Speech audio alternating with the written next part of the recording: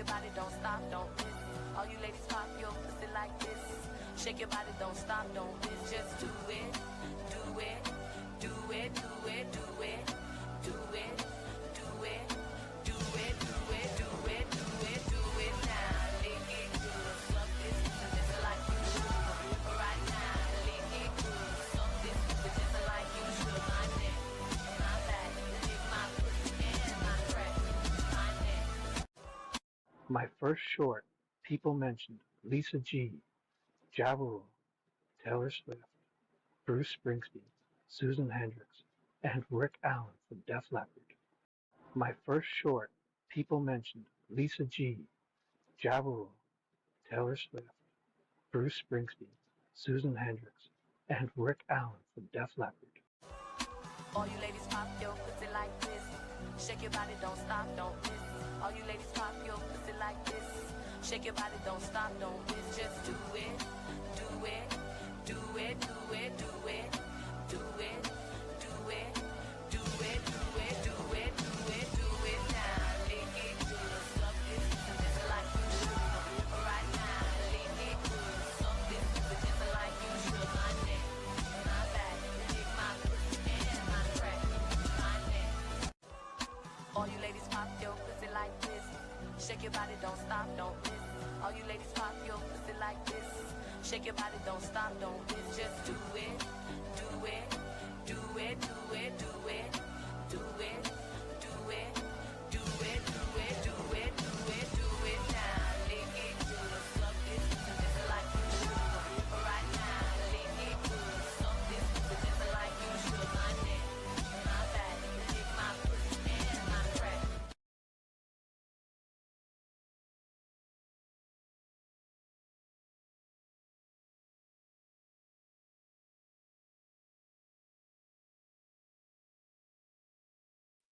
Ooh, and away we go.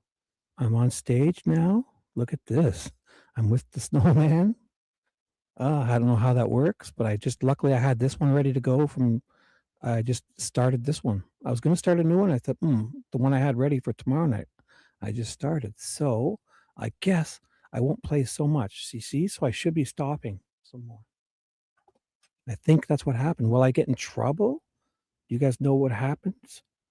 Do I have to clip that part off the end or something? I don't know. Or just forget about it. It's gone, that stream. I don't know. Am I in trouble with YouTube or do I get a warning? Because I was allowed to go live again, right? So, I don't know. Anyways, whatever I need to do, I'll fix it. Yes. Oh, well, it'll kind of give me a message and say, what's up? I could probably clip that part because, yeah, because the other ones I was stopping a lot. That last one I let play more. Or maybe it was the Raspberry Beret I let play. I don't even remember. I'll fix it up tomorrow. If not, it's not like, we're just having fun, really. So this is the mainstream. So take two. Usually they just remove probably, yeah, I've been really good. I will clip it, whatever. I'll fix it because we were having fun. So if I can, I don't know.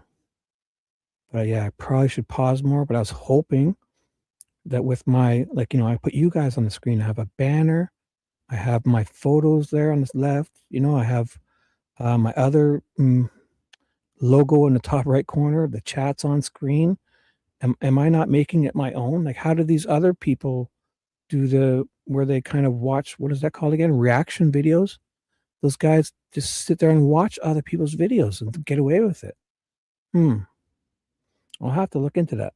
Hey, Miranda, what's up? So here. Oh, yes, Dave's daughter. If, you know what, guys?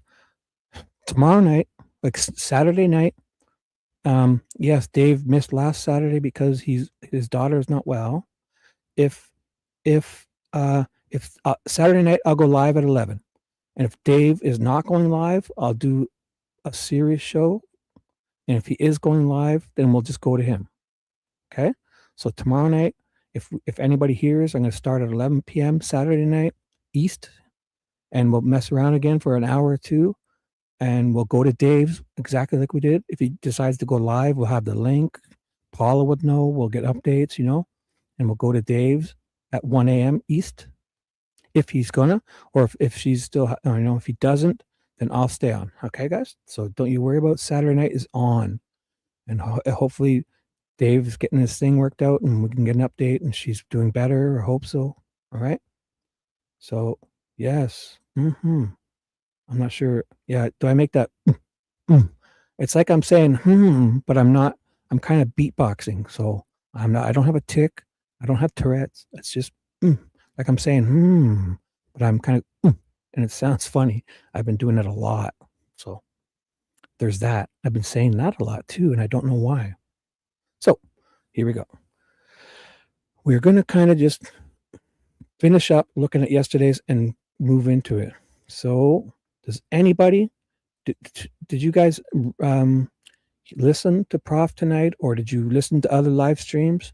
This whole 113 pages, the appeals papers, is not new stuff, but it's kind of interesting that my opinion is, I think everything with the IDOC, just the IDOC alone, every single employee admitted in an affidavit or on the stand to violating at least one or two policies, right? Walla, she's looking up stuff she shouldn't be. That's unethical, right? And she's in YouTube chat groups and Facebook groups and all that, talking about, while she's talking with Richard Allen himself. Forget about the white van stuff, but that's even worse. So right there is unethical. And then yet, how does Gull allow her testimony in trial? Why? How is that admissible after she admitted to violating? She's unethical. She had violated so many policies. Forget about all the other stuff we don't know about, right? And then there's Galapoo, the warden. He knew about the guards, right? He let them wear their patches. They isn't allowed to do that in our state uniforms. Then they get a tattoo on their face. I don't know about that, but Galapoo knew. Galapoo knew the suicide companions were communicating with him and they weren't supposed to. And he admitted to that. And there's probably a whole bunch of other shit Galapoo did wrong. And then, so there's Walla also. So then there's the two guards. They both admitted to doing the patches and stuff in affidavits. There's policy violations, and they're walking him around on a leash. The only two Odin guards in the town and in the place. Yeah, right. They just happen to be assigned to Richard Allen. Oh my God. Oh God. What else? Then there's the doctor saying he's feigning, him and Walla. Walla. Here's another reason Walla's not trustworthy. They agreed that he's feigning, yet they had to give him forced Haldol injections. Yet they did a test for malingering, and oh my goodness. Right there alone. And there's just and then the whole solitary for 395 days. Nelson Mandela, there's rules in the United Nations about solitary. There's rules in the Geneva Convention. There's 15 or 30 days is unusual and cruel punishment. IDOC's own policy itself is 30 days. Yet they had 395 days, 13 months. So how Gull could allow this to even happen, and that's just the IDOC alone. Because I thought that they had, in the appeal, they would have had to kind of pick one or two big things, but apparently not. And obviously there's much more, but I think they're only allowed a certain amount of words, right? Plus they had the extension of words in 7 days and 1,000 or 10,000 words extension or whatever it was. And they still couldn't fit it all in. So we're going to just brief over this. If you guys Liggett Lion, there's so much. Oh, I'm not even sharing my screen. I forgot. I'm so sorry. I've been sharing my screen to myself. I'm an idiot. I'm not even going to put the sound on it because that screws it up. Oh boy. I forgot. I didn't have it shared. But so I've been talking about this as I wasn't really reading anything, so but it would have been good to have it up. Sorry. So I'm going through, and do you guys, before we move on, so we're going to I read it all yesterday. If you want the appellate reading, 113 pages, no nonsense, start to finish, 0 distractions. Yesterday's live stream was 10 hours and 9 minutes. Or you can watch the prof from tonight. He covered some really good stuff. and he does it good. I really like how he does it. I'm going to learn how to do that.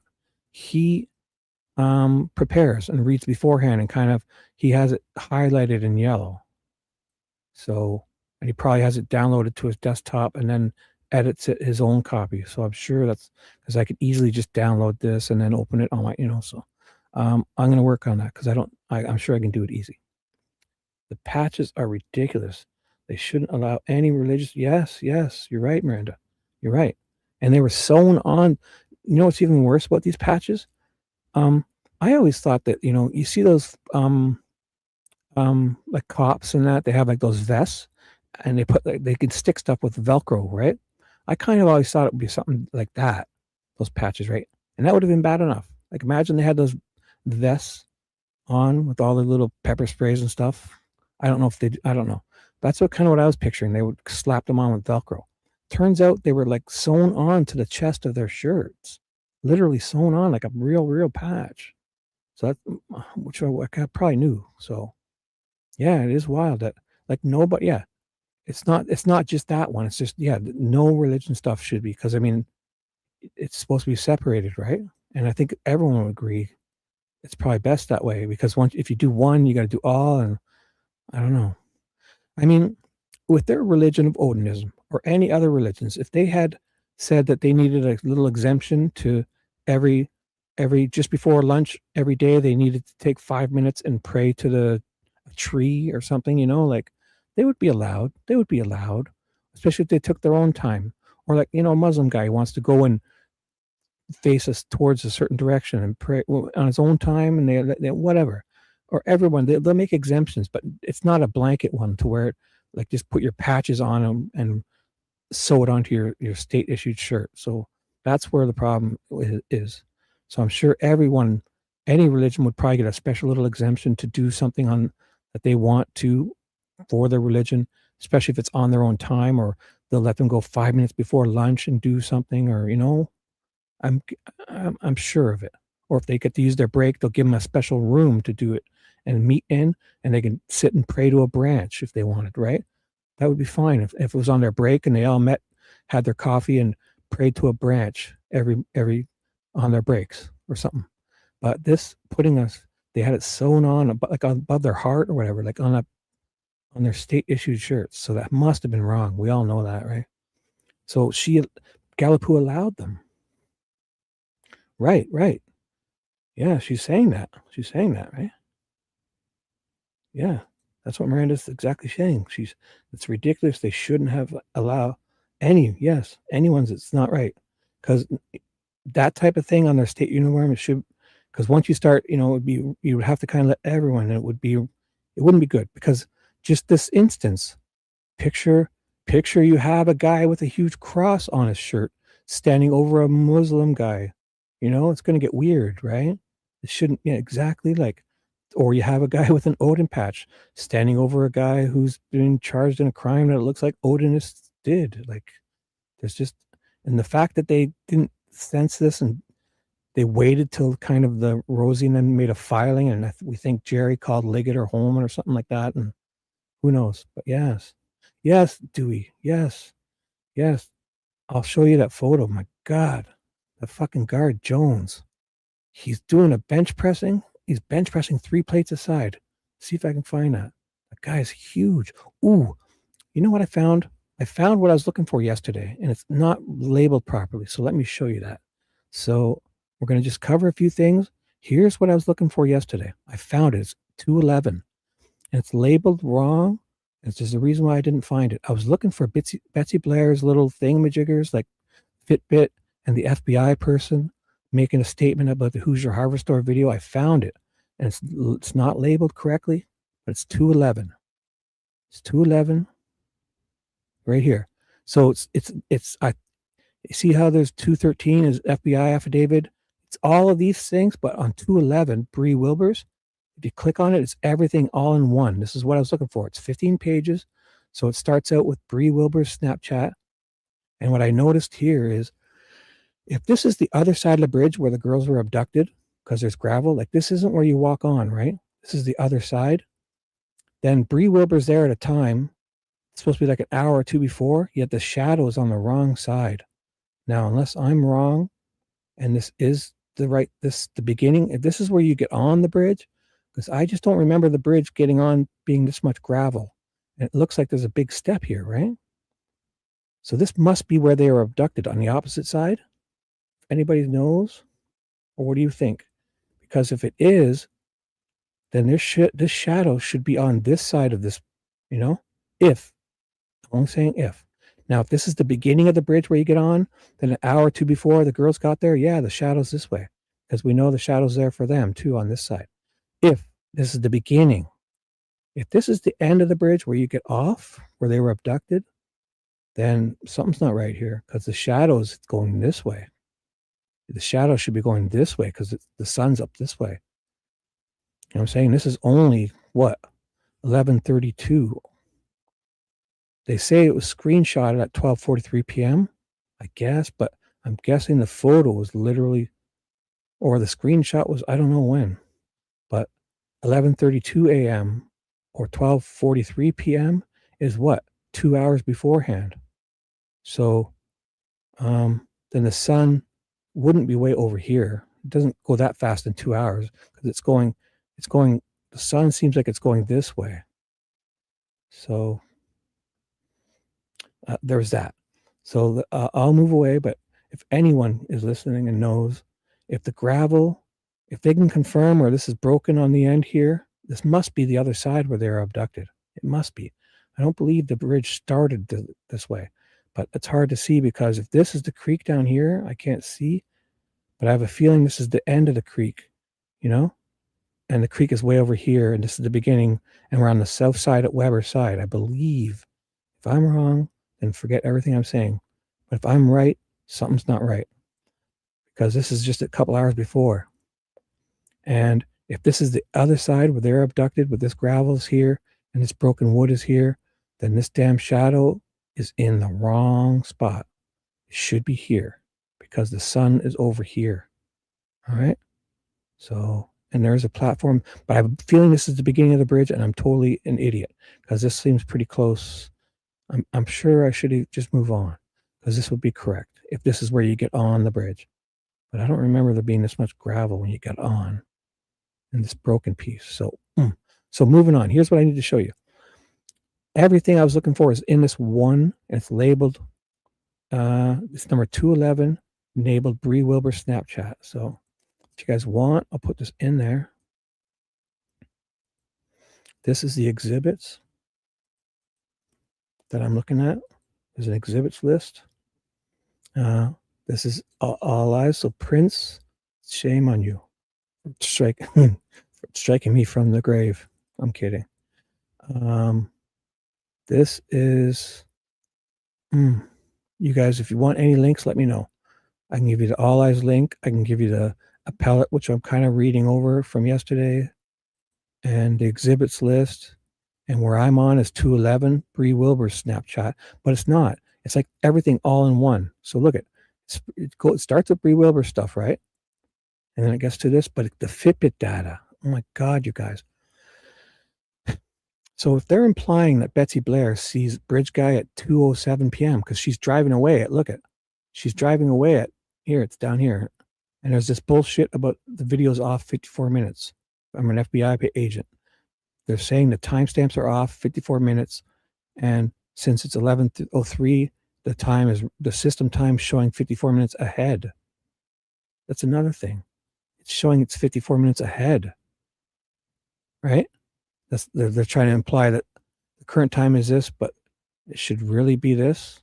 Well, they have this backwards too.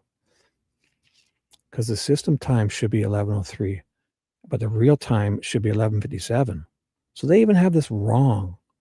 Oh my God. Current time, like the real time, should be 11:57. The system time is the one that's incorrect. So it should be 11:03 here. So they have this backwards. Because if the current time, if the system time was ahead, then see what they're implying here is they have it wrong. They have it backwards in their own lie. Look at, they're implying that 12:02 is the time, and it's supposed to really be 54 minutes later, 12:56, 59. And this is really when she's supposed to be passing by. This is the real time, they're saying, right? They're not saying, so they have it backwards, because if the system time, they're saying this is 12:02, or maybe they're saying it's, I'm not sure, but I'm pretty sure they're saying this was ahead. So the timestamp has to be the wrong one, right? So if this is 54 minutes ahead, then that means the system time is, well, the system time is this, and the real time is this. So the real time is 54 minutes ahead. I could be wrong. I'm going to double check. The real time is 54 minutes ahead. The real time is 54 minutes ahead. The real time is 54 minutes ahead. No, the current time is the real time, right? Or is that the wrong? No, it says the system time is wrong. It's 54 minutes ahead. It's wrong. Yeah, that's what I was saying. Sorry. The real time, not the current time. This, if for that to be correct, wouldn't it have to be the current time? The real time is the 11:57, and the system time is showing 11:03 because it's wrong. No, like the real time, the system time, or the system of the cameras is showing 54 minutes ahead of the real time. But no, if that was the case, if the cameras were showing 54 minutes ahead of the real time, then the first time is the real time. But they don't want us to think that. They want us to think that the timestamp is the real time. So that's even, it's not right. It's not right. And forget that. Another problem is, okay, so 54 minutes, right? 12:02 to 12:02:59 is 12:56:59, correct? Right. 12:56:59. But 54 minutes, 2 hours later, if you add 54 minutes to this, what do you get? So add 45 minutes to make it 14, to make it 2 o'clock, right? And then there's another 9 more minutes. So 2:09, right? 46. They're showing 2:09:41. So it's 5 seconds off. How does that happen? So there's another discrepancy. It's major. So they're saying she arrives. It's set. They're bullshitting. They're saying it shows this time, but she's really arriving at this time, or it's this time, but this is the right time, right? And it's exactly 54 minutes, 2 hours earlier, right? It's not, the seconds are correct, 59. But here, 46 should be 46 here, right? It's not. Now it's all of a sudden it's off by 53 minutes and 55 seconds because it's 5 seconds earlier than the time. So, oh my God. So there's that. And then I've also noticed another discrepancy with her Fitbit one. Her Fitbit time shows 2:07. So look at, they must want us to believe 2:07 is the time that she sees Bridge Guy. They must, because they have her leaving. She's leaving at 2:09. So 2:07, she sees BG, gets in her car and leaves at 2:09. They've got this all manufactured, right? So 2:09 p.m. on the 13th, she's leaving, right? Then they show, so basically that implies that if she just walked past BG, it would have been like 2:07, right? And then she gets in her car and drives away 2 minutes and 40 seconds later, 41 seconds, right? They must want us to believe that she's seeing him at 2:07 for them to be perfect for him to walk and do this by 2:13. But her Fitbit data shows a screenshot from 2:07, like another day, a whole other day. Because 2:07 p.m. is coincidentally the time. So if this was 2:07 on this day, none of this would exist because it hasn't happened yet. This is another day. So she coincidentally screenshot it on the same time as she's seen him here. But if she was screenshotting it on this day, she gets here, like she gets up, She goes for a walk. She probably takes her Fitbit off and has a shower. She leaves her house. It's 9 or 10. She does some walking wherever she goes. And in her car, she's driving. So it's saying, we think you're moving, but it's not walking. So, but then she gets to the trails, does her first lap, does her second lap, supposedly has to go to the washroom and leaves and comes back to do her last lap. And this is where she sees BG, right? At like supposed to be 2:00, and she leaves by 2:09. So she sees him at what, 2:07. So, but coincidentally, the next day, or sometime between the next day, the 14th, following day, and when she sees them, she just coincidentally screenshots this at the same time she sees him. Because if this was 2:07 on this literal day, and she took this after she's seen him before she got in her car to say, for whatever reason, which she wouldn't do, none of this would exist because it hasn't happened yet. But in this screenshot, whatever day she's taken us at the exact same time, coincidentally. So it's like they're faking this and they changed this, and they shouldn't have changed this because 2:07 is the time they want us to believe, right? But if she does this, if she screenshots that on 2:07 the next day, it's just a coincidence, I guess. That's the same time they want us to believe she saw her on the 13th, him on the 13th. But if she's doing this at 2:07 p.m. on the 13th, then none of this exists. She hasn't done it yet. Because here in this screenshot, 13th is over. She got in her car, she drove home, and she had a nap at home and didn't move, and she did some walking around before, and she had dinner, and then she probably laid down and watched America's Got Talent with her hubby, and then had another nap and whatever, and it goes to bed at like 11 p.m. ish, which would be right. So she's getting, so the day's over when this screenshot is taken. It's of the 13th, but not on the 13th. And just coincidentally at the same time they want us to believe she saw him on this day. But if they're implying that 2:07 is this day, then none of this should even be here. This should be blank. Because if she's screenshotting us at 2:07 on this day, and the only other 2:07 is 2:07 a.m. and none of this has happened yet. So she's must be screenshotting this on the 14th, 15th, 16th, 17th. You pick a day after the 13th, but it can't be this day where she conveniently, they changed the time for us to believe she's seen him at this time. So that's very suspicious to me. Very, because it would make no sense.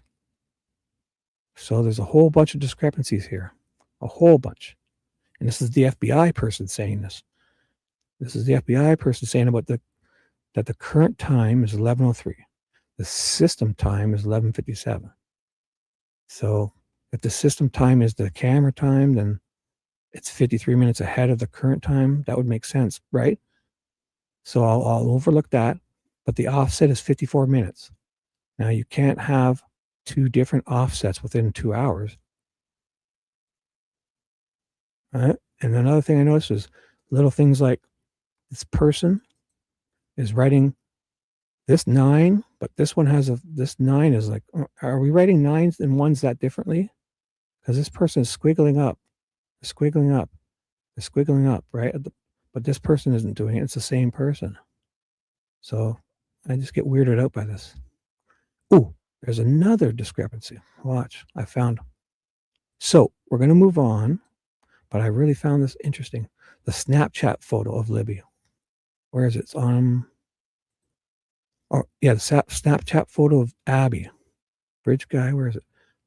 Snapchat settings. Where's the Snapchat photo? You'll see it wherever it is. Snapchat photo. First screenshot. No. Digital pictures. Bridge guide. No. Settings. No. Let me just find a Snapchat photo of Abby. It's got to be here. You've got to see it. Let me find it. And if anybody else has anything before we move on, let me know. But I'm going to just probably read this from the trial. It's going to be that guy. I forget his name. Jason Page. how about I get that ready for you now? And I'm going to start the show. We're losing people here, I think. Not that matters. It's 1:33.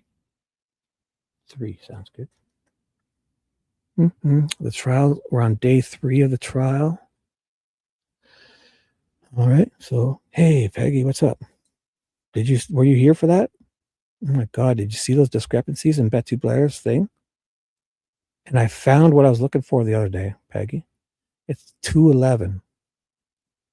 So Betsy Blair's Fitbit data is 2:13, but 2:11 just says Bree Wilbur, right? It doesn't say anything. Just says Bree Wilbur Snapchat. But if you go into it, it's a whole FBI thing.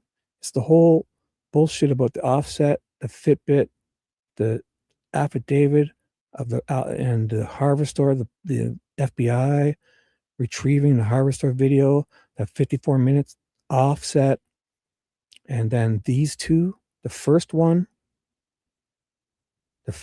Betsy Blair's, is they're saying that it says this time, but it's off by 54 minutes and 59 seconds. It's exactly 54 minutes, right? When she leaves, right? But when she arrives, the offset is not 54 minutes. 2 hours earlier, see, it's off by 5 seconds. It's 53 minutes and 55 seconds when she, I don't know, I guess she leaves. I don't even know what they're doing because she's leaving there, right? Or is she arriving? When she's going this way, she probably arrives. I don't even know. She parks here and does her walk. Oh my goodness. So convoluted. So, I'm going to look for the trial thing and start reading. It's trial day 3. Jason Page is when we're at. Giancola was this day, but he was not supposed to be. So we did that. He was supposed to be the end of day 2, but he was carried over to Monday, day 3. So Jason Page is where I'm reading. Right? And I wrote the page down, which was, let me see, I wrote it down. So, welcome Peggy. Welcome Fishy.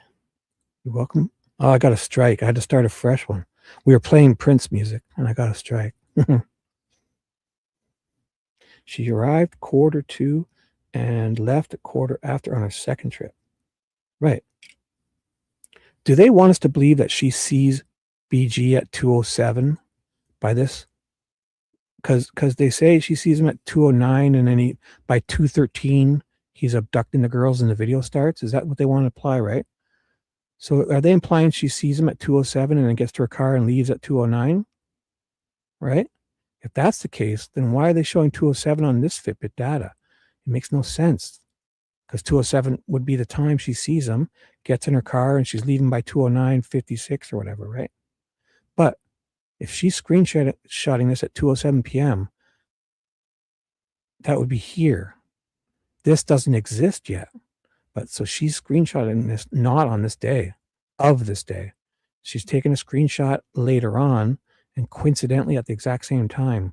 Like, since they're faking this, they shouldn't have changed this, but they did accidentally, because they were thinking it would imply that that's the time she's leaving.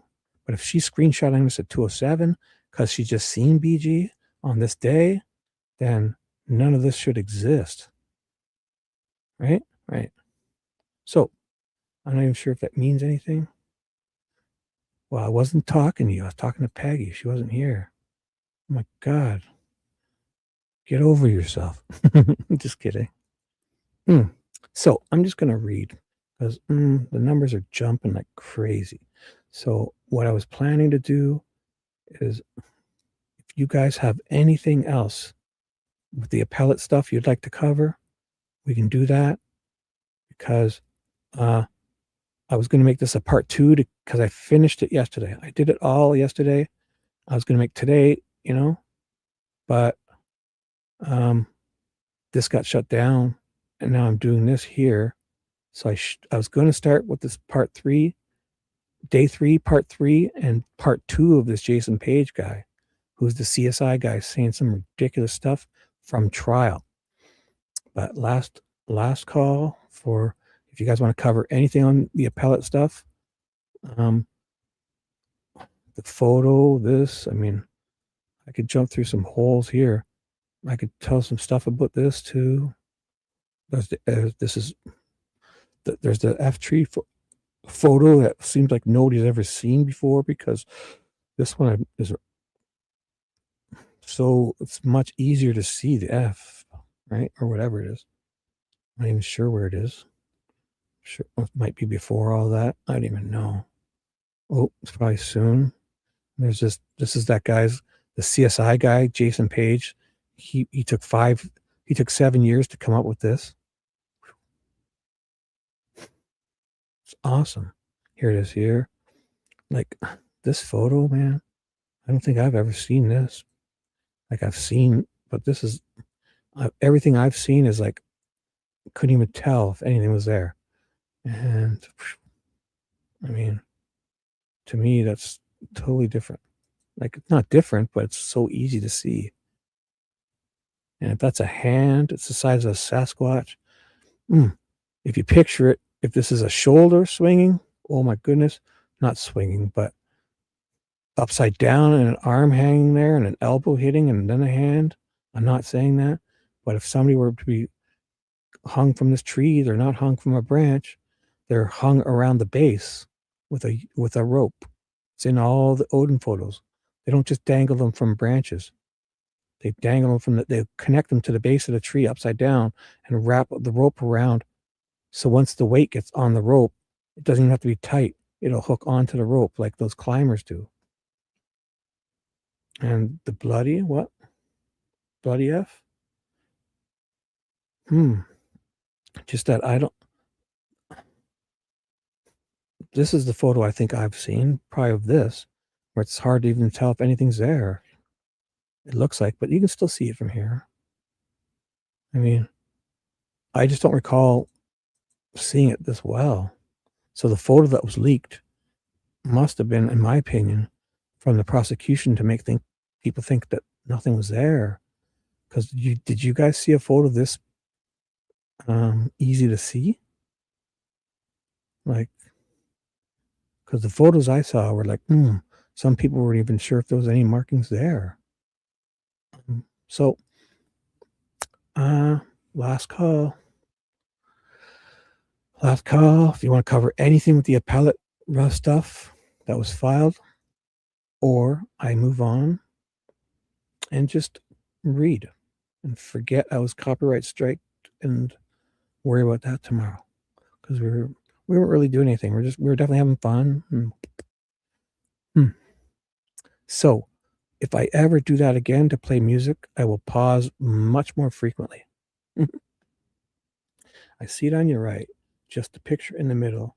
It's right in the middle. Oh yeah, we see it. Right. So don't get me wrong. We see it, the one on the right. But the picture that was released a year or two ago, the one that leaked to the public, I don't recall seeing it this well. I mean, we see it so well, I believe, right? Look at it. So like it's so easy to see. It's almost like an E, there's like what? That? And then even if this is, but in the beginning it was like washed out like this, and it was like hard to tell. So that's all. Because this isn't the same photo, obviously. It's the same tree, right? But this marker would be here if this were the exact same photo. And look how white it is. So they're using a really bright light here, or a flash. And on this one, they're up close and they're showing the exact height of it, because this marker would be like right above it. It's not. For some reason, they're measuring way up to the, So, but on the measurement, it's clear as day. Yeah. You're talking about seeing the F. Right. But the one that was released, the photo of this F tree that was released 2 years ago, I don't recall it being so easy to see the blood. People were confused if there was even stuff there. So that's all I'm saying. Which one is where Shawshank Redemption was filmed? Oh, that's green something, no? thought it was green. It was, what was it? It was green. I remember the word green being in that. Green. The prison was named Green or something. Maybe the guy's name was Green. I don't know. So I think I'm just going to scan through this and blurt out and move on, because I did everything. I read every single word of this yesterday's show. So if you want the appellate read properly, yesterday's live stream, 0 distractions, 0 shenanigans, pure information. Or maybe there's a few distractions and shenanigans. Not sure. So the summary was hard to read because when I got to the end, it's like solid words. Not hard, but there's lots of less breaks. Like it was like these type of pages. And that's, when you're reading their in-court transcripts and it's like, yes, oh, did you go here? No. Did you go here? It's like 2 sentences and the page is over. But with this, it's like solid words. So it was quite the read for sure. Or the ending part too. So, but it's okay. I enjoyed it. I read every single word yesterday's live stream. So, you know what I'll do? I'll save this for another day and I'll do what Prof does. I'll actually put it on my desktop and I'll highlight the important things and then I'll have it all timestamped or the page numbers ready, because I think the problem with this type of is scanning through and kind of getting lost and trying to find things are there. So that's what I'll do, because I know there's things I want to talk about. Just to scan through this it's not going to do it justice. So I'll move on and do the proper show. I'm going to download this to my desktop and I'll do the highlighting of things that I want to talk about. I'll write down the pages and actually plan a show. That's what I'll do. All right. So let's move on.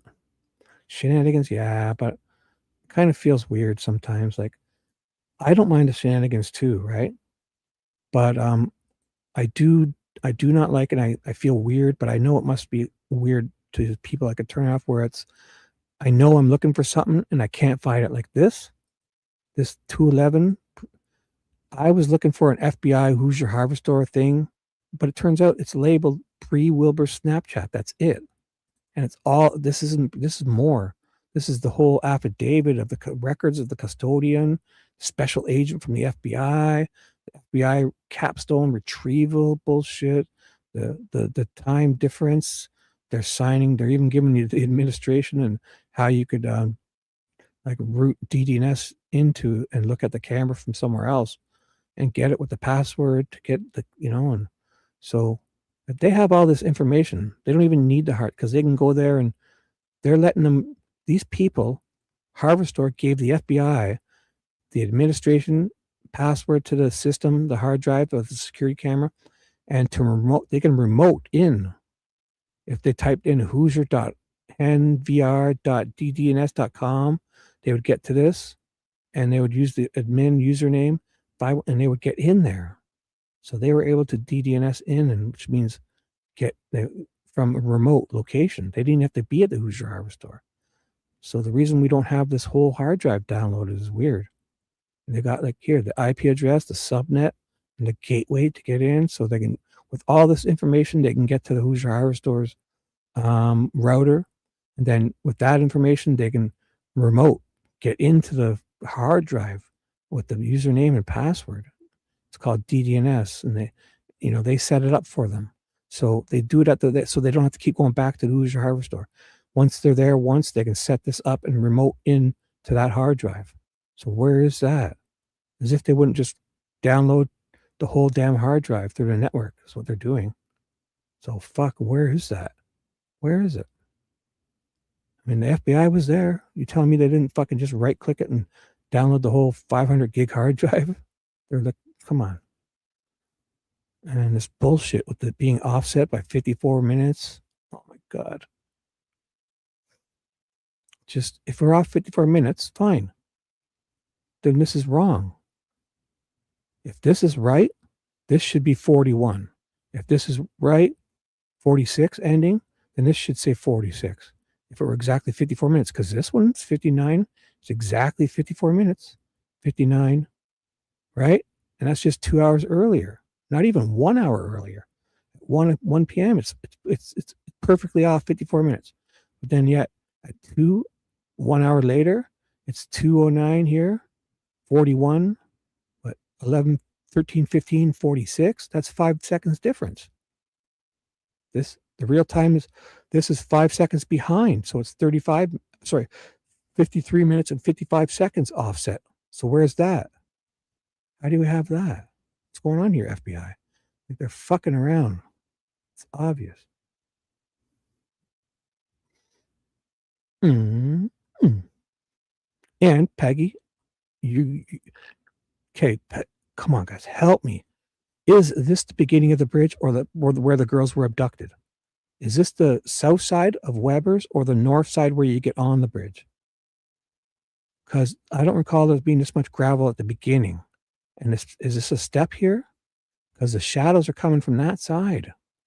If this is the Weber's side, 1 hour before the girls get abducted, this shadow is not here. It's here.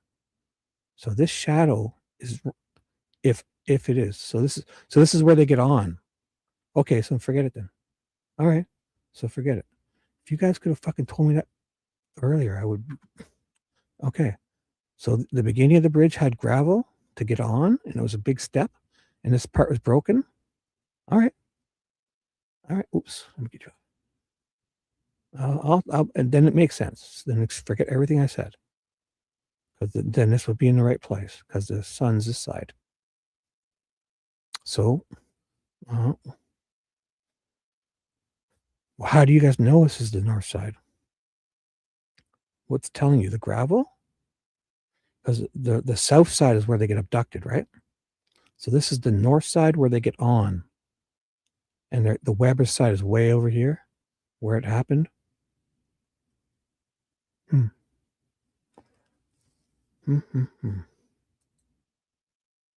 obviously, if I could just get a picture, it would show the beginning should have a broken piece, right?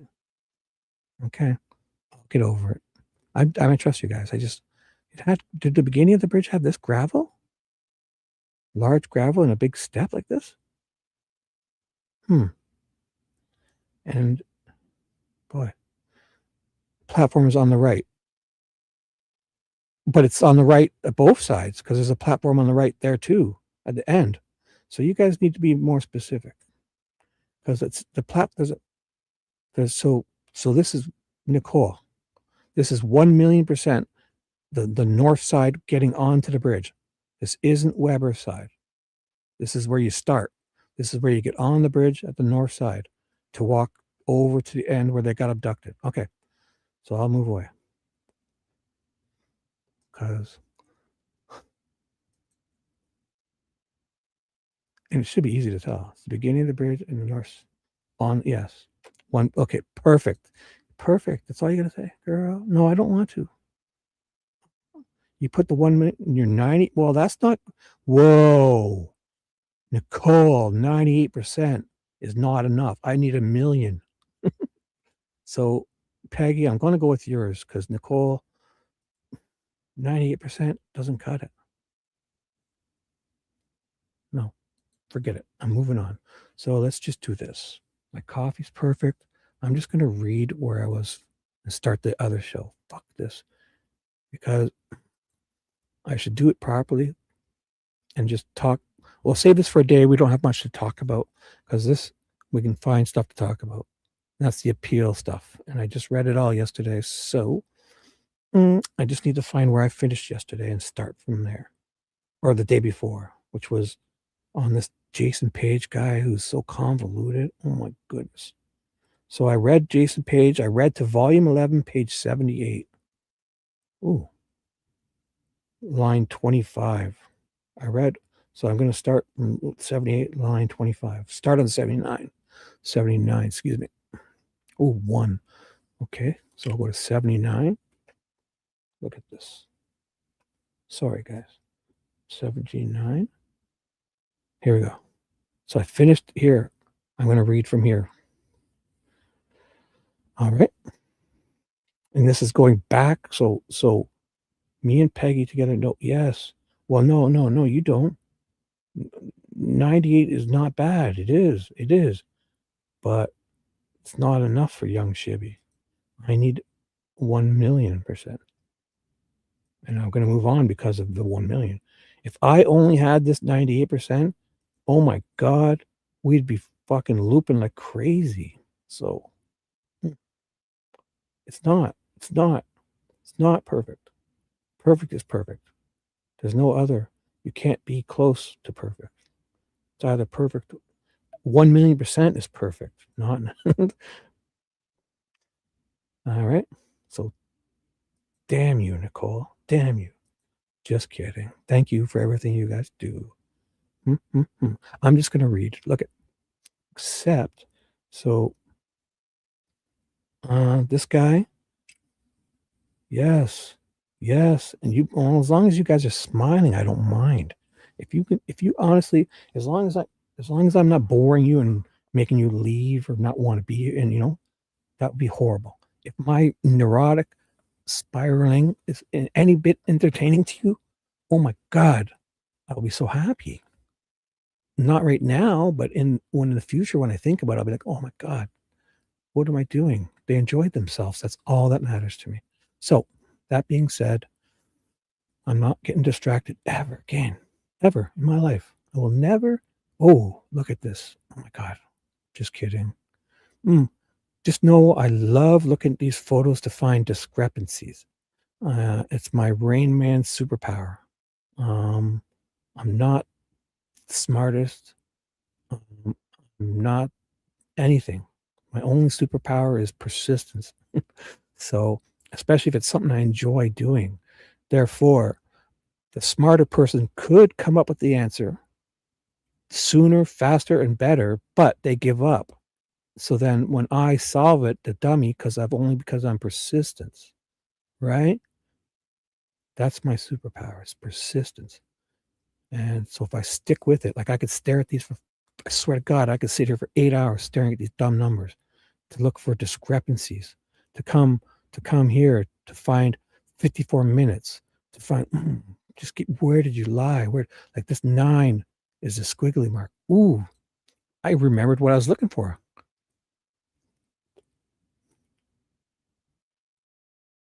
I was looking for that Snapchat photo of the first one. That was my last. And I got distracted. And so I got distracted looking for that Snapchat photo. Then looking for it, I got distracted and forgot about it. And now, so boom, last distraction before I start to read. You got to see this. It's a big deal. It's a really big deal, that Snapchat photo. That just the font, the way that R touches the T. I mean, come on, it just doesn't happen. Snapchat photo in the car. Large map. Where's the Snapchat photo? And this is my problem. I start looking for something, I can't find the one I want. So we loop.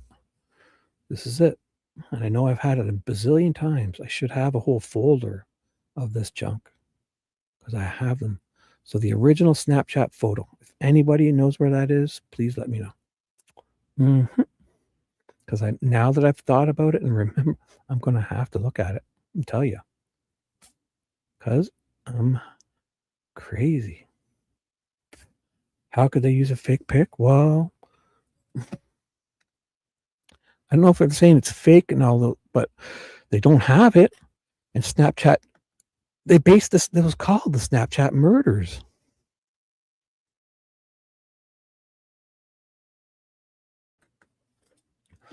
For how many years they put this on the video, on the news? Abby's Snapchat standing on the bridge. And turns out they don't have that from her phone at trial. I don't even know. And then they stopped talking about it. Like, whoa. Like there's somebody just screenshotted it and then screenshotted it 7 hours later. Yet the family seems to know about it right away. The screenshot is 7 hours later. Yet the family instantly knows about it. So they must have obviously Libby's Snapchat and Kelsey's logging in and getting it right away. And then why don't you have her iCloud then? Like, or And if you can't get in that iPad, you don't need her iCloud to find my iPhone if it's turned on. Because if you have it already set up with your iCloud account, all you need is that iPad password. And like if I were to go to my mom's house and open up her iPad, I could find her phone on her iPad without her iCloud because it's already logged in, set up. Now, if you want to log in on your device or to do it on my device to find her iPhone, I would have to use her password. But if I had her iPad and I had her 4-digit whatever lock screen to get into the iPad, all you do is open the iPad to find my iPhone app, and it's like boom, boom, flashing it away. It's working. So.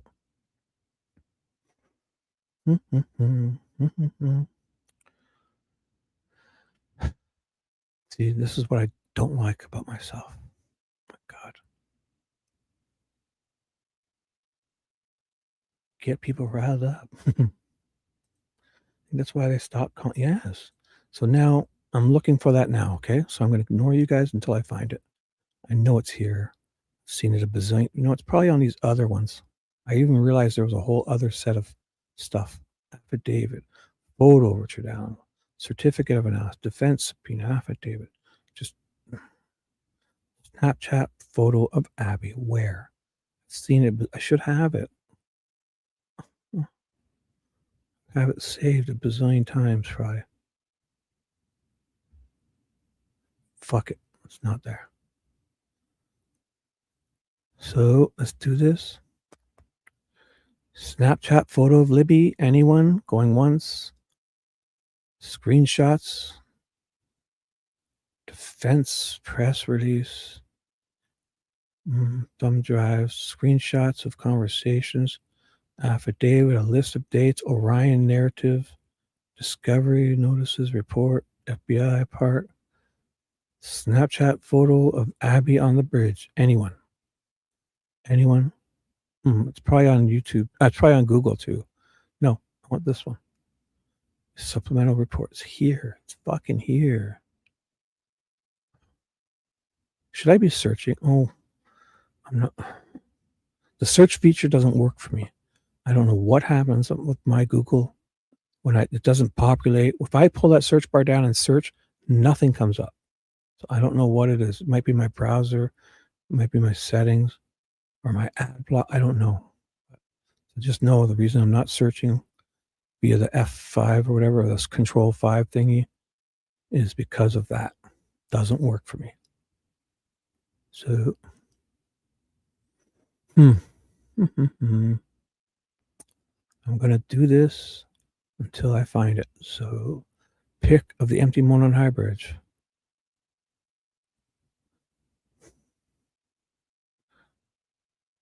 Does anybody have the link for the Snapchat photo on this website? Let me know.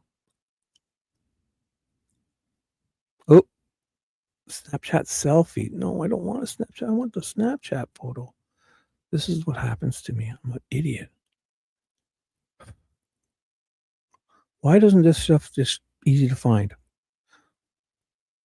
Why? What do I do wrong? Isn't there like a whole thing with just the photos and videos too? They have this all figured out. I know it's my fault. So just know I know it's me. Let me try this again. Is it in here? The exhibits, audio exhibits, trial video. It's got to be in here. It's got to be. You know, it's not a video. Oh my God. So the gravel. This is gravel on the other side. You sure there's this type of gravel at the beginning? I don't think there was. Exhibits, PDF, pre-trial exhibits, links. Defense exhibits. Find a stakes exhibit folder. Who has that damn Snapchat photo? God, why is this so crazily difficult? I know, Dewey. It's here. I've had it a million. I probably have it saved, but I want the one that they put here. All pre-trial exhibits are here. Oh, God. What do you guys not have another device? Can I just ask? I know this is my fault. I know it's my show, but does anybody ever have like a computer where they can do this too while you're still talking? It would be really neat. You don't have to, but oh my God. I'm going to do it again. I'm going to look through every single one of these until I find it now. So, and it should be right here. Snapchat photo of Abby. Photo of cell phone under Abby's leg. No.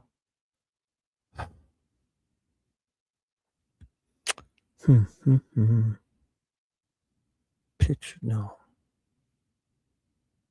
This is wild.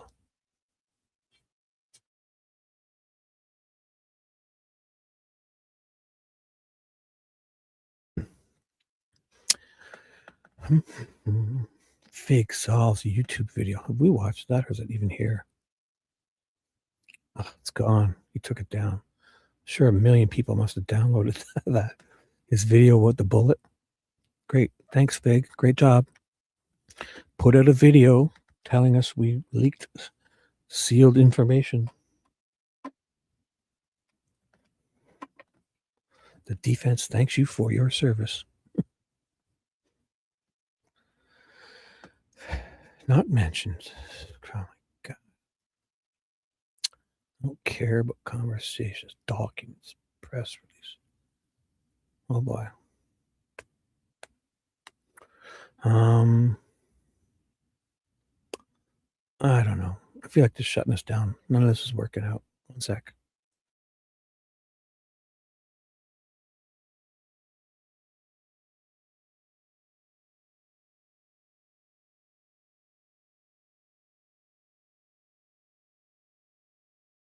You know what? It's an hour in. I'm going to read and you guys are going to find it. Doesn't even matter. Who cares? Doesn't matter. I don't care. I can't keep looking for this stuff. So I know I can go to Google and get it, but I want the one I have here. And when I do find it, I just want you to see the font up in the corner where it says Liberty German. The R is literally on top of the T, touching it. And it would never happen that way. So they're fucking with it. There's no font that none of the other letters are touching. It's not any it's like this. Imagine it said Liberty German here, and it's perfect. It's perfect. And then the R was literally on top, almost like the R and the T are like connected. It just looks so out of place, like they fucked with it. That's all.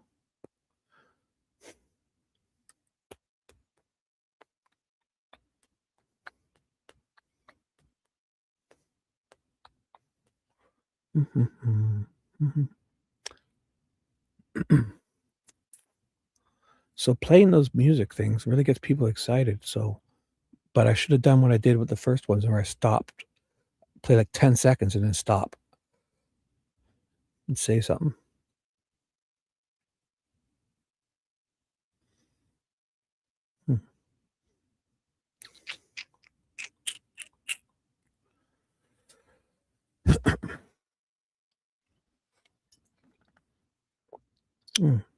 So photo, paper bag.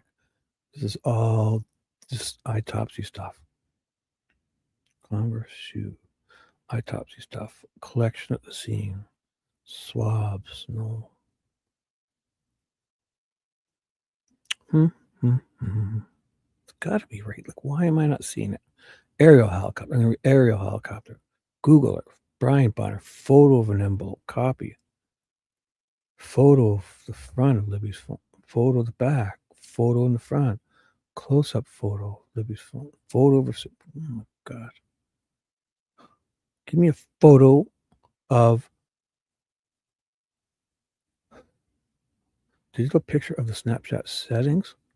I know it's not here. It's going to be, it's all redacted. Oh my God. This is wild. It's so amazing how I do this.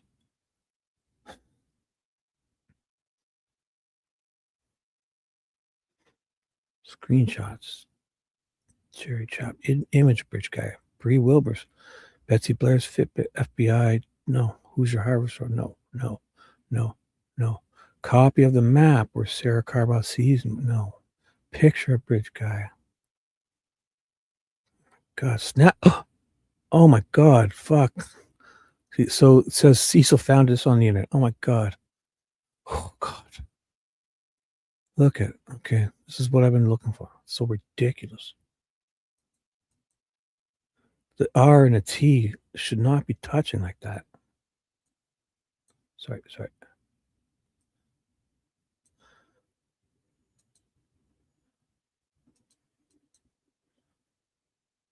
Look at the R and the T. On the other one, it's even clearer, but as far left as I can make it go. This R and T are basically on top of each other. It's not right. No font would do that. If this is at February 207, they're implying that 207's when she sees BG and then she gets in her car, and so wild. They love it. Yet somebody screenshot it. This one was screenshot 7 hours ago that he found. So this is the one that they say they had that day. So Kelsey and them had it that day to help find them, right? So they knew they were on the bridge. Like when they started looking for them, they knew that this photo existed. Yet we don't have that one. They just didn't save it all those years later. This guy has to go and find a copy of it, supposedly. It's just such bullshit. To me, it implies that obviously, if we had the original one, the metadata would say who screenshot it or where it came from and all that stuff. I don't know. So if this is the one he found on the internet, what's this one, or vice versa? It's just such bullshit. So, okay, so that's good. In my mind, I can move on. Dan Doolin's written narrative. Oh, it's fucking bozo. Yes, he was. Where's your fucking tape recorded interview part of it?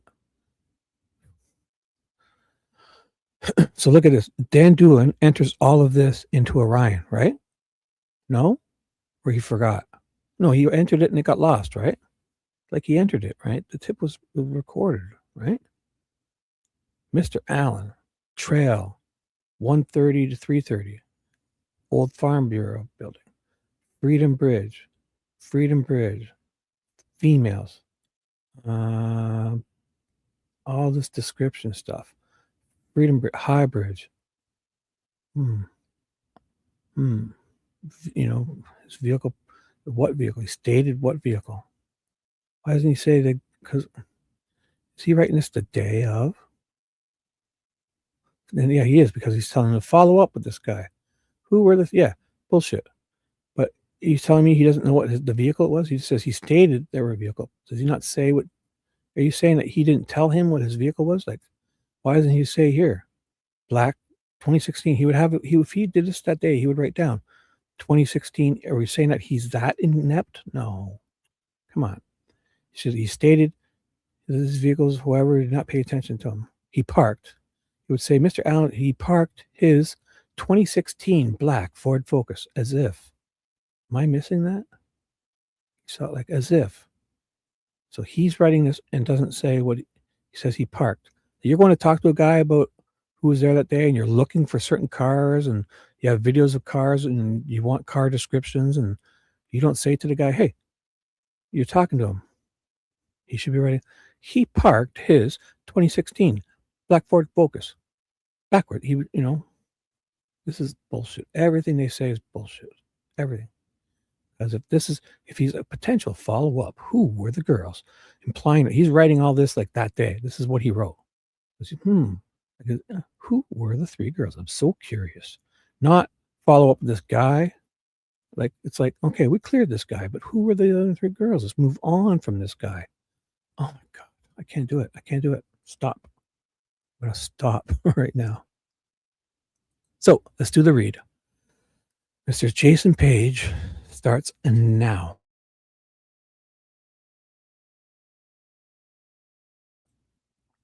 One quick second.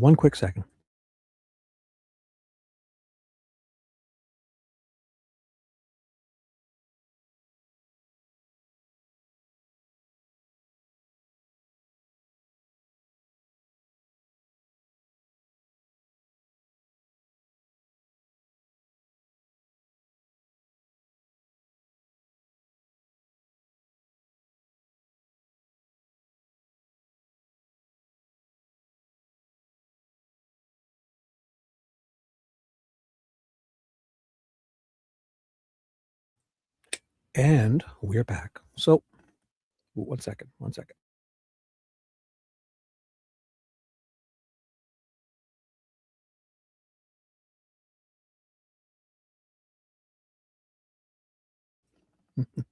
So let's do this. If anyone's still listening, I've moved on to continue this.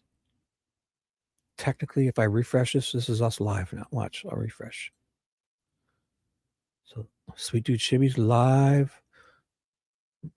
He was copyright struck into doing what he was originally going to do anyways, which is good. Day 3 of the trial, October 21st. Part 3. Jason Page, Sergeant Jason Page, part 2 of him. All right. So we're continuing. Excuse me. Oh my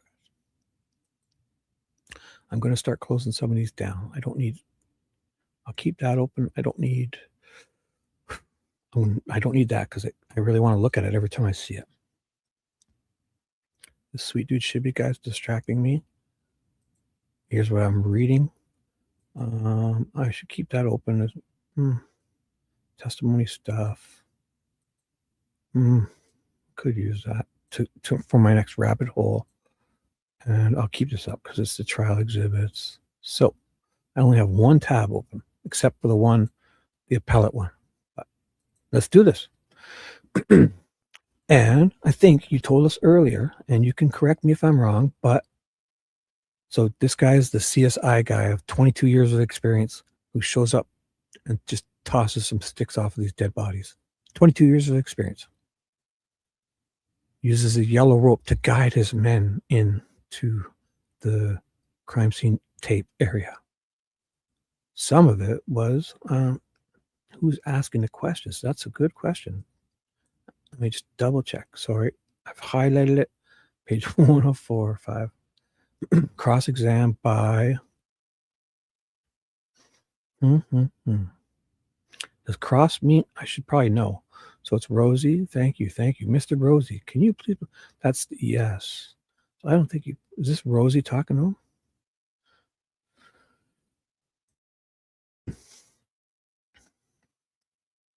him? So cross-exam. Yeah, cross must mean it's the defense, right? And then if it's so, Rosie, thank you. Would you throw it up the map? Let's talk. Yes. I'm going to have him put Mr. Rosie. Can you blow up that, please? That's 7 exhibits. Oh, my God. I think it's Rosie. Probably is.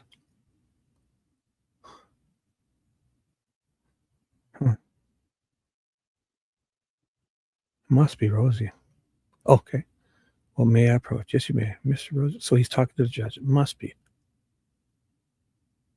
Must be Rosie. And I think you told us earlier, and you can correct me if I'm wrong, but some of it was occurred down here on the private lane or around the private lane. Is that right? Did you mention that? May I approach? Yes, you may. I'm sorry, Judge. May he approach? Yes, he may. The areas, is there a way you can zoom this up? Or, yeah, it doesn't have to be. I can see it. That's up to Max. Yeah, because Max is good. Throw in a reference that helps me. So Max is helping him. We don't have the same capabilities they have. Perfect. It's fine. No, you were saying you searched on the days. My areas are concentrated around this immediate area, this kind of floodplain area, a floodplain. And this, what I consider this kind of a floodplain area. I went to the High Bridge, took those pictures in. Ooh, this is the guy. My areas were concentrated around this immediate area, this kind of floodplain area, and this, what I consider this kind of floodplain area. I went to the High Bridge. I took those pictures in those states exhibits all the way down and then back. I didn't go. I didn't have any memory of going over here. I think it was just to document this property was there. At the time, I didn't know it was there. Photographed that. walked up this lane. I also looked. There's a grade in this area. We looked at that for any areas of slide-offs or disturbed. I need to stop you for a second, just so we have a clean record. Yes, you started by saying you searched the area fairly near where the bodies were located on the north side of the creek, right? Correct. And then you said you searched on what would be, you'd call the north side of the bridge, of the high bridge, right here at the trail entrance of the bridge. Yes. And I have a memory of, I guess other individuals were searching the greater area. I have a memory of walking or trying to walk once this area, most everything is going to be the area my hand is on over this area, just kind of circled. South of the cemetery?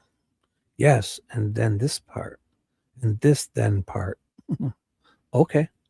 Confined to these areas and not much into there. As far as all this, I did not look there. Nobody looked in this area for 22 hours. Yet it can easily get there. Ron Logan's property led to where the bodies are. The cemetery led straight to where the bodies are. The whole, right before the bridge, if you went to the left, you would end up straight down to where the bodies are. Everyone did that except didn't get to that lower level where the bodies were. And they could have easily walked across the creek because a garden gnome did it. Nick said how easy it is. And then Yoder and Giancola guarded a whole day or so afterwards because of how easy it is to just walk across this creek. They say it. Yet none of them could get to that area to see where the bodies were. So fucking, such a lie. So let me ask you a question. So on the south side of the high bridge, and I'm kind of directing your attention to where the lane goes underneath the high bridge, the private drive. The bridge extends beyond that lane. Is that accurate? Yes. I said the lane goes underneath the bridge. Yeah.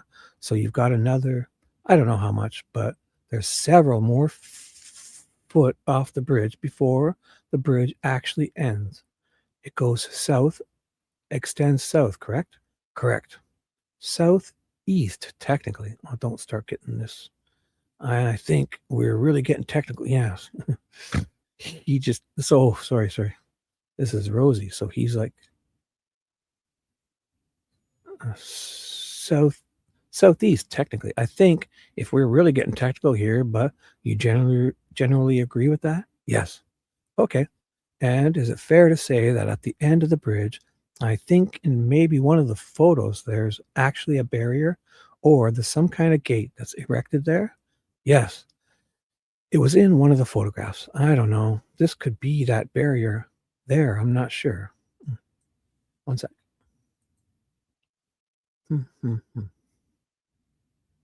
Forgot.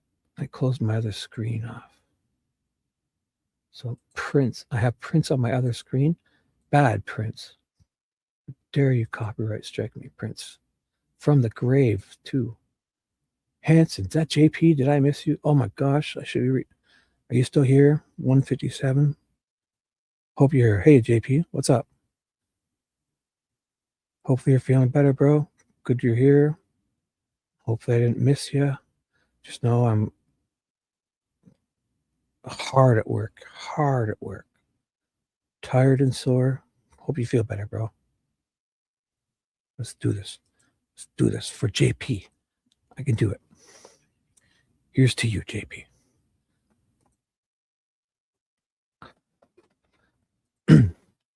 On the photograph, you are pointing just slightly south of where the lane goes. Yes, the red lane, the red line. And do you agree with me that the rail line, it's an old rail line, right? Yes.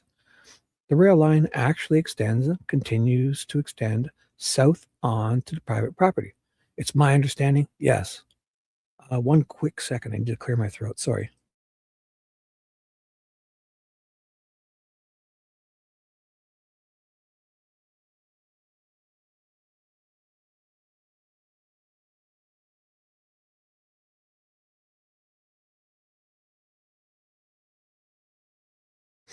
And we're back. All right. Let's do this. Okay, and there's really, if you want to continue to follow that, as far as at least you went, there are really no elevation changes. You continue to maintain a basically level position. Is that right? In the immediate area of this path, where after you get past the barriers onto the private property, I think it's basically stable. I'd have to look at my photographs and refresh my memory on that. Maybe some slight changes, but it's all rail line, right? It was, yeah. It wasn't a focus of mine, but you can see from this map, it appears you can see where the old rail line was. Okay. In other words, there's no large hills or anything that you'd go down once you get off the bridge and off the trail, right? If you're on the trail, it seems to be generally flat. Okay. All right. So, can you zoom out some for me, please?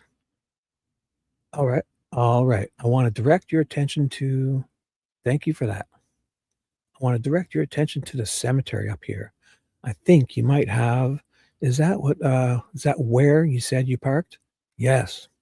So my assumption is, tell me if I'm wrong, that there were a number of law enforcement officials there, parked in that area when you got there on the 14th. That's my memory, yes. Now I should stop, because obviously they're going to talk about that Pat Brown getting his car blocked in. But if you think about it, when these cops show up, they don't just start fucking flooding their cars in the area, right? When they show up to that, these cops have done this a million times. And there's enough where they park on the, even if it's one little skinny road, they would all park facing the right on one way on the side. And so everyone at any time could still have access to get out, right? They're just implying that this guy's truck gets blocked in or he loses his keys. I don't even know. It just sounds like such horseshit. Everything sounds like horseshit when you actually break it down and think about it. Okay. And when you got down into the wooded area, a fair amount of people, law enforcement officials down there already waiting and working before you got there? Yes. Okay. Are we talking, help me out here, I haven't seen the photos.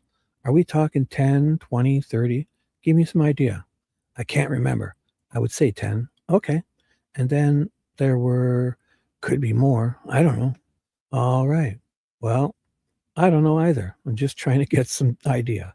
Where there was the dive team already in the creek at that point? Yes, they were. Well, how many people are we talking about there? I don't know. I had some awareness of them. I saw them and they were in my photographs because when I started working, I'm focusing on CSI stuff and my immediate thing and anybody that's outside of that area, they were delegated tasks and I can't give you numbers. Like, this guy isn't the guy to ask this to, I don't think, right? He's just like the CSI guy. So don't they have, like, who was running this area? It has to be like Liggett or whatever. Like, he should be able to ask him and have everything because they say Yoder and Giancola, they had to sign out of that area to go. Liggett said, okay, sign out of this area, go to that side and guard the easy access across the creek, which no searcher could figure out for 22 hours. How to get to this area. They couldn't cross the creek for 22 hours. They didn't walk down from Logan's when searching for whatever reason. If one of them came down from the cemetery, they just scooched along the rim line and didn't go straight or if the searchers started heading down that way from the front where you get on the bridge on the north side up top, instead of getting on the bridge, going down to the left, would have walked right into these girls. Yet for 22 hours, seems nobody did that. Yet the whole area was so damn saturated with searchers that the family the next morning didn't bother coming here because A, they've either searched it so well, or B, there's so many people searching this area, they went to search fields near their house.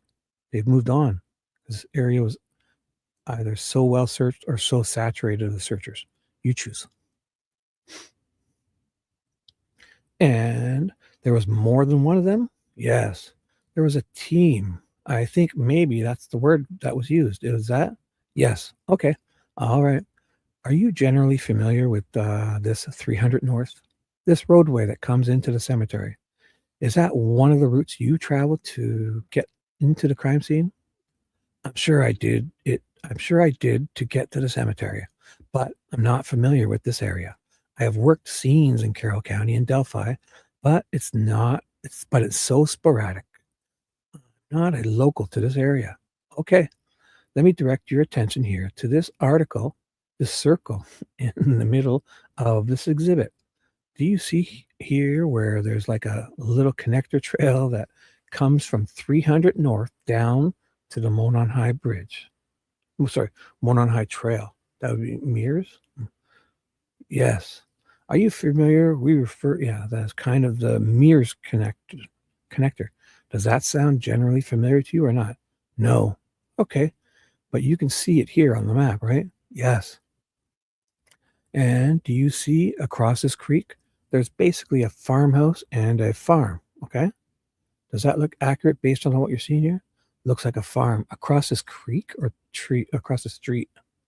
Did she say creek? And you see across this creek, there's basically a farmhouse and a farm. They must be talking across the street. And these fuckers, the state, I honestly think they do this purposely to throw us off in these readings. I don't think he's saying that. I'm guessing. Across this street, there's basically a farmhouse, right? Because that's fuckers. Were you ever asked to go out and do any type of to do any inspection of anything north of 300 at any point in time in this investigation? Not next to this farmhouse and this. Yeah, so he's talking across the street. The fucking guys. No, not behind it. No, like behind, in the background or anything like that. No. Okay. What about up here on the top left? There's a circle here that's just to the right of this water hole across the highway. You see that circle? Yes. Does that look like it's just right along the Hoosier Heartland hit there? Yes. And were you ever asked to go out and do any kind of search or inspection of the area just to the east or southeast of that? No. Okay. I'm going to direct your attention to back to 300 North to the Mears connector. Do you see that again? Yes. Do you see this area, this strip here between the Olehy Trail and 300, which basically is a wooded strip that kind of runs right between them? Yes. Were you ever asked to go out and do any kind of search in that particular area for anything? No. Like what? Like, aren't they searching everywhere? Because this is where they would have had dogs. I mean, this is so unbelievable. It's not funny to think even after the bodies are removed and the whole week after, the whole 2 weeks after, or even the first week. So it's a Tuesday they're there. When did they move the bodies? They say they're there to the Wednesday and they finally move the bodies on a Wednesday or whatever. I don't even know. They would have all Wednesday evening, all Thursday, all Friday would be blocked off. People aren't running around there. Why aren't dogs walking all around that whole area? Everywhere. On Weber's side, the old bridge side, everywhere. Every path that could have been taken, because we've seen it on all those videos where criminals are running from, and 6 blocks away, they would throw a gun in a garbage can or something. And luckily it's found, especially by dogs, especially so they can A, bust the guy, or C, have more evidence, B, so a kid doesn't grab it and start do anything with it, right? Or drugs, a big thing of drugs. You don't need little kids stumbling on that stuff. So imagine BG got halfway down after Sarah Carball sees him and on 300 North, whips the gun or a knife with their ridiculous narrative. Say he throws this knife or box cutter 20, 30 feet into that field. They're not searching any of this. The whole area should have been walked with dogs. So this was in February of 2017, right? Correct. And we've seen some of the photos today, but would you generally agree with me that the visibility out there in that wooded lot there where those girls were found was about as good as it's going to get at any time of the year because there's no foliage? Yes. With the foliage being down? Yes. I mean, we are just exercising a little common sense here, right? Yeah, of course they're going to jump in. They don't want to make too much sense. Yeah, yeah. I'm not off base there when I say that, am I? No. And my view of it is just kind of from what I've seen from the photos, is there really isn't a lot of undergrowth in that area? Objection to his view of things, Your Honor. He can ask questions. I'll withdraw it. Sustained. Thank you. So he withdraws and she sustains. Of course.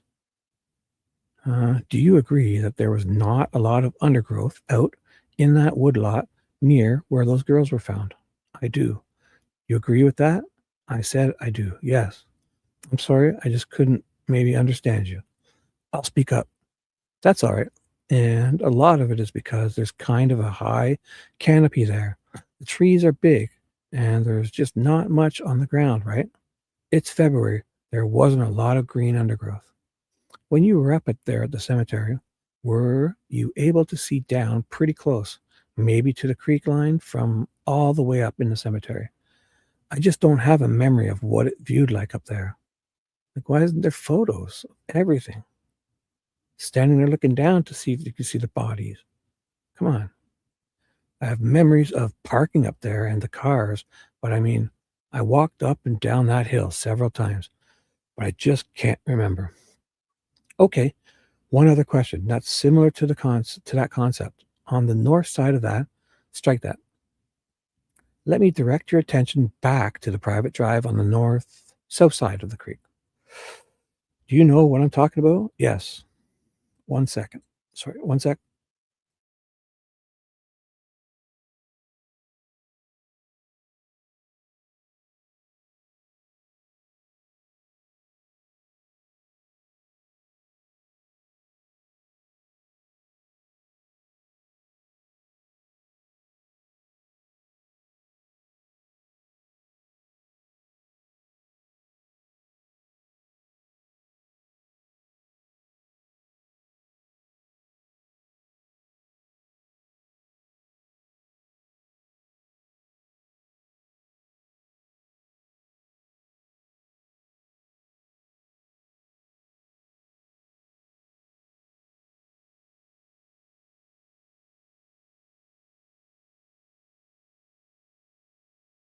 And we're back. Sorry. Thought I had more of those candies, like those lozenges. I'll have to find some soon. So the one that goes under the bridge? Yes. And would you agree with me that when you are under that bridge, that drive kind of starts to incline up, back up to the top level there where the home is located? Yes, towards the home. Yes. There is an incline. It's kind of a gradual incline that takes you up to their home? Yes. And so as you're standing on that road, would you agree that you have a pretty good view of Deer Creek? I believe so. I mean, it's elevated, so it's almost like a kind of stadium view up there. Or yes, I'm trying to remember my view from being the opposite side looking up. And I do remember being able to, from the distance, I could see people on that road. Okay. And as you go up that lane, that actually to your left, which would technically be kind of in this direction, I believe, the creek gets closer and closer to the roadway, essentially, doesn't it? It's just way down below. Is that your recollection? Yes, near the home? Yes. Yeah. So like in this area here where the trees are a little bit darker? Yes. Pretty steep, maybe kind of sheer. Is that the word you used earlier? It is. I didn't go down from the residence part. This is Weber's side, probably, obviously, but especially the private side of the high bridge, where it starts to turn up a little bit before it rounds that whole area. I remember looking at it and it was relatively sheer. It wasn't very wide, but it kind of went straight down. So when you're on that roadway, as you get closer to that home, you're able to see over into the area where the girls were located, a little better because you're more elevated. Yeah, somewhat. And you're closer to the creek. You're not looking through all that other foliage, right? Yes. So 1 second, Your Honor. Earlier, Mr. Luttrull offered up some exhibits that were taken from the south side of the bridge, which was from the east side of the south end of the bridge. So yeah, Weber's to the right of it, where there was this side and the leaves were disturbed. You remember that? So right up the top, going off of the bridge where they were where they had to go down. And did you actually at any point try to traverse from the top of that bridge down to that private roadway along that slide at any point, whether it was a week later? I did. Would you agree with me that the gravel there is pretty loose gravel? I mean, it's gravel. I don't know how to. Well, did you slide when you went down? Did you have to kind of assist yourself, or did you just walk down casually? The gravel is more up where that walking trail is, and I don't remember there's any gravel on the side of that hill. Okay, it was like leaves and such. Do you remember the gravel being kind of loose up there? Maybe near the edge, the boundary area, but it's not like the same strong memory I have. Was it your impression when you were out there that area gets quite a bit of foot traffic from people using that trail? I don't know anything about the locals and the foot traffic up there. Okay. Did you go down that private lane and ever walk or drive along that lane? Sounds like you did. I did, yes. Did you see the tree down there with all the shoes on it? All the shoes hanging from it? You didn't see it. I don't have a memory of that. Okay. I mean, if I did, I don't remember it. Did you ever talk to anybody to determine how much foot traffic or just traffic that area gets in general from people that are not living on that private property? That was not my responsibilities. I didn't interview anybody in this case for that, for this type of information. So the answer is no. I don't have any further questions. Mr. Luttrull? Thank you, Your Honor. Questions by Mr. Luttrull to Sergeant CSI, 20 years experience, 22 years of CSI experience, Mr. Sergeant Jason Page, the guy who didn't know you should collect evidence that's all over bodies when you arrive at a crime scene. I'm going to hand to you what is marked as State's Exhibit 182. Do you recognize that document? I do. Oh boy. Does that mean I go find 182 for you folks? Oh boy. Oh boy. Show me. Ooh. Or it's a photo. Oh, it's here. Google Earth map. Dun, dun, dun. Here, look at this. If only this could be so smooth every time.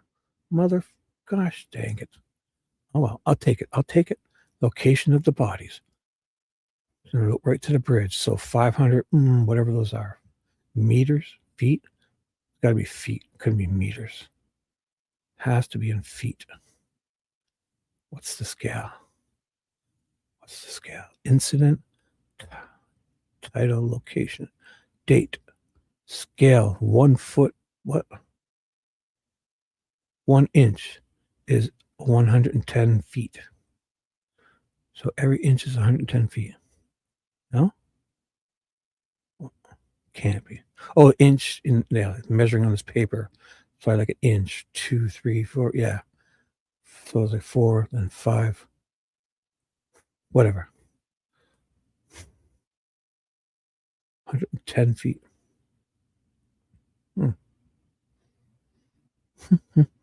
Sergeant Jim Cody, CSI. Cool. All righty.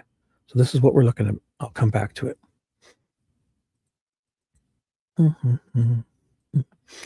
I should bring this to the other. I could read where. Oh my God, where was I? I was way over here. Okay. I could read this on another screen, but I don't think it's that important. And what is it? It's an attachment of one of our RMS reports of a Google Earth map. On this map, it says it was drawn by Sergeant Jim Cody. You know what? I will go. I'm going to copy this into a whole other browser just to read this bit. I'm going to copy this. I'm going to leave it here. And on my other screen, I'm going to read it to you here, which feels weird, but just so you guys can look at it while I'm reading. Not sure why. Oh. Ugh. Ugh. No, I'm not. What page was I on? Page 90. Goodness, I got to find page 90. This is for you guys, so you can hopefully. So where was I again exactly? It's an attachment, 5A. Yeah, I got it on the other screen. So now you guys can look at what they're looking at as I read it to you. Here, probably is nothing, but let's see if this works for any reason. Oh boy, stop. Stop. My God, I can't see it. Why does it not show me this over here? Just want to move it a bit. Perfect. So bodies are here. Bridge is here. Weber's Drive is here. And what is it? It's an attachment on one of our RMS reports of a Google Earth map. On this map, it says it was drawn by Sergeant Jim Cody. And who is Sergeant Jim Cody? He is now my lieutenant in the laboratory division. So he's the supervisor of all of he's currently the supervisor of all the CSIs in the lab division for the state police. And was he present on February 14th when you were at the crime scene? He was. And was he the Sergeant Cody who did this 3D imaging that you utilized to do your diagram? He was. And does that contain coordinates on it in terms of the longitude and latitude? It does, yes.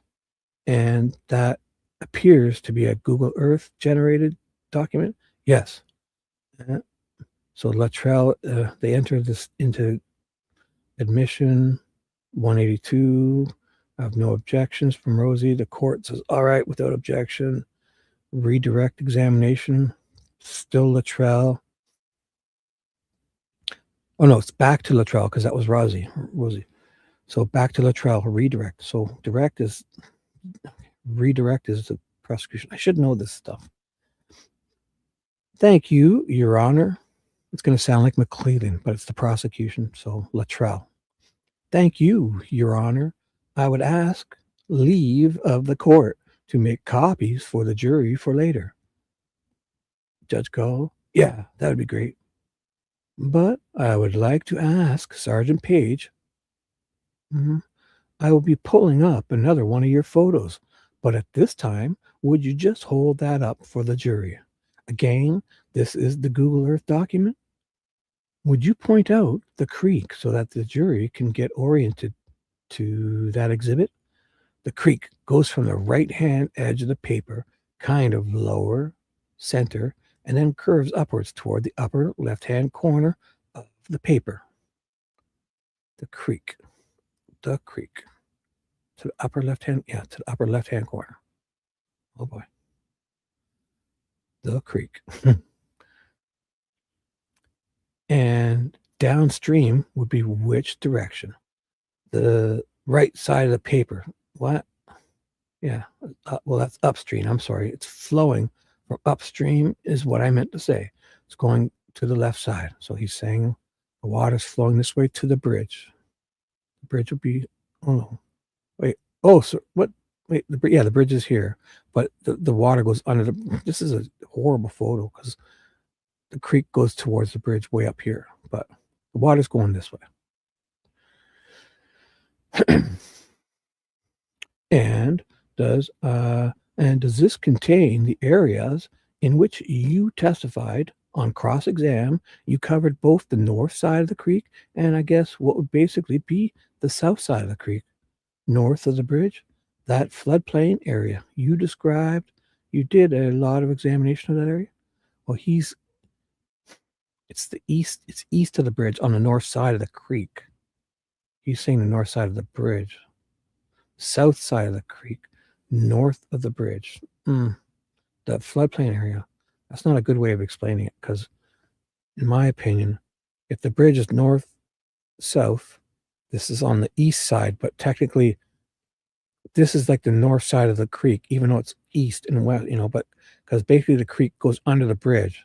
So anytime you hear north side would be this side, even though it curves down and it would technically be east. So they're not explaining it too. It's convoluted. But anytime you see, so this would be the south side of the creek, and this would be the north side of the creek, even though this is east and west of the creek, right? But because the creek basically runs like this way and it comes under the bridge this way. So if the bridge runs north, south, the creek runs basically east and west. And if you're on, but even though it curves down south this way, for descriptions, the bridge, if you start the bridge, you're at the north side. If you go across to where they're abducted, it's the south side, Weber side. The creek runs under the bridge. So when they're on the bridge and you say the east side of the bridge is this side, that's the west side, right? But here, lots of ways to frame it for me anyways. This is the north side of the creek. This would be the south side of the creek, in my opinion. It's always been a little convoluted because it took years for people to start really understanding that. And we still kind of talk differently about it. So, one sec. Oh, one quick sec. Sorry.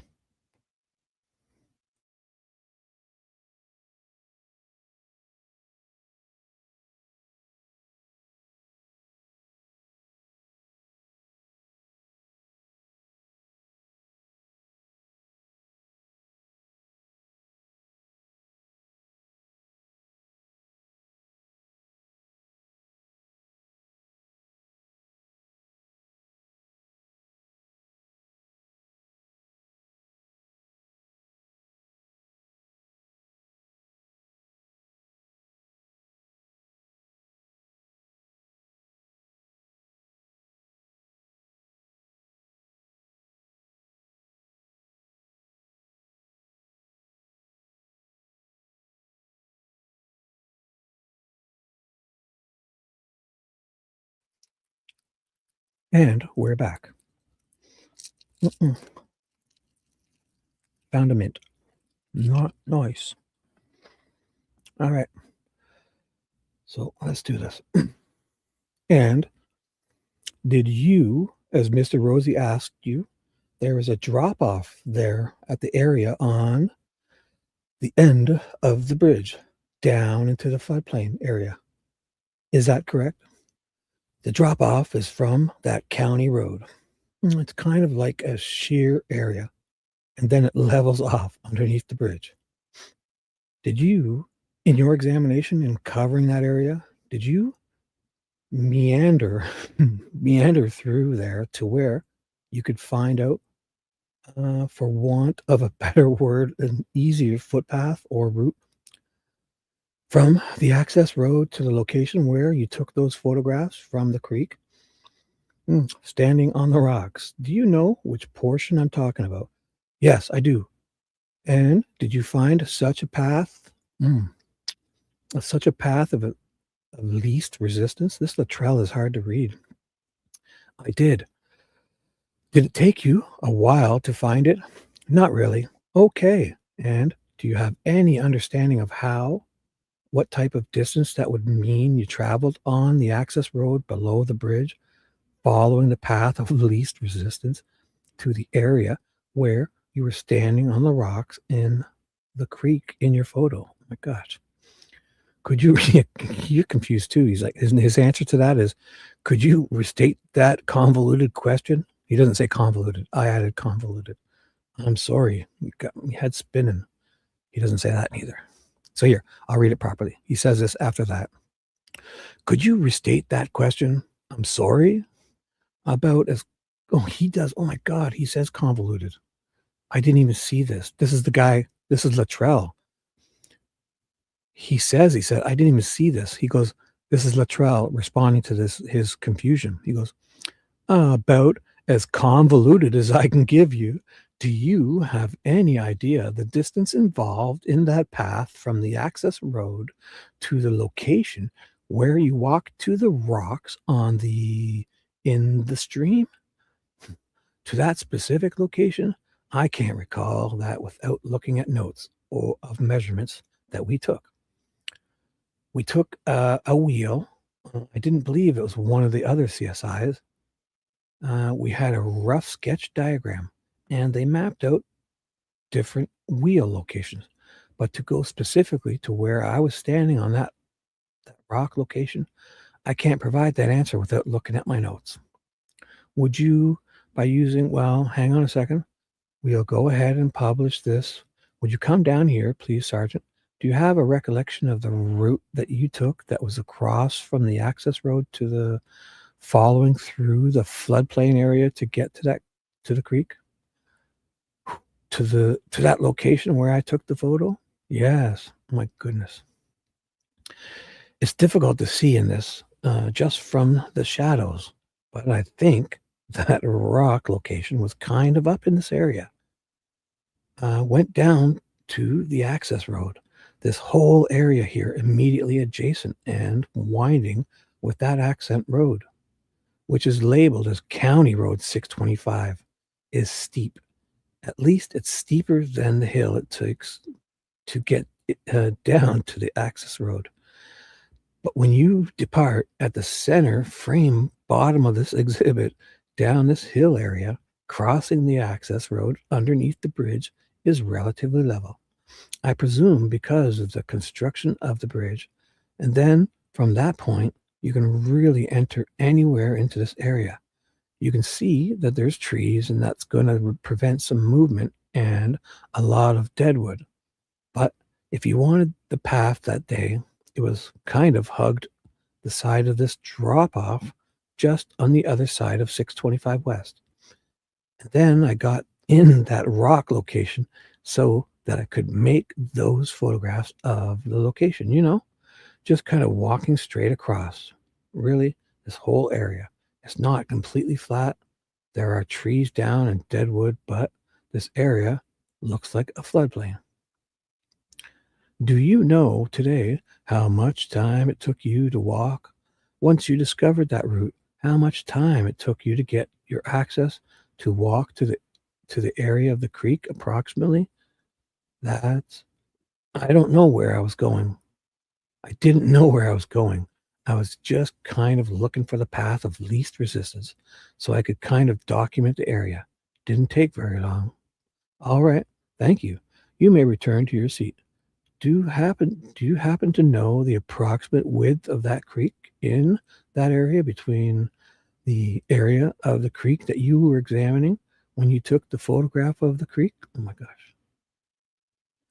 And so I could create a simple diagram, the ones that I created earlier. I referenced this Google Earth document and others that have distance scale on the bottom and measurements can be obtained from that. I thought it was, to my memory, approximately, was it 100 feet, I thought? Sergeant Page, let's go back to the question you were asked about scavenger and insects. How you have had cases where you utilized entomology and those who are experts in entomology, forensic entomology, to help you establish a timeline or get some information about when a death may have occurred. Is that correct? May I make a correction? Yes. So he's obviously bringing it up to remind him, and he's probably been told to say this by them, like to correct this, because he was going on about stuff the other day, so I'm not sure. In my opinion, he's doing this to fix something. We'll see what it is.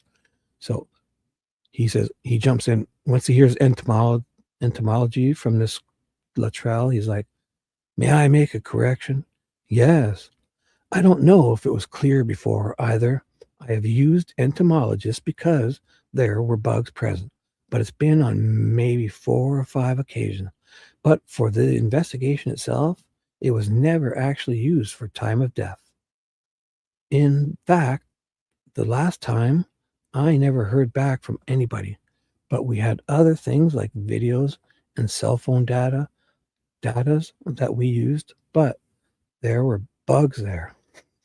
I remember Brian Olehy even assisted me on one of my investigations, and he called an entomologist to come. So they've been present, but I don't recall.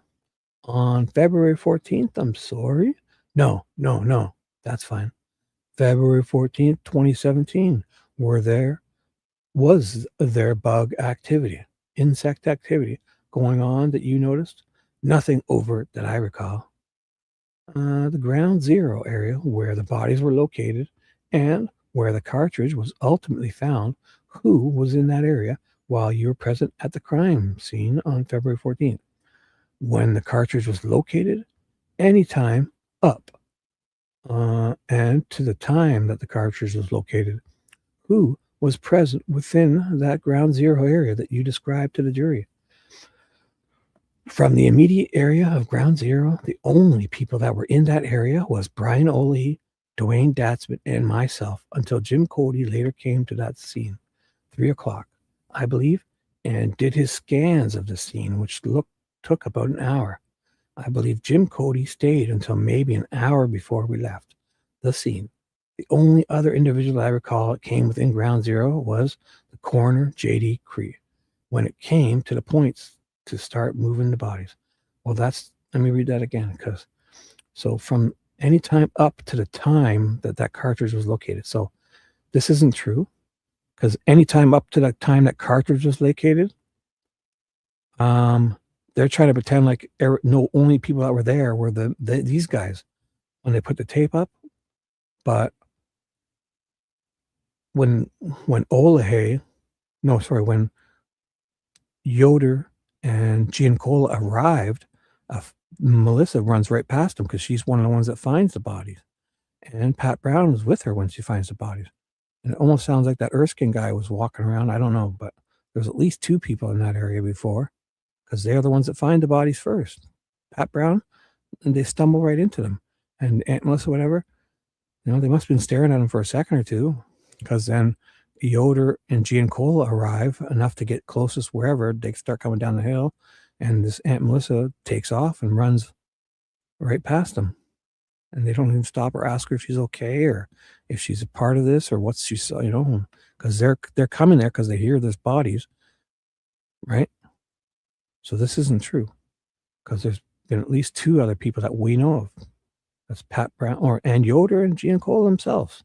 So there's been 4 people there before all of this that we know of. And you'd think the only reason there wasn't more people is because nobody magically could search this area, because it was just too easy to reach, and all points that of entry led directly to it, yet nobody goes there. Nobody crossed this creek, which is so easy to cross.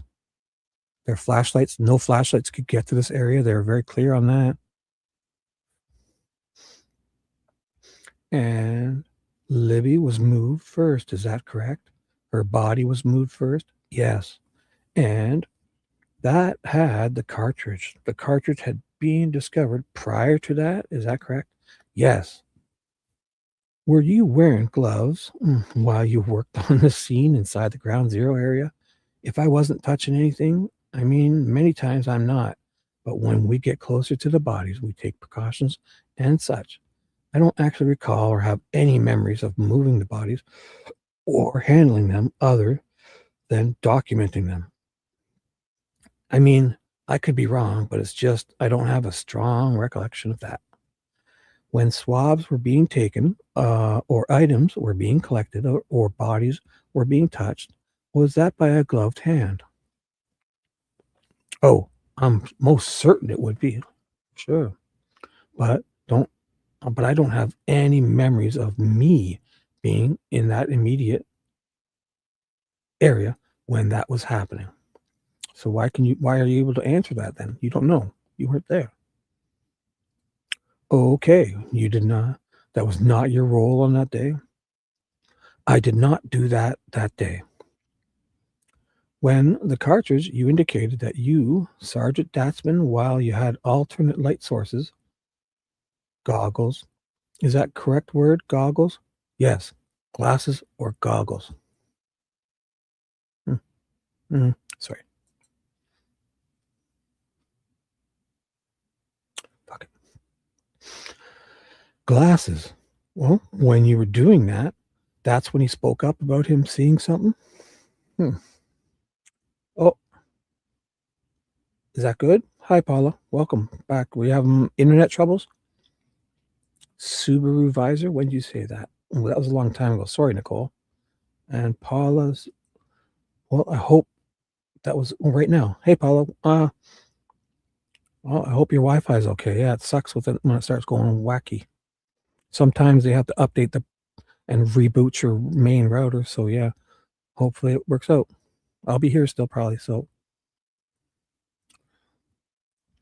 and upon did he then look at the area that he had seen something more closely? That's my recollection, but you'd have to ask him. After his discovery, were you aware that those photographs that Mr. Rosie showed you, that they were in fact being taken? Yes. When Mr. Rosie asked you if it made sense to set the cartridge on a table and take a photograph, would that have served any forensic purpose? No, other than just to be more supplementary photography. Be more supplementary photography. Would that have given you any more information about the cartridge? Nope. What made the most sense about how to handle that cartridge and where it should go once collected? Can I return to the previous question? Sure. Just to be clear, when I say no, I guess what I was thinking of is when you're asking about, if I may use an example with fingerprint photography. For fingerprints, I'll potentially photograph it, and we do it in high resolution, so an examiner can look at that. And if we're successful in recovering the fingerprint, and I'll have it on a lift, those can be compared in addition. But as far as giving detailed scientific, when you say forensic, I think of like an analytical type of data to compare all those. Fine striations or tool marks or lenses don't have the capability of doing that. So our lenses don't have the capability of doing that. So when you ask the question, that's how I interpret it. This cartridge was taken to the Indiana State Police Laboratory for analysis by at least 2 different departments. Is that your understanding? I've been told they've been tested, but the details, I don't have any under knowledge of that. Thank you, Your Honor. I don't have. Okay, Mr. Rosie. Thank you, Judge. So Rosie's recross exam of Sergeant Jason Page. Rosie, Mr. Rosie. One of your primary jobs at a crime scene, is to preserve as much information photographically as possible, right? Yes. But you would agree with me. You've seen a cartridge case before, right? Yes. One that has a bullet still attached to it. It's unfired. Yes. Would you generally agree that they all kind of look the same to the normal human? I mean, they look similar, yeah. I mean, in this case, let's just get down to business here. It's a Smith & Wesson 40 caliber cartridge case, right? Okay. Do you know that? Do you even know that as you sit here today? I know a cartridge case was collected. I know it was a 40 caliber, but I did not examine this item. Okay. It was a Smith & Wesson. Does that sound right? I don't know. I mean, did you read the head stamp in the photo? It was blurry. When you looked at the photo, it was blurry, but I have no reason to dispute what it is. So, and would you agree with me that if I had a box of those 40 caliber rounds, they would all basically look the same? Yes. Okay. And so documenting that round in its full state at the crime scene would assist us in making sure that the same round that might end up in this courtroom, is the round that was pulled out of the ground, right? I think you're asking the wrong individual. I've testified that I had limited knowledge about this information. As far as a supplementary picture, it's complementary, completely at the discretion of CSI. So these guys are funny because CSI guys handle bullets and stuff all the time, right? Empty cases and that. This guy's a cop. He's a guy who's probably played with guns and knows guns pretty well. He seems to not be able to help answer, right? But the other guy, what was it? Olehay, his ears, when it's something they want, his ears can help out with something that has nothing to do with him, right? This guy knows more about bullets than Olehay knows about audio clips, right? So this is what pisses me off with the state, because this guy could easily be a little more forthcoming, but he's stonewalling, in my opinion. Because if this guy can't talk about bullets, the other guy, why is he able to give his audio opinions? Because he knows nothing about it except that he hears things like other people hear things. About the voice, he's the one that listened to Richard Allen. The other guy listened to Richard Allen on the phone and said that the voice sounded just like, the down the hill bullshit. So, okay. Well, do you think it would be helpful to know what the round that was plucked out of the ground at the scene is the same round that's going to end up in courtroom? Do you think that would be helpful generally? Yes. Okay. And documenting with a photograph the totality of that cartridge would be one way to assist in that process, right? It could be, yes. I mean, there's another end to that round that has a totally different the bullet's a totally different part of the cartridge, isn't it? Yes. There's a case and there's a bullet on the end of it, right? Yes. And some of those bullets are different colors, right? Yes. Or maybe some could appear copper, agreed? Yes. Some can be Teflon coated. Okay. Does that sound accurate? Yes. Some can be hollow tips. Yeah. Okay.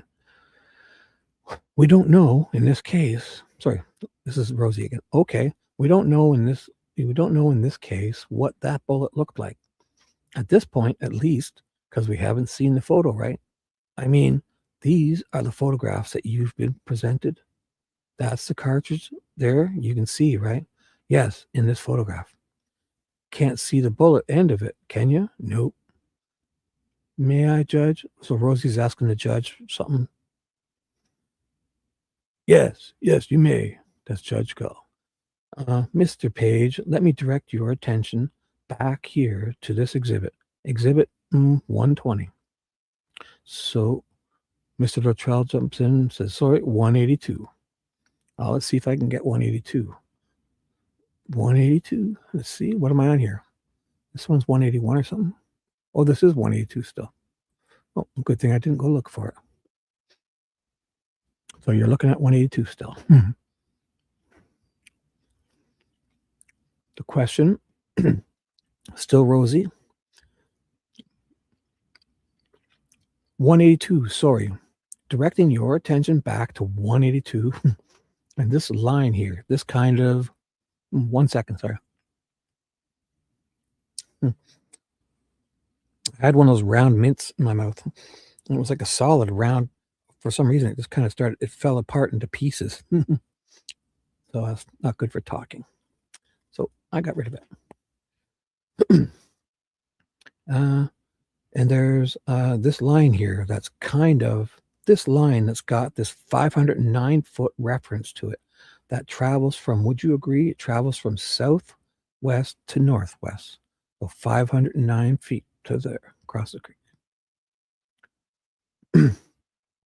in the photograph. And then this pin up here on the top right quadrant, this is basically ground zero. Is that accurate? Yes. Okay. So directing your attention to this area here between the line and then upstream to about parallel with where the pin meets the creek. Are you familiar with that area generally? Yes. Would you agree with me that the elevation change from the water to the ground level here it's fairly level? Like there's not a rapid incline there? As I mentioned in previous states exhibits, there's an area that's kind of more of a gentle incline. Okay. And it is the path of least resistance, right? It does appear to be like that lighter section that you are pointing to. Yes. Right in here indicates right there. Yes. Okay. It's just a more gentle slope into the water, right? Correct. Okay.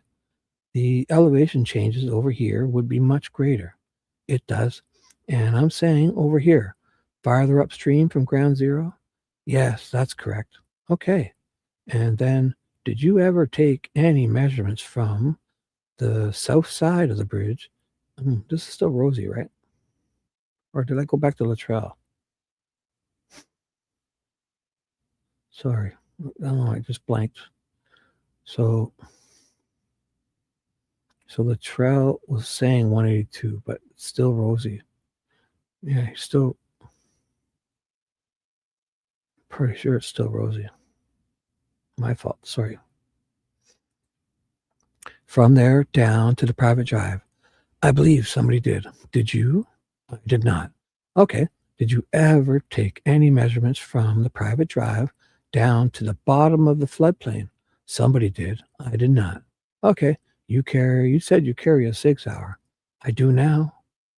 State police. Are those pretty common law enforcement guns? I believe they are. Yes. Okay. I don't have any further, Your Honor. Does anybody in the jury have any questions for Sergeant Page? No response or indication from any juror. So Judge Gull. All right. Thank you, Sergeant. You may step down. You may call your next witness. Oh, good. Yeah, we could switch guys now. Could use some fresh, because that guy's getting pretty boring. So Luttrull. We'd call Daanne Datzmun. The witness is sworn in. The court, Judge Gull. Mr. Luttrull, could you retrieve your exhibit from the witness stand, please? Could you retrieve your exhibit from the witness stand, please? She says that twice. Yes, thank you, Your Honor. Thank you. So, new guy with Mr. Luttrull. Prosecution Luttrull speaking to Daanne Datzmun. All right. So I'm going to put you back 1 second. Got to just put you back over here because I don't like reading on this screen. So it's so much easier for me to read when it's straight ahead. That's way over there. But I was doing it. Ooh, why didn't you show up? Oh my goodness. What the fuck? Oh, there it is. Okay. Is that it? God, on page 61. Oh my God. No, I just switched browsers. Oh my God. Sorry, I must have screwed something up. I just switched to another browser, but it kind of disappeared, but it's here. Who's this? So sorry.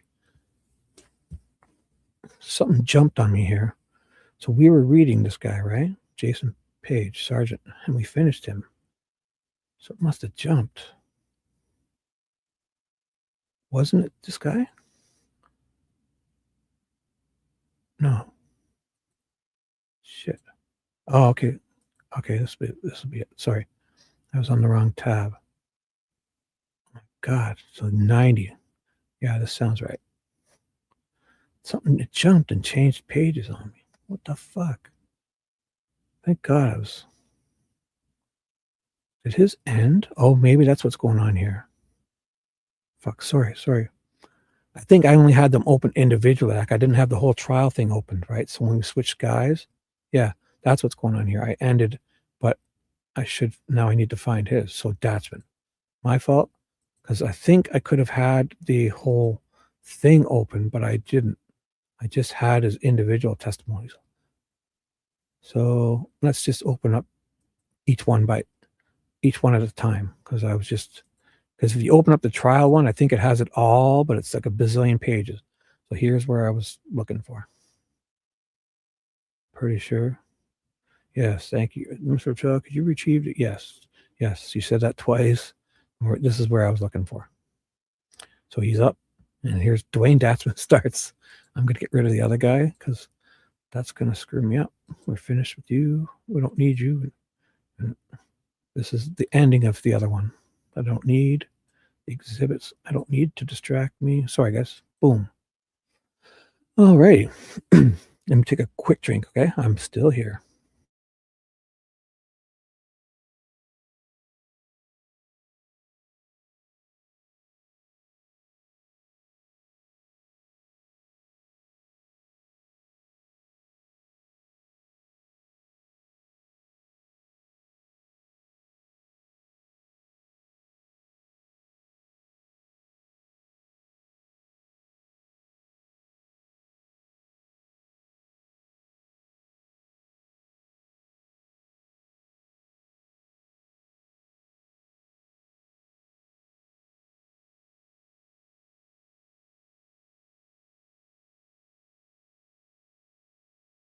And I'm back. I had to chug my coffee because it was getting cold.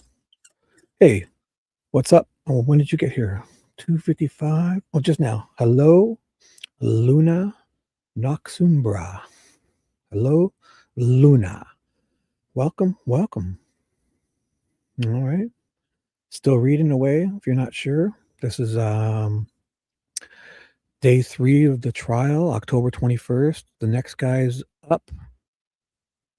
This is Dwayne Datzman. We're going to learn all about him right now. As I usually describe it, Luttrull from the prosecution is speaking to a one Dwayne Datzman. State your name for the jury, please. Dwayne Datzman. Here's the judge. The court says, could you spell your name for me, please? First name is Dwayne, D-U-A-N-E. Datzman is D-A-T-Z-M-A-N. Where are you employed, sir? I'm sorry. Where are you employed? Currently, I'm employed with the Benton County Sheriff's Department as a special deputy courtroom security. Are you retired from the Indiana State Police? Yes, I am. When did you retire? Aren't they calling this guy back because they wanted to ask him? I'm not going to get distracted here, but I thought, is this the guy that they wanted to call back because he's now, at the time he was a cop, but now he's running the court security? Well, let's see. I'm not sure if it's him. Oh, hey, V. When'd you get here? Hi. How are you, V?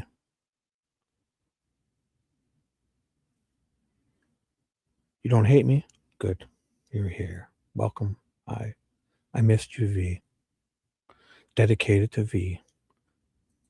Let's do this for V. And tell the jury about when you began with the Indiana State Police. What year was that? I got accepted to the state police in 1987. Attended their police academy the fall of that year. And what assignment did you receive when you started at the state police? My first assignment was a road trooper. I was assigned to the Lowell District, patrolled Newton and Jasper County. I did that for 7 years, put in for a promotion to corporal. Sat that for 7 years. Corporal doing desk duty. Officer answering phones and supervising squads. Then, after that, I became a sergeant in the laboratory, where I spent the last 20 years of my career. So I'm sorry. I'll ask you to repeat yourself. Oh my goodness, all of that? And I think it's my fault, but how many years as a crime scene investigator? 20 years. I thought, whatever. Oh yeah, the other guy was 22 years. Right. No, you don't. Shush. You've been here a little while. You lurking, Loopy. That's good. I felt your presence. I got all tingly earlier, so I knew you were here. I'm just kidding. Hello, V. Let's do this. I'm sorry. I'm very hard of hearing. Did you receive training, sir, when you went from a corporal to becoming a crime scene investigator? In becoming a crime scene investigator, they had a month-long training program. You would go through different instructors for different scientific principles, whether it was firearms, arson investigations, homicides, lifting of fingerprints, and using alternate light sources. Just about anything that you're going to be using in that particular field. They had a course for it. And was that followed by some kind of on the field training, in the field training with another crime scene investigator?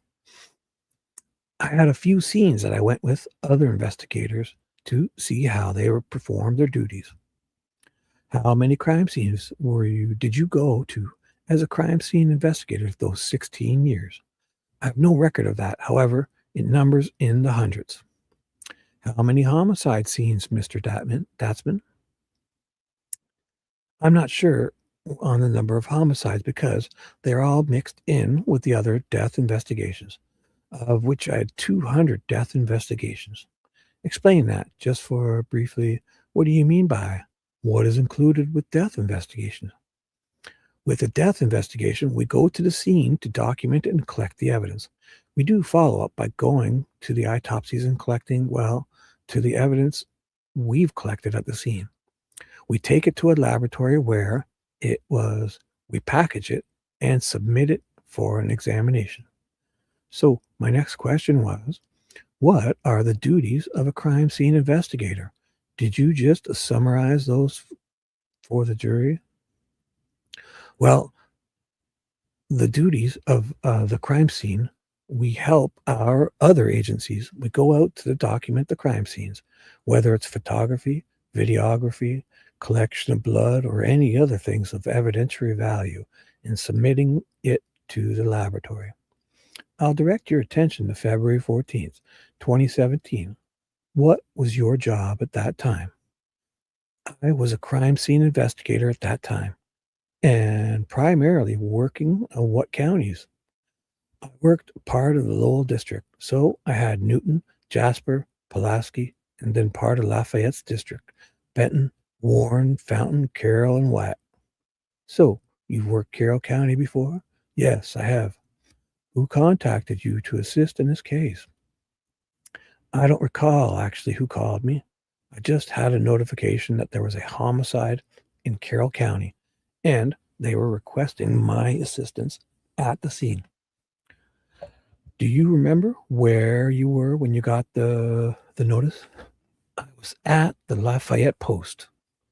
And did you respond and go to the Delphi, Indiana area? Yes, I did.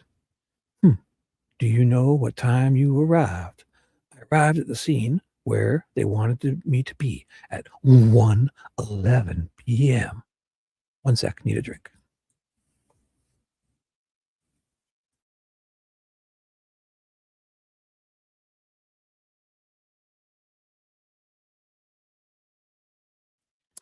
Oh, what? I forget what I even asked you. You were trying to what? I was typing too. Oh, have you been here and typed in and I missed you earlier? I'm sorry if I missed you. But you were on task reading for once. See? So maybe it's good I missed you. That means I was not getting distracted. But you're worth the distractions. So I missed you. I see you now. I'm glad you're here, V. All right. And at the scene, would that be the cemetery you went to? Yes, we went to the cemetery to park our vehicles there. What do you do next? After parking there at the cemetery, we crossed down the trail. They directed me that the scene was down below, closer to the creek. Went down there. I could see that they had put up barrier tape. So I went down there and I met with Sergeants Olehay and Page. And what was your first work that you did or a role that you played once you arrived and conferred with Sergeants Olehay and Page? I hope he talks about that yellow rope too, because it was a whole ridiculous story about that yellow rope, how they used it to know where to walk in and out to guide them like I don't know, so weird.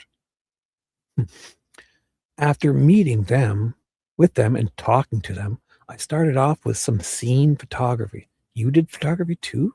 The other guy was the photographer. Tons of, this is a different guy. The Page guy, oh my God, he's the one that Page, the guy before, he was the one that graduated from like photography as a photography in university or college or whatever. He took all the photos. He was taking them from ladders. He was climbing trees, looking up and down. He was traveling counterclockwise back in time. He would move a foot, take a photo, move a foot, take photos. He talked about going up high and down low and to the side, too slow, right? Taking photos. Like this guy's got photos too. Boy, everyone's got a camera. Man, fucking place would look like a disco going off. All the flashes were pop, pop, pop. After meeting with them and talking to them, I started off with some scene photography, starting out a little bit of ways from the scene, and we work our way in, taking closer and closer photos. Oh my goodness. Was there a point where you were notified that you were to leave that immediate crime scene area and do something else for a time? There was. I was asked to go down along the creek ahead of the water rescue team, make sure, looking for any evidence that may be on the bank. Hey, a dog would be good to help you with that. Did you guys have a doggy?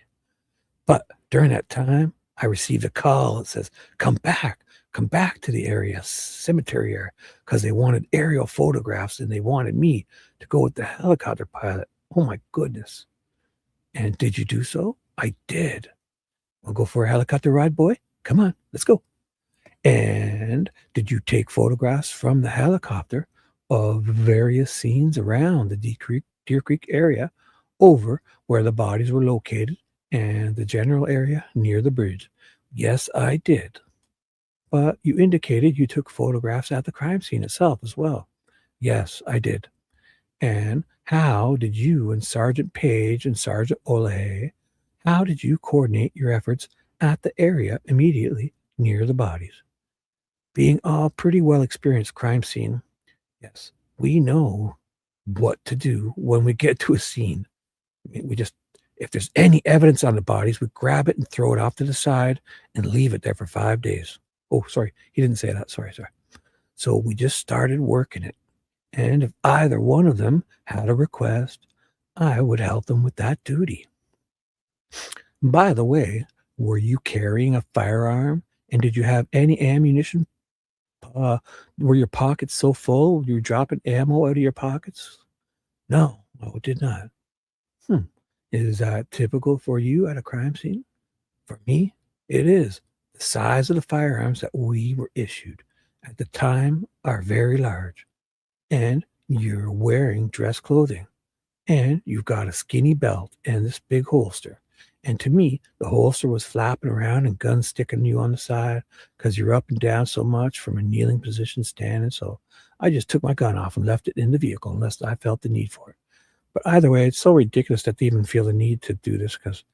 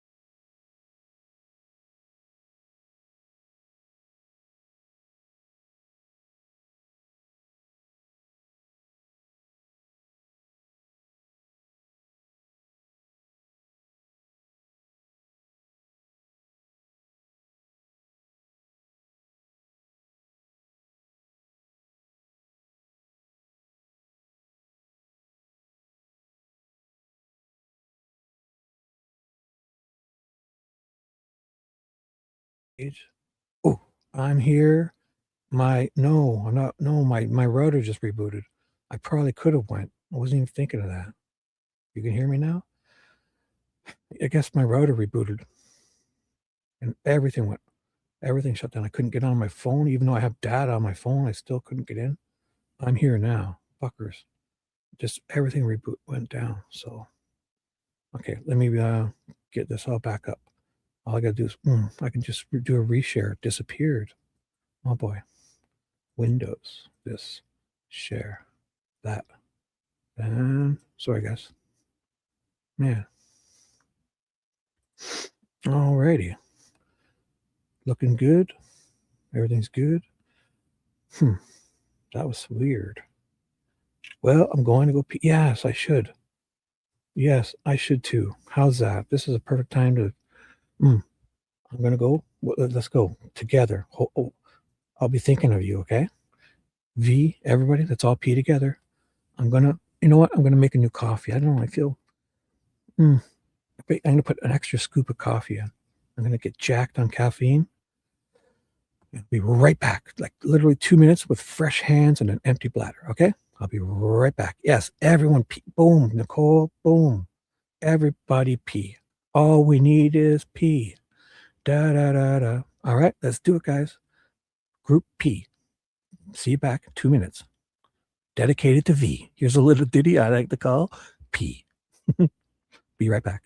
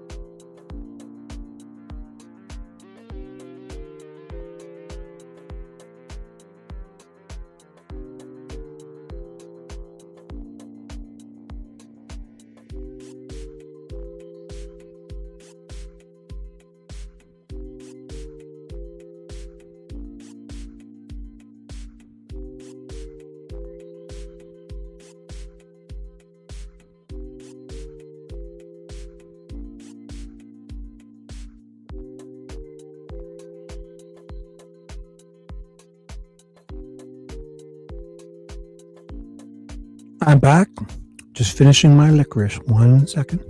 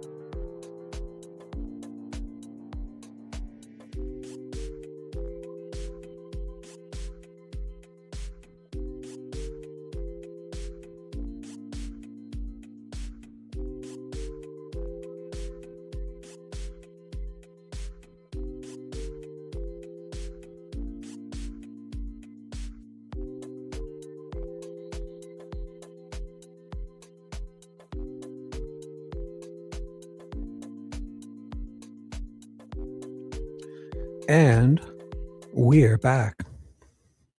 I realized why I was off my groove. Stella has a groove back now. But when I hurried back, I had a shower earlier. And I didn't do my little lotion on my hands and even, on my everywhere on my face and all that. I feel better. I didn't put my manly chapstick on. And I didn't even spray my Old Spice Fiji under my arms or put my cool water cologne on my hairy chest. All right. I did it now, and I think that's what was wrong. I'm manly Nivea manly lip balming up right now. It's for men. Super manly. And that was it. It feels so much better. I made a coffee. While I was waiting for my coffee, I had a big handful of fresh, perfect raspberries, a couple gigantic strawberries. Oh my God, whatever. The strawberries were on steroids. They were like apples. And a piece of cantaloupe, and then made my coffee. And I had a piece of licorice. And now I'm here talking with you, fine people, and I smell lovely. This is what the problem was. I showered, but I didn't spray myself. Perfect. Cool water is over here, living it up in the night. Yes. Cool water. I don't know. One of the things that when I get stuff for Christmas, my mom goes to like this store where she gets discounts. And I think it's like Shoppers Drug Mart. It's like whatever you guys have, a Greens, Walt. It's got good stuff. And she always buys me those gigantic bottles of cool water. I got tons of them. The last 20 years for my Christmas presents. It's like, it's just cool. I mean, it smells nice. The good stuff, like not the cheaper one, the good stuff. It's not like I'm wearing Drakkar Noir. Stop it. Is cool water that old? Drakkar, well, yeah, it's 80s. I remember when we were kids, we'd take the bus up to a place called Square One. It was like a big mall. You know, when everyone had that big mall, right? Everyone from 20 miles around would go to this mall. It was the place to go. You'd walk around all day and just gigantic mall with the quadrants and square. You know, you can walk around and stuff. Meeting girls, everything, going to movies. You know, it was the mall. It must have been the 80s, like into 86 or 87, because I had this. I remember it was in grade 7 or so. And my buddy and I, we'd always get off the bus and we'd enter through the Sears. And always, you'd stop at the perfume counter, whatever it was, and they had all the free samples. And we'd load up with like Drakkar Noir and Polo cologne. like load up. Like, oh my God. Who's your car? Yeah. Yeah. The Polo was good, no? They had Polo. I'm talking 1987, so come on. Although Cool Water is really Cool Water, really that old? I don't know. It smells nice. Actually, I do like the women's Cool Water because it smells actually like water, the women's. I think one year for Christmas, I got one that was accidentally the women's perfume. So I used it as like a spray stuff, just as like deodorant. I wasn't going to waste it. It was just a small bottle. But the women's smells nice. So I would like spray it around, pretend I had a woman. Anyways, let's do this. Yeah, the woman smells like actual water, right? That's pretty cute. Yeah, I could use a new cologne. I probably like tons. I forget. I don't even know. I got so many bottles. You know what? I should send her an email and say, if you haven't got me anything for Christmas, get me something different. Mommy. Yeah, mine too. Well, everyone's having problems today. My router rebooted, but if your internet goes out, just know we know you'll be back whenever. Hopefully it doesn't. And Paula was having troubles too, and it seems to be one of those nights. But let's do this. Let's continue. Let's do this. I got a coffee. Smell great. My lips are bombed. You guys are here. There's 20 awesome people here. I'll try not to wake the other 15. Let's go. I actually have a Werther's original because I had no more Ricola. It's like really good, but I don't like these. This is a candy. I don't want sugar, but it really does taste good. That had become a practice of yours over the years? Yes, it was. Well, who again was this? Is Luttrull, right? Yes, I'm sure of it. Oh, God. Why do I do this to myself? This is definitely Luttrull still. I know it, and I still have to just look at it to confirm it. I'm such an idiot. Oh my God, I don't care. I don't care. Is this Rosie or Luttrull? I'm such an asshole. How do I do this, guys? I'm such a fool. This must be Luttrull still. Yes. I don't want, yes. Licorice is sugar. I don't like to eat it. I don't. Or I'll grab like one or two slices, like one or two. I won't grab the whole bag. But I don't eat sugar. I try to avoid it during the week. I'll have it as a treat, but I don't want to have that stuff around at all. But I did have a thing of licorice. It was forced upon me. Oh my God. What am I doing? So when it says direct, that means it's the prosecution and cross is defense? Because this is ridiculous. God. So he starts talking to him. It's Luttrull, and nothing's changed. Okay. And you followed that practice on that day? Yes. What practice was that? Oh boy. Okay, it's about his gun. Yes. When you talk about being at the scene, are you familiar with a phrase ground zero as it relates to this investigation? Yes, I do. And how did you define ground zero? Ground zero was right around the area of where the bodies were located within several feet of the victims. And while you were present from, let me back up, and I apologize, I'll restate my question. Do you know what time you would have arrived approximately at the crime scene? It would have been after 1:11, because that's when I pulled into the parking lot, so maybe 10 minutes later. That being said, oh, hey, who's this? What's up? Seraphic Pathway 666. Welcome. Hello. When did you get here? Just now? Awesome. Cool name. Seraphic Pathway 666. I see you. We see you. Welcome. Have fun. If you're not sure what I'm reading, let me know. I'll give you an update. It's actually the title. We moved on to Dwayne Datzman. We finished Jason Page. These are both CSI guys. I'm reading day 3, part 3 of the Richard Allen trial. So I think it's October 21st at this point, day 3. All right, welcome. CSI guys being cross-examined by Luttrull, the prosecution. Decorated CSI guys.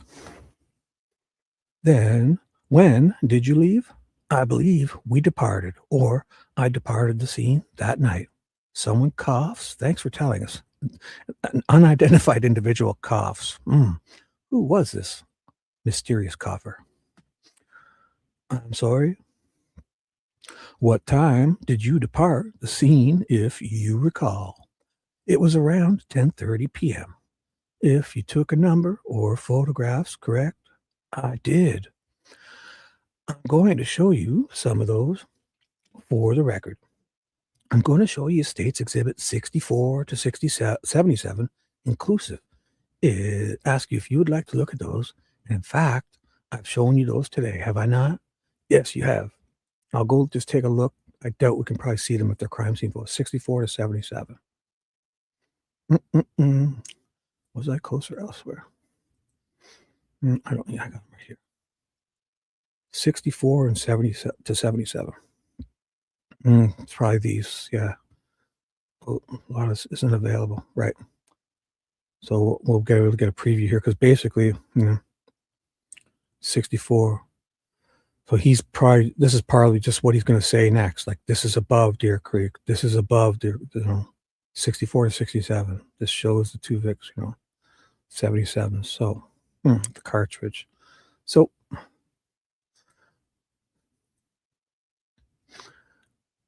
yes, you have. So are those photographs that you personally took yourself? Or I'll let you go ahead and keep. Yes, these are photographs that I had taken at the scene. And the majority of these were taken on February 14th, 2017. That's correct. And maybe the last two were taken the following day. If you recall, I don't recall, but do they truly and accurately reflect the locations that you observed and that are depicted in these photographs? They do. I would move to admission 64 through 77. No objection from the defense. Judge call. All right. Without objection, 64, 77 inclusive or admitted. The trial is back up to bat. Direct exam of Dwayne Datzman, CSI expert number 2. Thank you, Your Honor. We would like to publish them to the jury at this time. You may. We'll begin, Sergeant, with the aerial photos that you took in the helicopter. They went up in a chopper, remember? Could you describe for the jury what this photograph depicts? This is above Deer Creek, looking to the east. There's a residence on the south side that I believe the driveway ends there at the house from where they had access to it. And you can't really see much else because of the trees.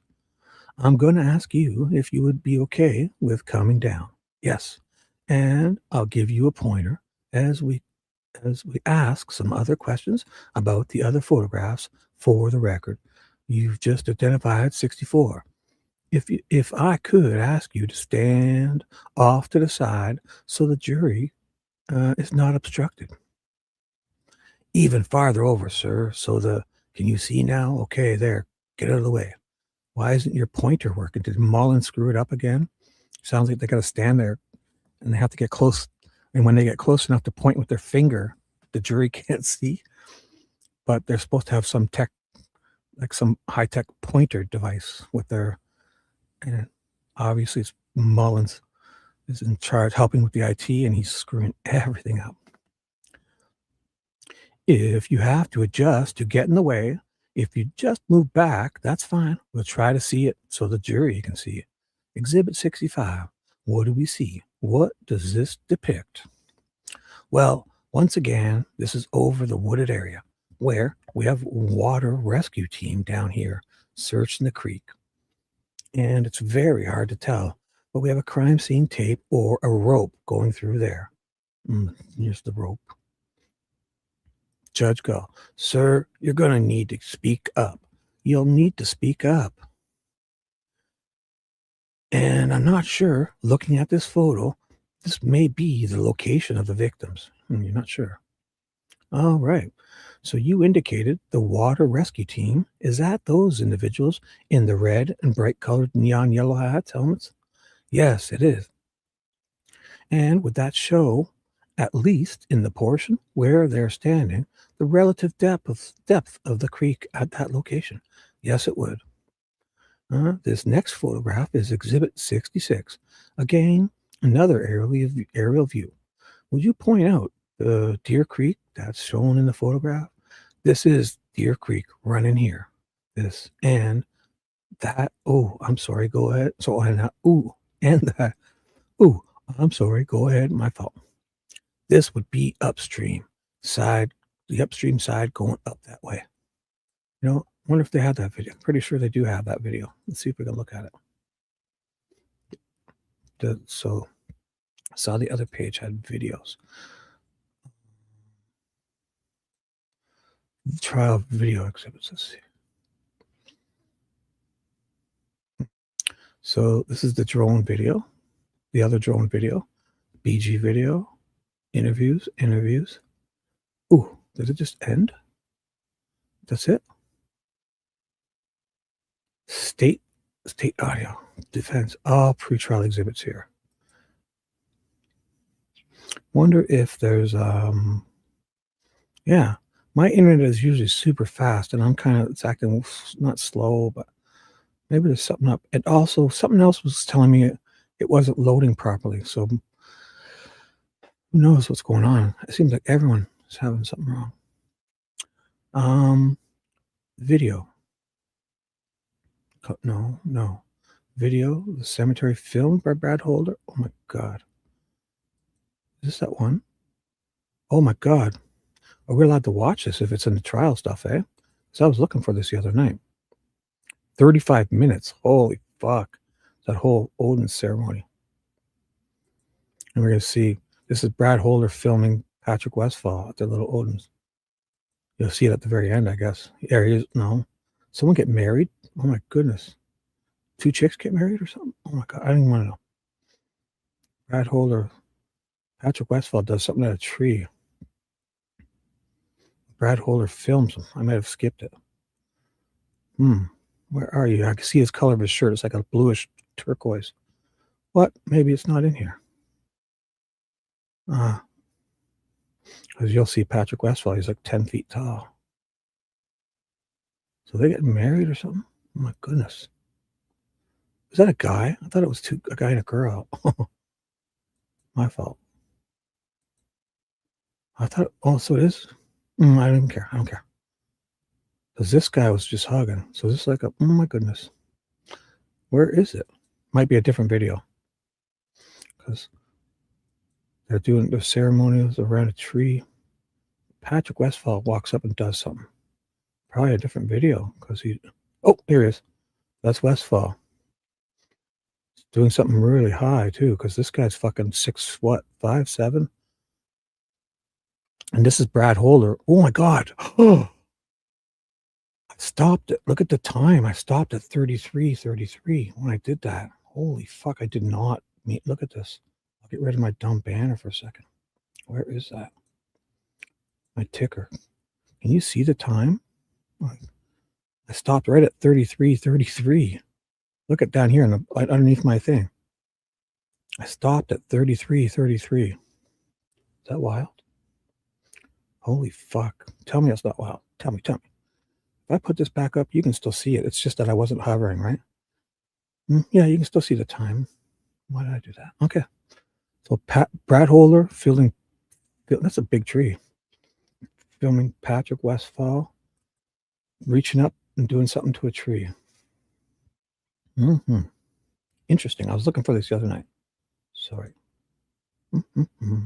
New comments. Wowza. A wowza. Oof. About me stopping at 33. That was wild, eh? Like I just paused it. It stops at 33. Patrick Westphal being filmed by Brad Holder. Doing something. I think I keep seeing people say that what he's doing. It's like I think he's got a rune and he's putting it up high. See, he's putting a rune up in the tree, or at the time. So, I mean, fine. They're not chubby people. Everyone's chubby, well fed. So fuck that. So what I was looking for was I want to see that video of the searchers in the water, right? Because that's what they're talking about. So, this video of Sarah Carbus. No, not Velo. Video, Richard. No. I think it would be easy to find the helicopter video stuff. David, pictures. It's quickly going to look. Fuck it. Why am I doing this stuff? Things are going so well. Then I do this.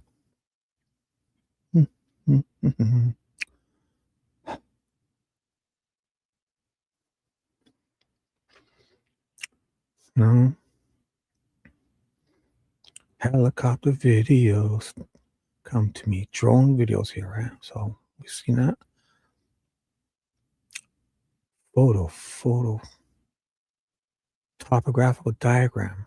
No, ground zero. There's all of this. So it might be after this because this is where they were talking about stuff. But none of this is available. None of these are available.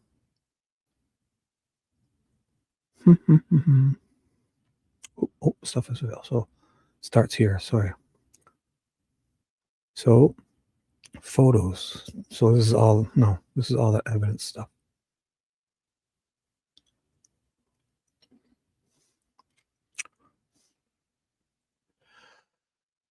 I think it'll be pretty simple when there's a video of helicopter.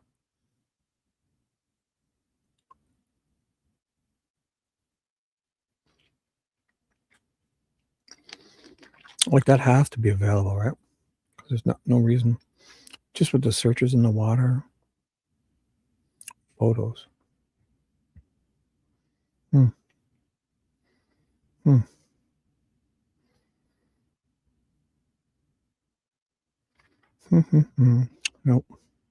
Nope. Snapchat photo of Abby. So here's, whenever we're looking for this again, this is the one I was looking for earlier. Oh my God, I found a good one. Check this out. Because remember a while ago I was looking for something? This is the one. Look at this. Okay, you guys can see that, right? Look at the R and the T. Like, what kind of font does that? Literally. Like, this is nice, clean font. There's no farting around, right? The font. Look at how short the R is, too. Not even a big R. It's fucking right on top of this T. Literally touching it. Doesn't that make you guys sus when you see that kind of shit? Fucking trips me out. Cause like, there's no reason for that. Except they're fucking around with something. Like it would say something else. Like it was, because she had a fake name too, right? Remember? She had a fake name that she used for certain things. It's almost like they ended it and put the real name. Just, I don't know. I'm not saying, I don't know. But that to me is sus. There's no reason for it to be like that. And there's all this question around even just finding this photo. When you look at the fucking shadows, I mean, the shadows, the sun is coming straight this way. And this foot is on a plank, right? It's on this plank, the back foot. Why wouldn't that be all dark there? Like, because her toes basically on it. So the shadow of her leg, unless it's going through, and okay, so that would be the shadow. Like it's going, is that the sun going through her leg? And then possibly actually, yeah, you know what? Actually, it looks much better now that I think about it that way. This part here is her shadow. And so there's like some sun coming through and the shadows on this, and this is her other leg going up. So, and plus if it was lower, it would make that look bigger. So It actually looks okay. I used to see that and think, but I never really thought of this. I always kind of thought of this as a space, but it's actually her shadow there too. So that's her leg. So the sun is coming. Okay. But again,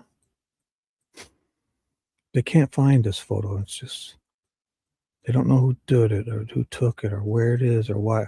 It's like, this was called the Snapchat murders, probably because of this photo. And then like Kelsey, they must have had it. How they didn't have the iCloud, right? So they wouldn't have had it. The person who took the other screenshot, on their screenshot, it says 7 hours, but this is actually 7 hours ago. So if they're running, so they knew the girls with, they had another photo. They had this photo from some other way. And I'm pretty sure it's because Kelsey could log into her Snapchat or whatever, right? But they couldn't find it on Libby's phone. But Kelsey was able to get it on Snapchat. So they knew within an hour or two, like, this is what they were basing it on when they were doing their search stuff, right? Like within 2 hours after they knew that this was they didn't see the BG video yet.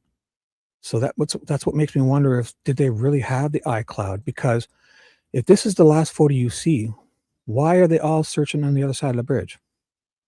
Because to me, this implies that you walk out to the second platform and they most likely would have went back. They came out here to take a photo, right? But that other guy goes straight to Weber's door, banging on Weber's door on the other side. But we don't have that BG video until they retrieve the phone, even after moving the body, like on the 14th. So they don't have the BG video yet. But these people are all on the other side searching because they're so certain they crossed. But this is the last known location, technically, at that time. So why is that guy instantly over on the other side banging away? He doesn't even come here. He goes straight to that other side because he knows that there's been trouble and some chicken coop stuff with Weber's. The first cop goes straight to the other side. His name would be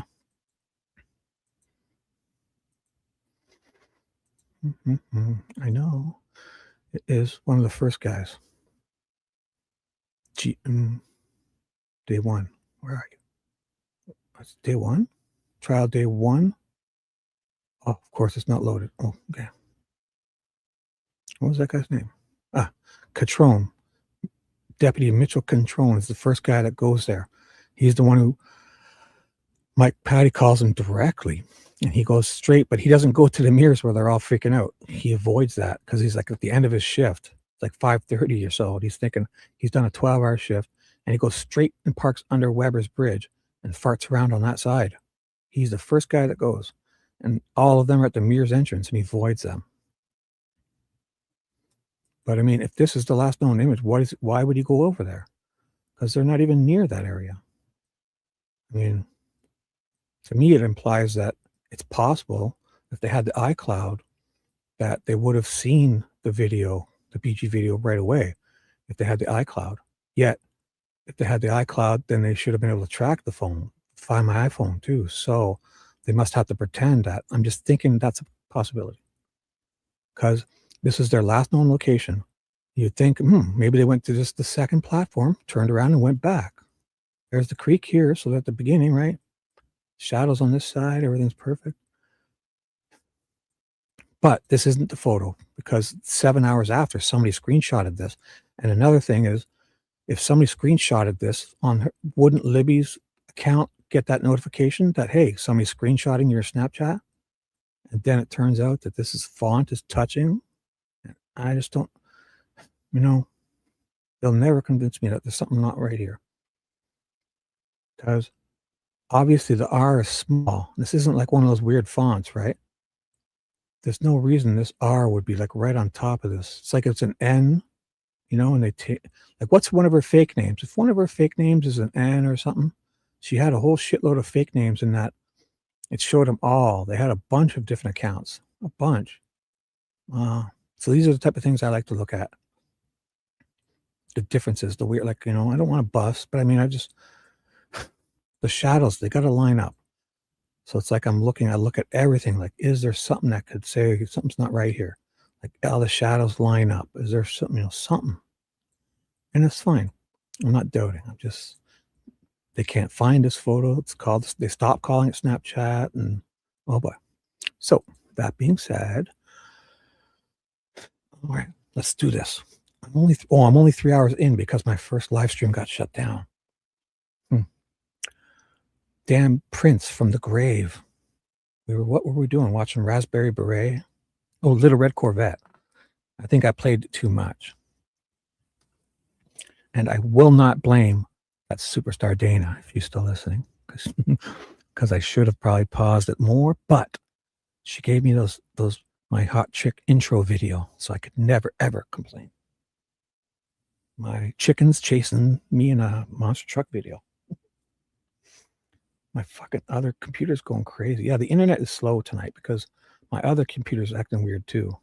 It only does that when the internet is slow, like it's because I'm trying to watch all my cameras with that one. I think it's blanket for everyone. It's never like this. Sorry, I'm going to reload that. I'm watching a bunch of security cameras too. There's a whole shitload of really expensive stuff out my door here that some of my neighbors building a home with. I must keep my eyes on that. This wood nowadays is some beautiful. We got delivery from, we call it Rona. It's like a Home Depot. And on his front lawn is, I swear to God, you $50,000 worth of wood piles. Beautiful, brand new, pressure treated wood. And there's no fence or nothing. It's not locked up. It's just sitting right on his front lawn. It's probably worth fucking big bucks. So. Especially in today's economy. If you just grab a couple pieces of wood, so it's big main joists to go across the floors. All right. Everything's perfect. Perfect. Sorry, guys. Let's do this. Anyone's even listening. Let's do this. All right. So coming to the across the down rightward would be downstream. Yes. This would be downward. If anybody is looking on those exhibits and ever sees the photos of, see, I forgot what I was looking for, but now I remembered because I was looking for it because there's photos of them up in or video of them up in the helicopter. I fucking should have kept reading. Now I remember what I was looking for that I got distracted from and forgot. I was looking for the helicopter stuff. Oh boy, this is what you're dealing with. I'm a flawed human, very flawed. In the other exhibits, and that's another thing is just remember, if you're looking through these, there's two kind of exhibits. There's trial and pre-trial and photos and everything. It seems like I find everything when I don't need it. And then when I'm dying to tell you guys are talking about it, it's like I stammer around like a fool, like a goddamn fool. There's a video. Come on. Video of Elvis Fields interview. Come on, give us that. Oh my God. Why are they protecting these guys? Why? Mary Jacobs polygraph. Man, Betsy Blair's incident report. Affidavits for the search warrant. Doug Carter's press conference. Kathy Allen's interview. Depositions. Email chains. Affidavits. Pictures. Oh, no. I want the damn helicopter. I saw it before. The searchers with the yellow helmets.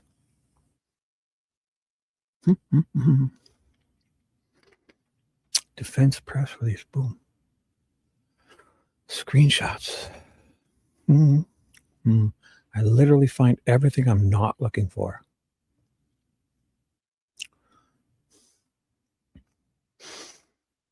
And then I do this thinking, just that next scroll down is going to vindicate me and you guys will think I'm amazing.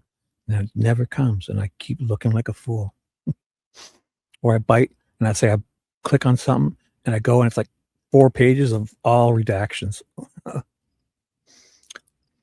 Oh, yeah. Well, I think so. I don't even know. I guess they would have. They probably wouldn't even know what they're looking at. Or this is all from the trial. These are all from the trial. Jury, but I mean, there was all these weird limitations and technical problems, and the microphone is not working. Get closer to the microphone. Yet the problem was they were too close to the microphone. Like, it was stonewalling. Judge Galt didn't want this to get out. Thank God. And at the time of the trial, we had people there listening and scrambling. If you watch the video, there's a few videos of them, like Bob Mata and Andrea Burkhardt. They're trying so goddamn hard to write things up because it's all they were allowed to do. They're trying, like, and I mean, I understand if they didn't get it perfect, right? Because sometimes they weren't repeating things. It's like, boom.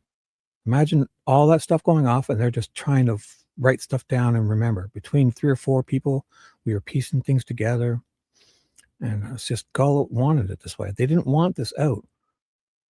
Because look, if we had a camera and we watched this happen real time, at least now they can stonewall and try to, stuff won't get out. They can try to scrub stuff from the internet. I quit. Fuck it.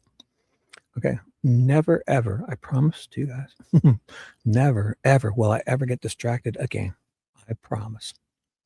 Scout's honor. At least for the next, my God, 3 to 5 minutes. Okay, let's do this. And can you locate the bodies of Libby and Abby in this photograph? So this is from the helicopter. He's looking now. The bodies of the victims are down right here next to the base of this tree. So there's one here and one here. Would you point that again?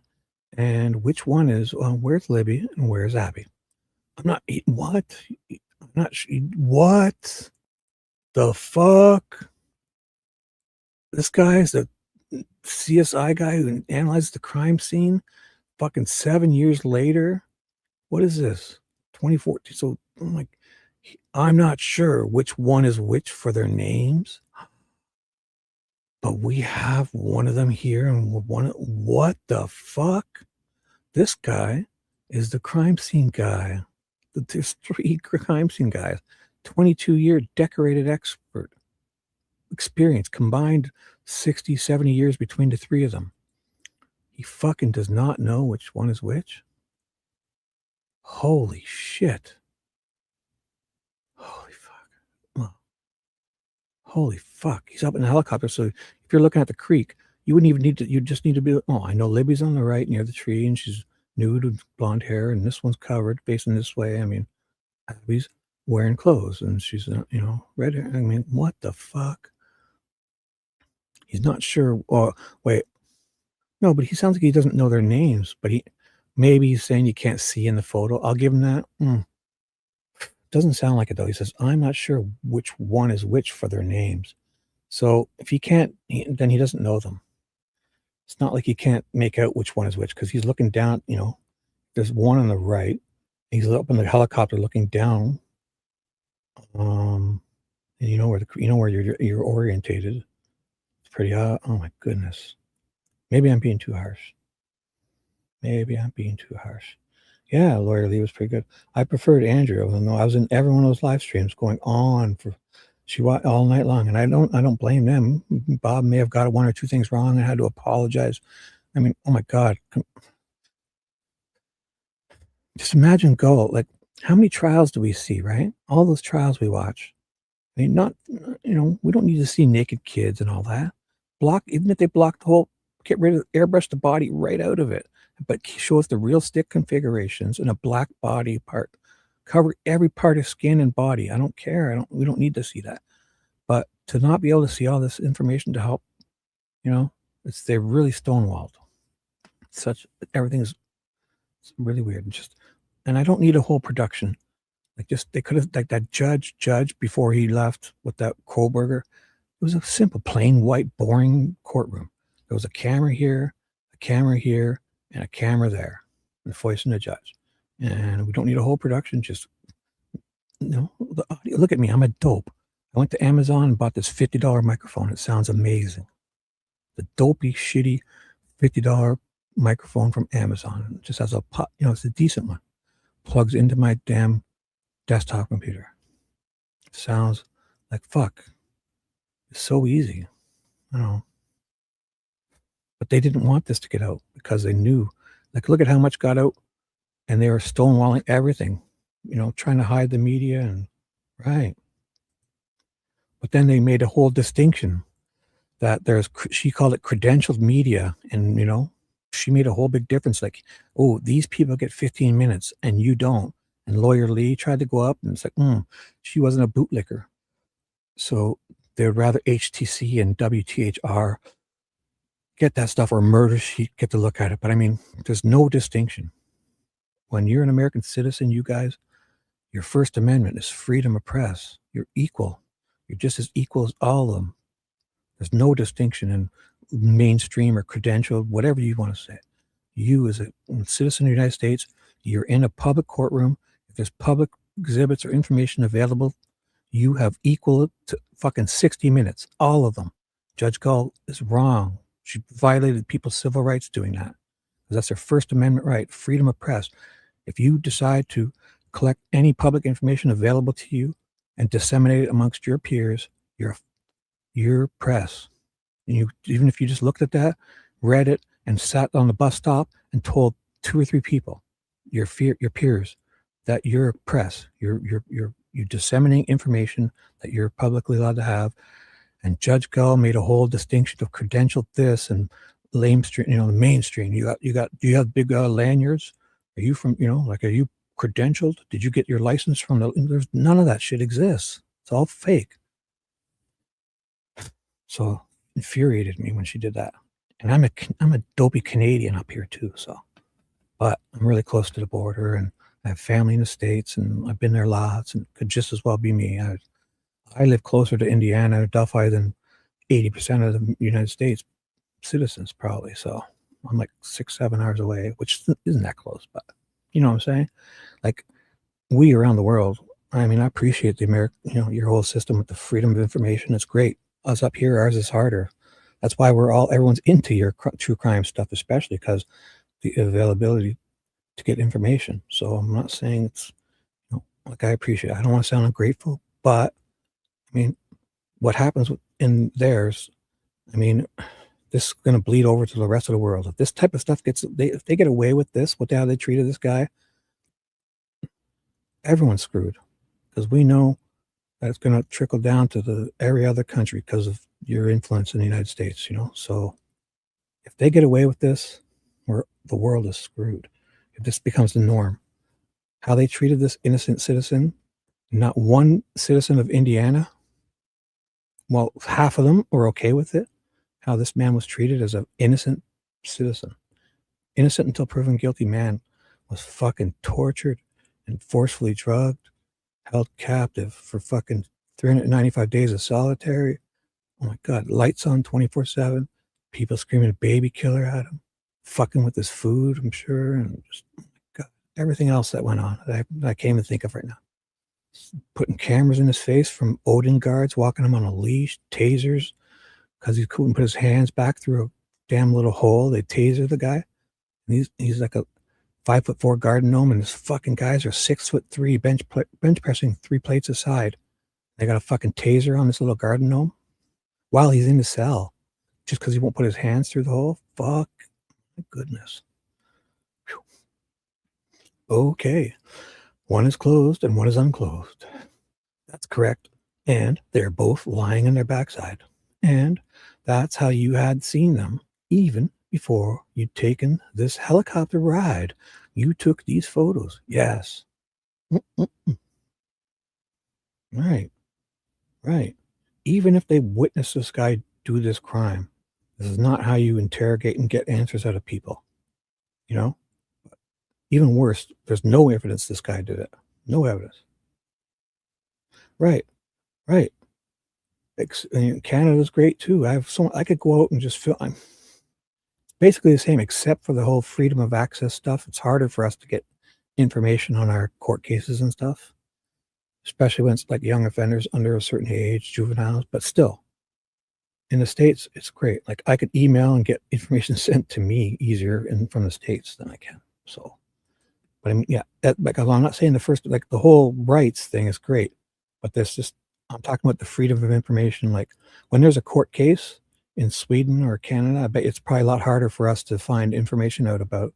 Whereas in the States, they have like the freedom of information, like you email them and they have to kind of, within a reasonable time, if it's available to the public, send it to the people and stuff. So, but I mean, other countries are great. I'm not saying, I'm just talking about the freedom of information to get to get information like this court case stuff.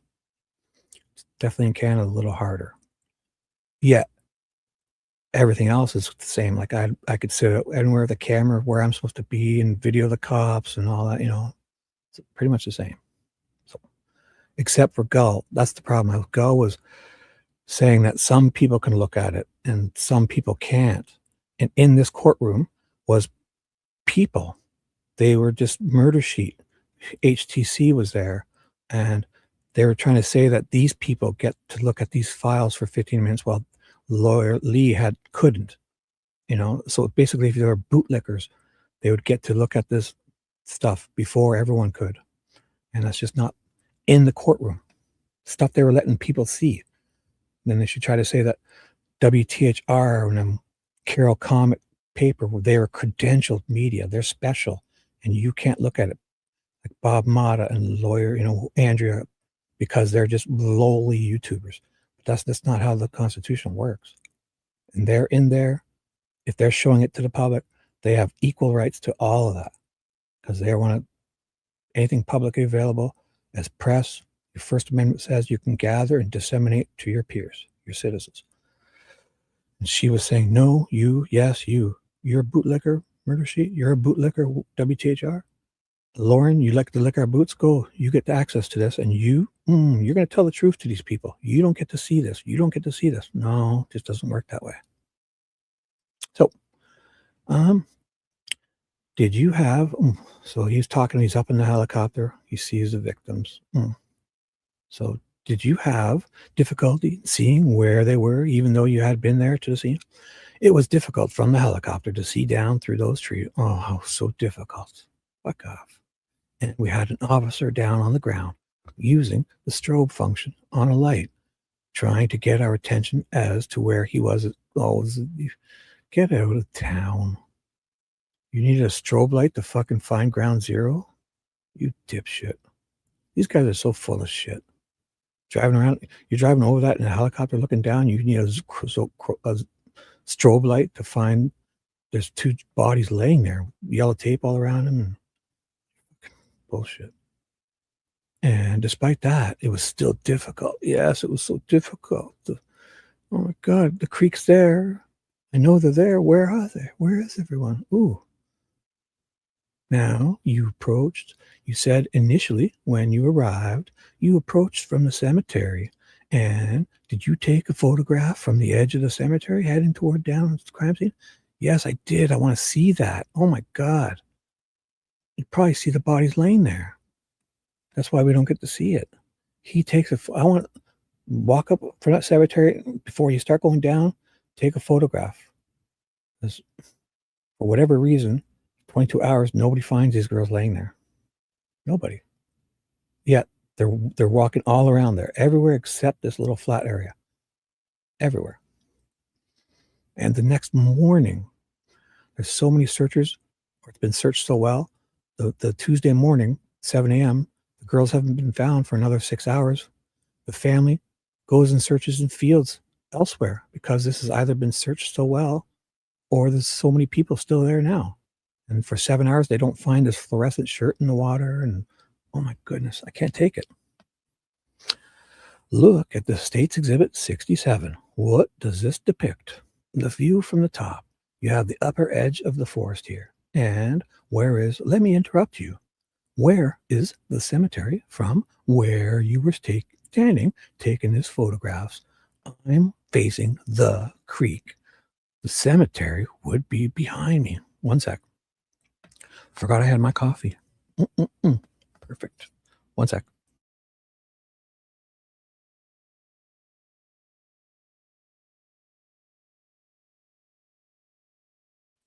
And we're back. Perfect. Okay. So you can see down below Deer Creek's over here.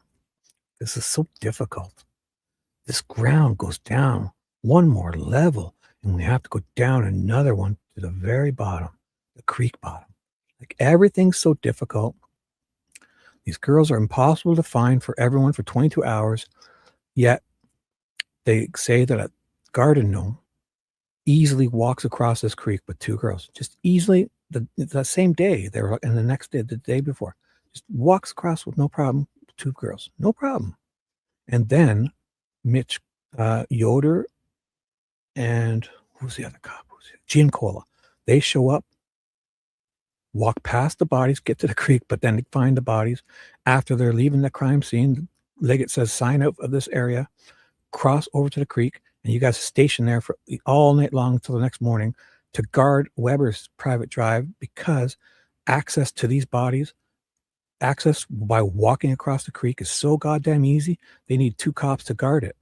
Yet 22 hours of searchers on the other side, and not one of them walks across. Then the one guy that arrives, the rogue searcher who arrives within 2 minutes, sees that shirt and stands on the other side, pointing at the shirt, saying, my boots are too short. There's a shirt. Oh my goodness. Fuck these guys, man. Excuse me. Photograph 68. What does that show? This shows the two victims where there and their final resting position. And there are some sticks placed over the bodies. Photograph 69. This is from the kind of the opposite side, more from their head to their toes perspective. That's correct. At least from Abby's standpoint, is that correct? Yes, it is.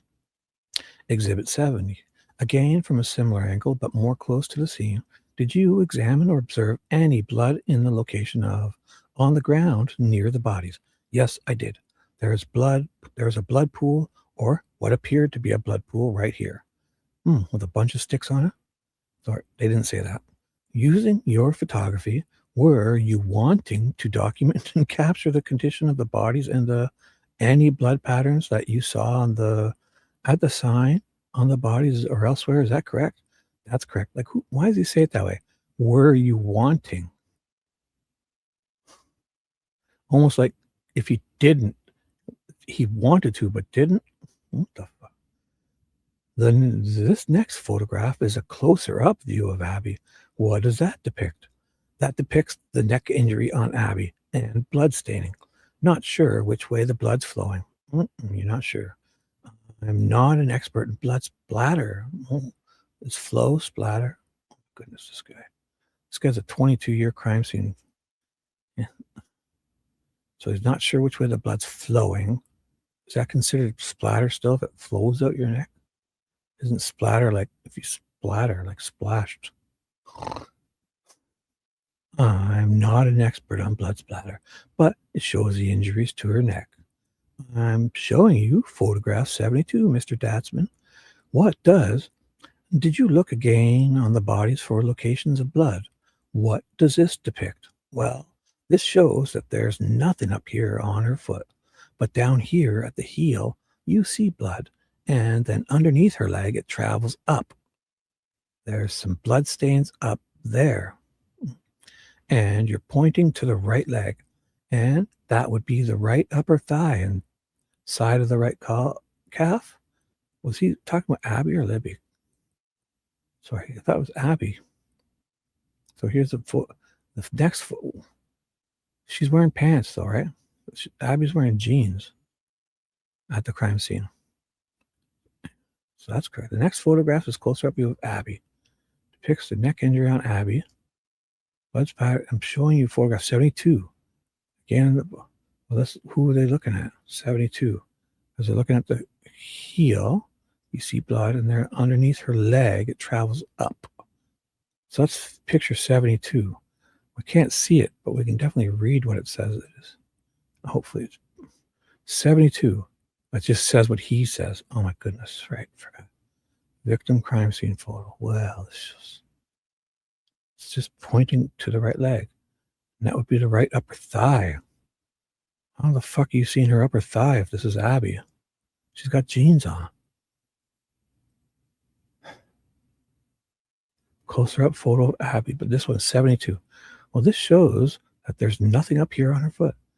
But down here at the heel, you see blood, and then underneath her leg, it travels up. There's some blood stains up there, pointing to the right leg. That would be the right upper thigh, side of the right upper thigh. She's in jeans.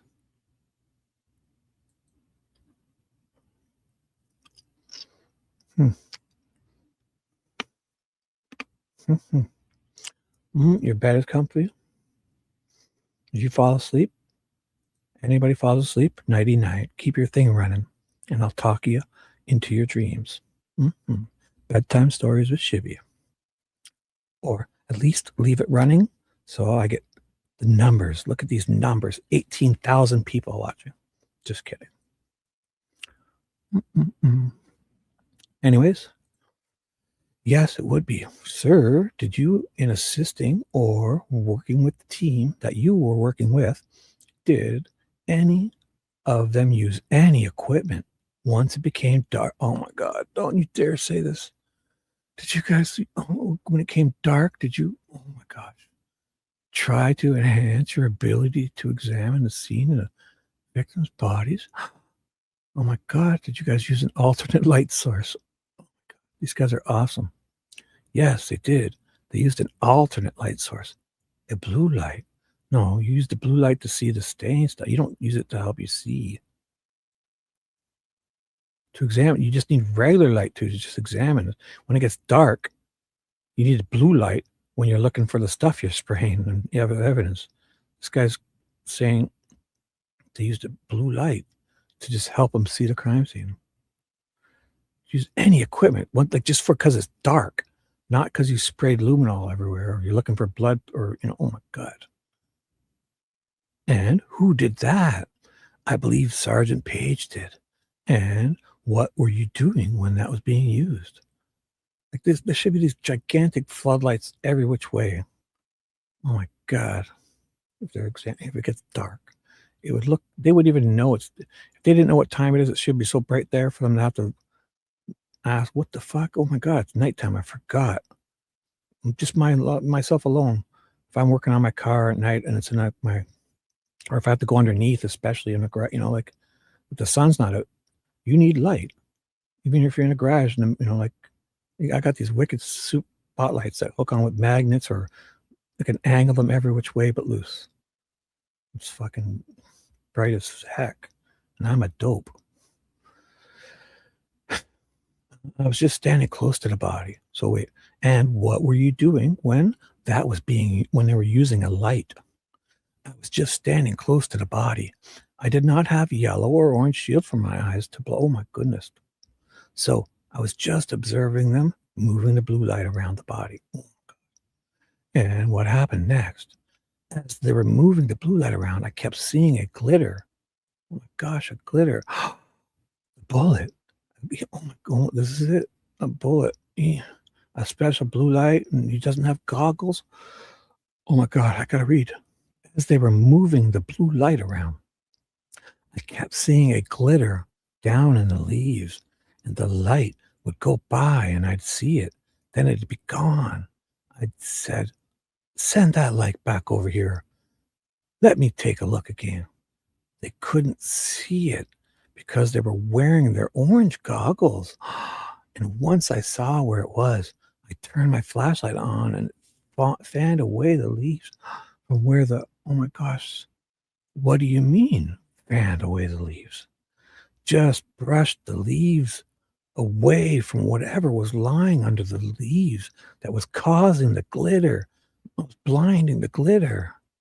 And what level of pressure or physical movement did you use as you fanned that area away? It was very light, just to get enough to get the leaves to move. I did not want to disturb anything else underneath it. Oh my God. And did you move anything at all when you did that? Just the leaves, nothing else. We're perfect. There's no reason to doubt anything.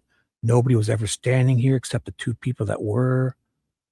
The one woman that ran past the two cops was at the crime scene, except nobody was at the crime scene. Oh my God, the guy that found him was at the crime scene. but nobody was. This pristine crime scene. And what did you see? Well, underneath those leaves, we found a 40 caliber cartridge. Boom. Oh, thank God they had that special light. Thank God. And he didn't have his orange goggles on. Oh my God. The glitter. No, but the glitter, the blue light is a bright light. It's a chrome. It's, only that light could bounce off the copper of a casing. Oh my God. Any light, any light. What do you, if it's not buried, oh my God, these guys are such fucking, it's like the other guys didn't see it because they had their orange goggles on. Oh my God. Fucking, these guys are such characters. Like, why would you need such a convoluted story for that? Why don't you just say, if they're moving lights around and looking from different angles, if he can see that bullet, it might be covered a bit, but from any angle, they would have seen it with any light. The daylight would have, a fucking shiny copper casing. These fucking guys are so wild. When you get a convoluted story like that to a simple question, something's up. This fucking guys are so bright. 22 years experience that when he shows up to a crime scene, between 3 CSI guys who put all their brain power together and training and talking and mentorship and experience, and they toss sticks off to the side and they don't even collect them. Shit all over the bodies. These guys are the ones that didn't collect the sticks. The cartridge is right there. You can see a little bit of dirt, and it's located right in the center of that. And you just see the head stamp of the cartridge. And what's that had glittered? And that's what had glittered. Yes, it was. The next photograph 74, what does it depict? Once again, this is a photograph of the cartridge kind of stuck in the ground, just right in here. So how does it get stuck in the ground? Anyways, right? I bet you these guys are trampling all over it.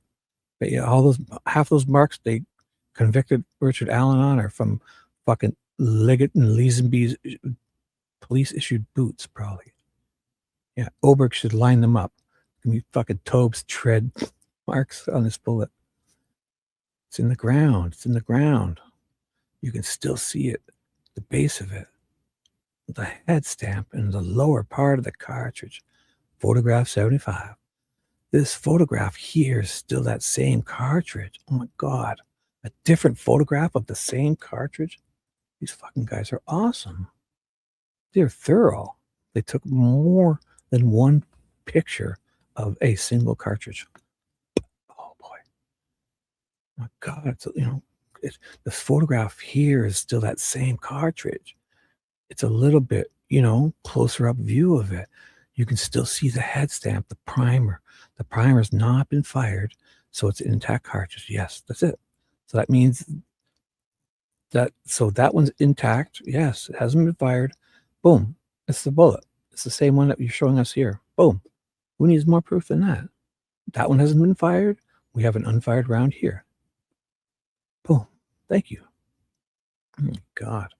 And he starts talking about, and then I went back in a counterclockwise motion and I took photos back in time. And then I went up. I raised myself up to a different elevation. I looked down and an intact cartridge. Yes, it's not fired. I'm sure there might be some time during this course of this trial that someone will say bullet. Technically, what is a bullet, sir, as opposed to a cartridge? A cartridge is made of several components. See, this guy's right. This is the same. Was it? No, it's not. This is Datzman. The guy who was just sitting up here went on about how he's not able to even tell you what kind of bullet, because he doesn't know. Right. And this is the same guy. And he's able to tell us all about bullets. He's the other guy who's not a ballistics guy. So the other question about the cartridge was, Rosie was asking, if I put up this bullet, photos of it, right? Wouldn't it be good to put it with other bullets so we can compare? And he's like, I don't know.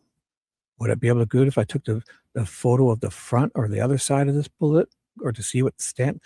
I don't know. I don't know bullets. The first guy, CSI. Now this guy here, listen to him. This is the same guy, not the same guy, a different CSI guy in the same role. Because these are the Duane Datzman, the guy who previously was Sergeant Jason Page, same exact type of job. But Datzman is, a cartridge is made of several components. You can have the primer in the back of the casing, and casing holds the powder, and then some sort of projectile is impressed on the other end of the cartridge casing. So all those components together are a bullet. So this guy can describe beautifully to a T what a bullet and casing and cartridge and primer and all of that. But the other guy wasn't able to answer if you took a bullet and put it on a desk and took photos of it, but don't compare it with other bullets. Wouldn't it be better to put it beside another so we can compare and then show us what's written on it? And I don't know. Oh my God. And once you noted that and brushed away, fawned away the leaves, and these photographs were taken, what happened to that cartridge? It was collected. Collected by whom? I believe Sergeant Olehy. Why can't something so? Why do you need to say I believe? Really, that's sus. So just be Sergeant Olehy.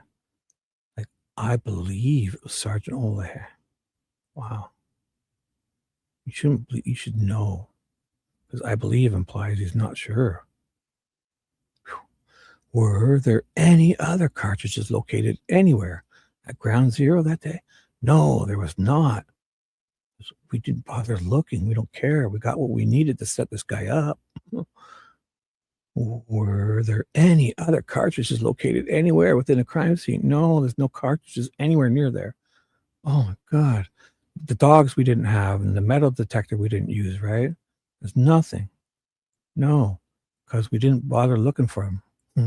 It's like if Nick doesn't do the investigation of his leaks, then the leaks didn't happen, right? Because Jerry doesn't go investigate Murder Sheet for the Ron Logan PCA, that leak. Jerry doesn't go investigate FIG for the bullet info leaked. Jerry doesn't go investigate Babs McDonald for the own report leak. Well, then it didn't happen because there's no investigation because they don't go investigate it. These fucking guys are wild. And then he sits there trying to remove the defense, get almost fired. And he's sitting there saying, they should get fired for something that I've done 10 times worse. Yet when they bring it up, when Hennessy brings it up at that trial of contempt, he's like, well, that's not what we're here to talk about today, Judge. We're not here to talk about my 10 leaks of info. We're here to only talk about theirs, one or two, that Rosie, has literally nothing to do with either. Oh my God. These fucking people are amazing. How does this happen in the fucking United States of America? Oh my God. And which one was it? This 40 right here. And was it Sergeant Olehy's role to be the collector of evidence and documenting each item of evidence that was collected? That's correct. Your photographs and other photographs have shown that, hey, Dewey, you here, you're listening, you're alive, you're awake. Did you hear, Dewey? They used a special blue light from certain angles to have the bullet glitter. The bullet, this guy seen the glitter of the bullet, but then he didn't see the glitter of the bullet. He's like, oh my God, move that blue light back. I don't have my orange goggles on, but I've seen this bullet like no other person found. Like I discovered fucking this bullet between, such a whole convoluted thing about them finding this shiny bullet on the ground that they've been standing around with 4 or 5 hours of daylight. And then the next day, they find them at noon, right? So they're standing there looking at these girls, right? For fucking what? 8 hours of daylight, 7 hours of daylight. And he needs all these bright lights to find this shiny copper, brand new car bullet. It's not buried. Just a certain angle. It's the angle. And the blue light. And everyone else had their orange goggles on. And he didn't. Oh my God. They're amazing. Amazing. Your photographs and other photographs have shown that there were sticks on the bodies of Abby and Libby. Is this correct? That's correct. I got to take a drink. Oh my God, we're getting into the sticks. Oh my God, I'm going to die. I'm going to really try to read through this. I guarantee I'll probably stop. I need a drink. One sec.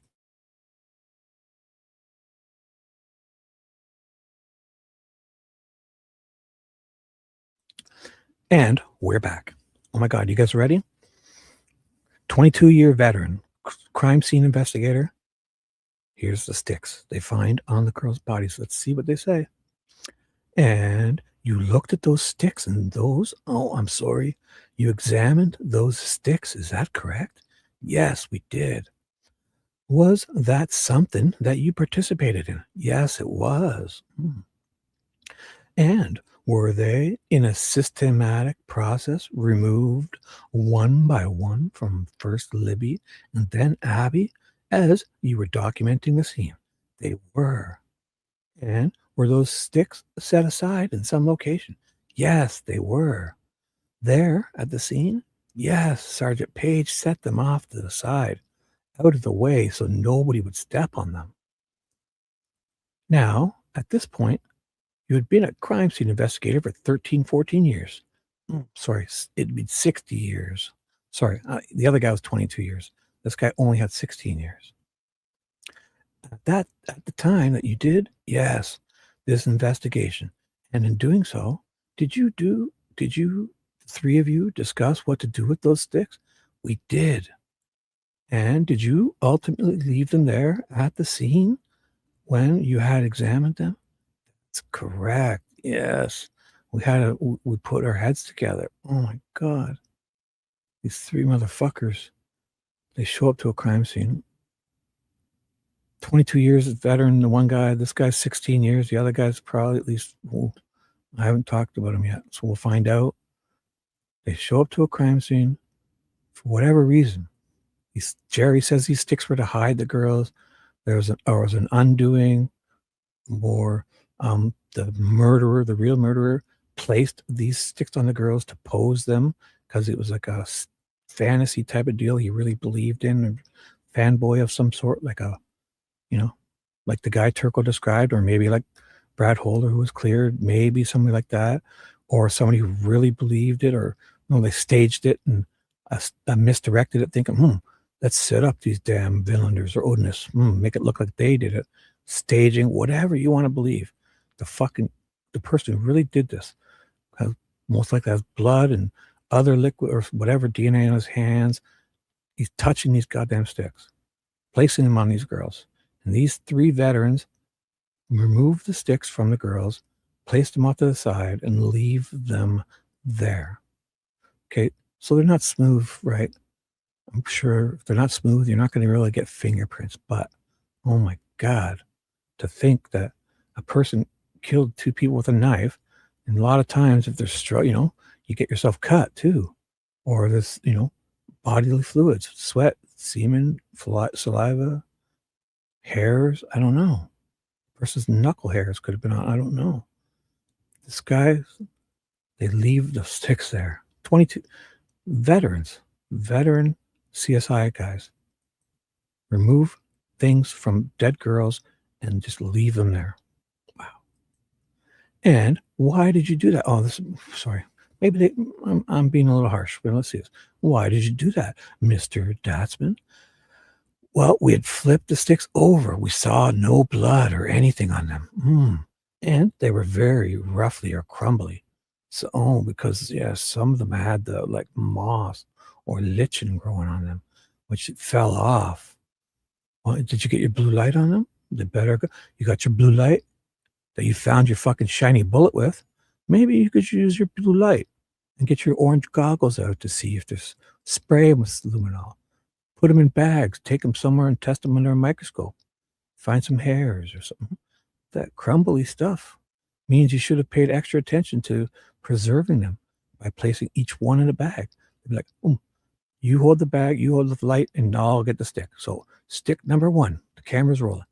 Stick number 1, it's going in bag 3. It was facing this way, this, mark it, bag 1, stick 1, bag 3, Take this stick off. Stick one back. What the fuck are these guys doing? There's some convoluted story here. They did because why? We knew for sure they would be unable to retrieve stuff on it. Because look at it's crumbling. Like, who answers like this? This is an answer to somebody who's trying to cover up, make it look like it was so sensible that they obviously it was the right choice for them to just not collect these sticks. Oh my God. Are you assisting? Are you saying that the photos are going to show us those sticks were so, look at, I got to read this again. I haven't even finished it yet. I'm going to start over. And why did you do that, Mr. Datzman? Why did you just put those sticks off to the side? We had flipped the sticks over. We saw no blood or anything on them. And so what do you even need blue lights for if you could see stuff, right? He said, just right here alone, it contradicts himself because they're using blue lights to find stuff that the human eye can't see or to light up stuff. But fucking apparently his eyes are so great, he could just look at stuff and look, what? Save them some money and they don't have to buy the blue light or luminol or anything. Just use your fucking x-ray vision eyes. Ooh, hey, I broke the fence I was sitting on and landed on the guilty side. Well, you don't have to. Yeah, great. Awesome. Criminality's third chin. Oh my goodness. Yeah, dude. Did you? Well, what did you see with that, dude? What did you see? Well, let me see it. I got to reload. So you're now on this side of the fence, eh?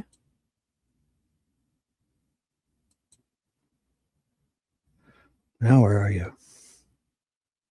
Fucking idiot. That was me. Other mods, I'm Foster.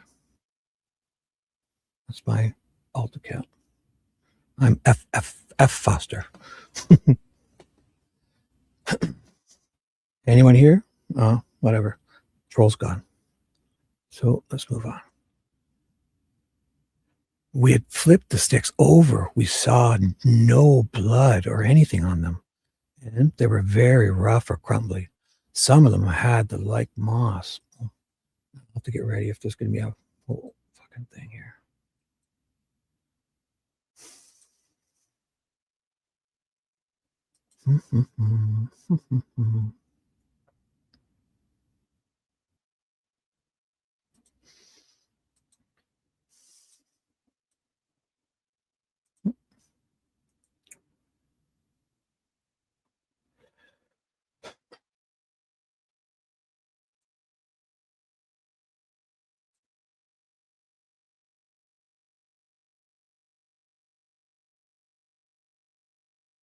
Sorry, guys. Oh, gotta set it from. I was on my one channel was on live top chat. This is the one I want. Live chat. Oh, I hate this live chat thing.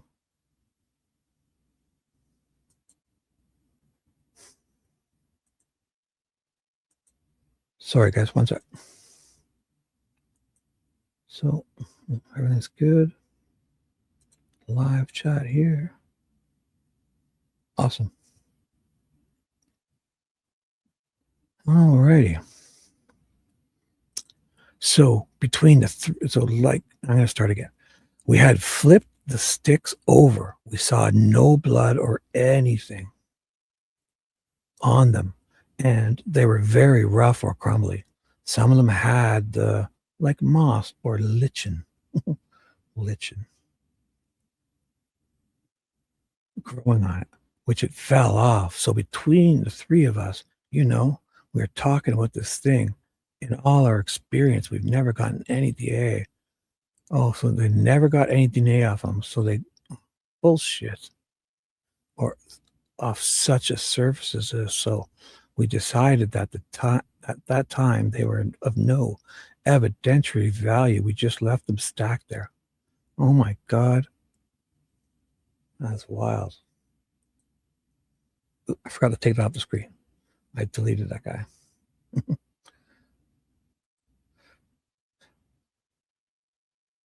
What an idiot. Let's go. I'm going to mark that guy. I'll go find you. I'm on your channel now, dude. Yes, you are, aren't you? Let's see when you get reported. Let's see what happens, right? Boom. There. I'll put you in a special folder because I think you're coming back for sure. Perfect, dude. Perfect. Mm-mm-mm. Mm-mm-mm. That's good. If you believe that they might be of evidentiary value, what would you have done? Well, we would have collected them. Oh my gosh.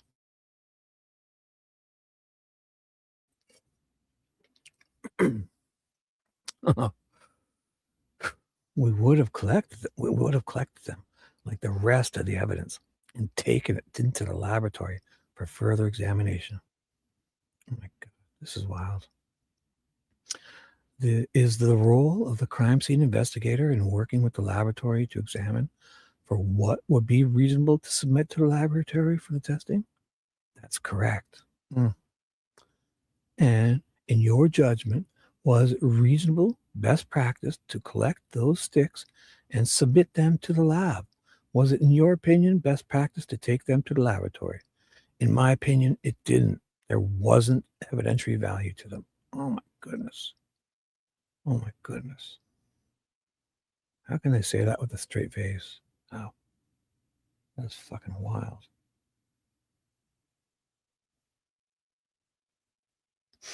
Mm-mm-mm. So this guy touches them, wraps his fingers around them, and you think there's no evidentiary value? They're also covered in moss and lichen, and the bark is so crumbly that it's not worth nothing, eh? Could be no hairs, no, nothing on these. There was nothing. My human eyes, you didn't even inspect them with your blue lights and orange goggles. Oh my goodness.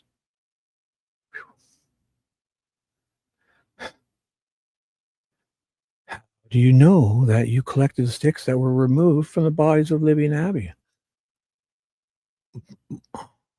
I knew where Sergeant Page had placed them. He doesn't even know those were the, because somebody placed them there. I went out to the scene. I ran off printed off a couple copies of photographs of the sticks so I could identify them by their shape. And with that information, I went out and collected those sticks. Oh. And where did you take them? I'm sorry, where did I take them? Oh my God, he's asking. That's what someone does when they need a time to think about their answer. It's the first time and where did you take them? I'm sorry, where did I take them? Like, I'll repeat your question. Yes, where did you take them from that scene on March 3rd? March 3rd. Holy fuck, it was March 3rd. So February 14th, they're there. So February 15th, they say they take the bodies. So fucking literally 18 days they were out there. They left those sticks out there for 18 days in the fucking snow and rain or whatever. And then he goes back to get them? Why? If they weren't of value, you fucking said it. You guys made the call. They're not of evidentiary value. What would be the reason for you to go back and get them 18 days later? I believe I took them to the Lafayette Post. Why? Were they placed in a storage area where other oversized items of evidence are kept? Yes, they were. But why? You guys determined they were useless. Not in a traditional evidence room, but in a locked facility where it'd be more practical to keep them? That's correct. Well, how the crime scene, people could have been trampling around there. How do you know that those haven't been taken? Oh my goodness. These guys are wild. Let's go back to February 14th. You indicated to the jury that you remained there from approximately 1:11 upon your arrival to the general area and departed from around 10:30. You remained there from 1:11 and upon general area and departed at 10:30 p.m., obviously. That's correct. Had the bodies of Libby and Abby been removed at that time? Yes, they'd been removed before our departure. Okay. And so you continued to assist and work with your colleagues, Sergeant Page and Sergeant Olehy, until such time as they had been moved and you did some further examination of the scene. Is that correct? That's correct. Did you return the following day on February 15th, 2017? Yes, we did. And what did you do at the crime scene area? Both the ground zero and the larger area of within the yellow tape. What did you do in that location on the 15th? We went back and used our metal detectors. Oh my God. Was this the first time you had metal detectors? Man. Searched a little bit wider area to see if we could find anything else of evidentiary value. What about dogs? You ever heard of that dog thingy? They get really strong. They can smell shit really good. And did you go ultimately across to the other side of the creek and examine in the afternoon or evening of the 15th? Examine that area as well. Yes, I did. The next photo, 76. What does this depict, sir? This is what they call the Monon High Bridge. I believe we are at the east end looking west. East end. Oh my God. These guys are describing the east end looking to the west. Never heard anyone say that. It's usually the north side looking to the south side. And the girls were found on the east side, on the north side of the creek. And northeast, southwest, yes. So upstream is east and downstream of the bridge is west. These guys are saying, oh my God. They should have adopted one standard way to describe this area. So you're at the opposite end of the bridge from the trail, the Monon Trail. Is that correct? So you're at the at the other side. You're on the Weber side. You're on the south side. That's correct. I believe you can see just a little bit of the trail down there at the end. Kind of turns to the right, and then you step off of this onto another gravel path, barely gravel. And photograph 77, what does it depict? It's a disturbance in the soil going down. Oh, this is crazy. Buckwheat changed the name. Yeah, Kareem of Wheat. Buckwheat, you're talking from Little Rascals? He was my favorite. He was hilarious. Buckwheat. Oh my God. I loved it was our gang, the Little Rascals. When I was a kid, I would watch Leave It to Beaver and Little Rascals. Dude, I love those guys. Spanky and Alfalfa and Darla and oh my goodness. Our gang. Petey the dog and the other kid. Right? Wasn't Petey the dog? Oh. Buckwheat is now Kareem of Wheat. Yeah, Buckwheat was awesome. Loved how he made that face. And his eyes popped open. He's like, oh my. Buckwheat was hilarious, dude. I haven't seen that in a while. I should watch some. And the movies they made recently of Little Rascals was not good. I'd much rather watch the old Little Rascals with Spanky and Alfalfa and Darla or Carla. Probably Darla. And that was good stuff. So this guy sees a disturbance going down. Like there's probably been 50 searchers that have gone off there now since. Not like, what day is he there? No, he's there days later. What good is this? Goes back on the 15th. So yeah, he's there on the 15th. Who cares? Why would you even examine that area? Fucking 100 searchers have done this. Gone over. I mean, if you get there on the 13th and nobody's gone down there, then yes, but what is this guy doing? Did you examine this area and other areas across the creek, the ground, for any shoe impressions? Oh, okay, that's different. Well, there were so many shoe impressions, they didn't bother. That I did. On this particular one, I walked out the outside of it, trying to see if there was any shoe impressions in that black dirt. and we found just a partial one somewhere up in here. What is he talking about? Did you examine? So it's a disturbance. He's off the top of the trail looking down. So this is where they were taken down the hill. Did you examine this area and other areas across the creek? Yeah, that I did. But at this particular one, so I walked out the outside of it. Why? To see if there was any shoe impressions. There's better be shoe impressions. There's been hundreds of searchers working around for 2 days. Had you had information that there'd been other individual searchers the day before, 13th, in the morning of the 14th, in that area? I did hear that information that searchers actually maybe even climbed through that dirt looking for the girls. Yes. Did you find ultimately either on this side of the creek or that other side of this creek any shoe impressions that you believed were of evidence? Yeah, so there's their whole fucking thing when they throw this in, that you believed. No, meaning because Jerry says they found so many shoe prints down by the creek too, but there were so many of them they didn't bother even taking their direction and who they were. I'm not saying they should have cast everyone and got, like those plaster casts, because obviously there's been mostly searchers probably, right? So, but any shoe impressions that you believed were of evidentiary value? No, I did not. Of course you. Yeah. Because you're searching an area where 1,000 people have walked since. Why would you, right? When you are looking at the shoe impressions, what are some key components of that? Like, what are some major factors that you consider?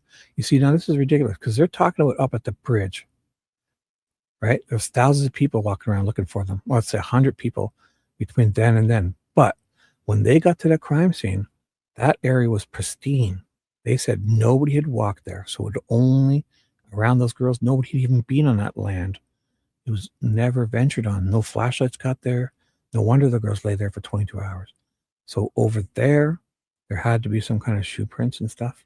That's, why would they even care about it over here? Because it's been tainted so badly. Why would they even look at shoe prints? Because what are some key components of that? What are some major factors that you consider? Well, they have what we call class characteristics. You may have a pair of Nikes, and even in different size, it'll have the class characteristics. Yeah, the same style, tread, and design at the bottom. But then you get afterwear, you get nicks and cuts. Right.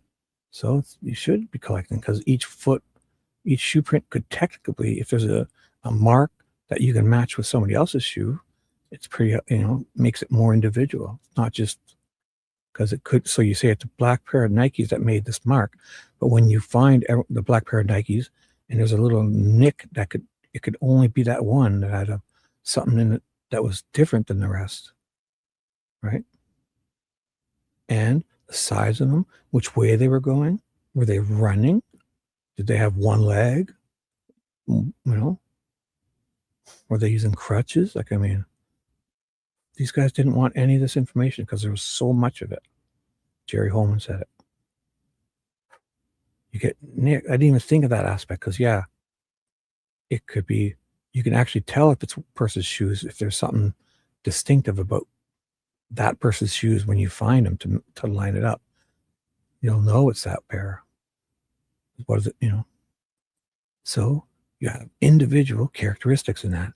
And that would separate one shoe from another, depending on the type of wear, how it was worn, and if it was damaged. I never even thought of that. That's a great point. So Jerry Holman, there was too many shoe prints. He didn't bother to check it. And in your judgment, did you find any prints that would help you find more individualized characteristics that you could use them for forensically? No, I did not. Well, that's up at the top of the hill. The other shoe prints were down near the edge of the creek and stuff. You may return to your seat. Sergeant, thank you. I have no further questions. Court, Judge Gull, can we take a break? Oh, good night, Paula. Sorry, I missed you. If you're still 4:47, that was 5 minutes ago. I hope I didn't miss you, but if I did, good night, Paula. If you fall asleep, and hopefully your internet's good. We'll see you tomorrow. Good night. If I missed you, I'm sorry. Nighty night, Paula. I should pay better attention to the chats. Like I notice people 10 minutes after they get here. So here, Judge Gull, can we take a break? We need to take a break, ladies and gentlemen. You've been over there for 2 hours, and I'm going to go ahead and take a real quick break. Give you an opportunity to get up and move around. Again, while you're outside of the courtroom, please keep your minds open. Please don't form any opinions or conclusions about anything. You may discuss the evidence that you've heard so far, but please only do that if all 16 of you are present in the jury room at the same time, and then please don't deliberate, gentlemen. Oh, which one's that?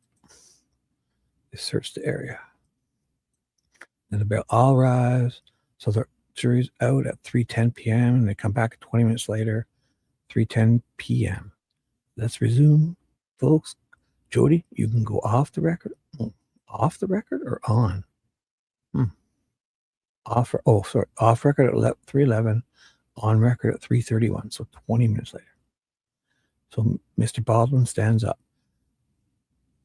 Judge, is it okay if I stand here while the jury's coming in? Sure. All rise. Thank you. You may be seated. Thank you, gentlemen. I'm just going to give them a minute to get settled in. All right, Mr. Baldwin, you may proceed. So Mr. Baldwin's up, and I guess Datzman's back on the stand, or didn't they just tell him? Baldwin is cross-examining Datzman.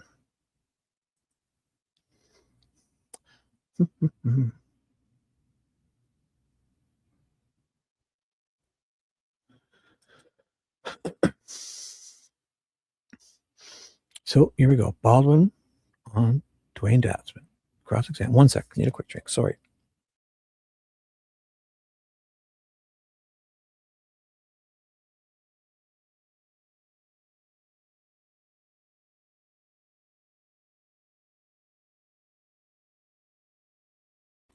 And we're back. I know you are retired. So what? How should I address you? You can just address me as my first name, Duane. Dewey. Call me Dewey. Hey? This guy is the Dewey for sure.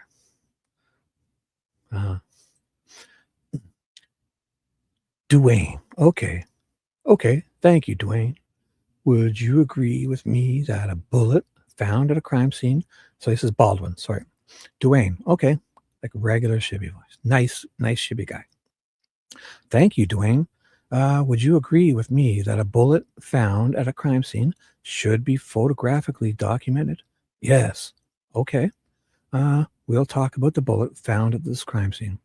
That should be photographically documented? It was. Okay. And it should be photographically documented for one reason. So the jury can make sure that the bullet that was found on the ground is the same bullet that they ultimately see at trial when it's admitted in as a piece of evidence. Would you agree with that? Yes. Okay. Because, strike that. And would you agree with me that one way to do that would be to videotape as the bullet is coming out, as somebody was picking that bullet up and taking it out of the ground, and then showing it on the video at different angles? No, I would not agree with that. Really? Yeah, because it's not what we did. Of course. But did they follow their procedures? Did they do it exactly as they're supposed to do it? Because I think if they did, the defense wouldn't be questioning them. Really? Yes. When you pick that up, you risk doing some kind of damage to it. It's better to just package that right away. And if you go back to the laboratory and then photograph it in a safe environment, okay, But by the time you get to the laboratory, we don't know that what the tip of that bullet, for example, we don't know what the tip of that bullet looked like as it was in the ground, right? No. Okay. So is it much of a problem to take it out and videotape so that we can see what the color of the tip of the bullet is? Be better to photograph it. Okay. Well, let's do that. Yeah. Would it be difficult to take the bullet out and photograph it so the tip of the bullet can be seen? No, it would not be difficult. And would it be a wise thing to do so? Again, the jury can be assured that the bullet that's taken out of the ground is the same bullet that they are going to be seeing once it's admitted into evidence, presuming that it is. Would you agree? Yes. Yes. And just before I finish up, because the projectile part of the bullet, you said that we saw in the photographs was I'm not a gun guy, but the back part of the bullet, what did you call that? The very end of where the primer's at is called the head stamp. It gives the caliber and the company that has manufactured it. Okay, so we see the head stamp, but the tip of is it okay to call it a bullet? Yes, the tip of the bullet, they have different colors? Yes, they do. Different? They're made out of different substances like copper? Correct. Okay. So, all right. And does the Law Enforcement Academy, I believe it does, teach you to document things that are important at a crime scene? Yes. Okay. In this case, you did not document that the clothes on Abby were damp, did you? I did not. Okay. That could be an important piece of information. Should the clothing be damp versus dry? Would you agree? Yeah. Okay. Now, does the fact that you did not document that the clothing was damp mean that you did not notice that the clothing was damp? Correct. Thank you. You said a second ago, on direct examination that the shoes, you did not see any shoe prints in the ground of any evidentiary value, is the word you used. Do you remember saying that? Correct. But was there some shoe prints that you saw that you thought looked similar to one of the victim's shoes? That was the one partial footwear impression on the trail up there in that black dirt. Okay. There's not much of an impression left here. Oh, sorry. Okay. Oh, okay. Sorry. There's not much of an impression left there. Okay. So the one on the black dirt you think looked similar to one of the shoes of one of the victims? That's Sergeant Olehy said that looked similar to the girl's shoe.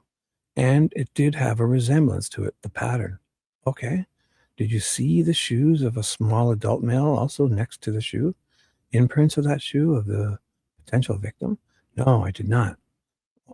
What I'm doing is I'm weeding out questions. So you'll probably like that. So now was it your guys' I don't like that, jobs as CSI to take like the depth of the creek at various points? Would that be something that you guys would have done or it was that somebody else? Somebody else may have done it, but it wouldn't have been one of the things I would have done. Okay. And I was writing something down as you were talking. Did you say that you'd taken some photographs that you could kind of tell what some of the depths were in the creek? Did I hear you say that? No, I didn't say that. Okay. All right. You don't know what the levels of any of the areas of the creek were. You didn't go there and do that, I guess, is what you're saying? No, I did not enter the creek, and I don't know if the water team took any measurements or not. Oh, God. Would you agree with me that in all of your years of experience, this was a very odd crime scene to come upon? No, no. Had you ever been to a crime scene where sticks were arranged in certain patterns on one of the girls? No, I have not. Well, look at Luttrull's got to stop him because he knows he's going to get in some trouble here, right?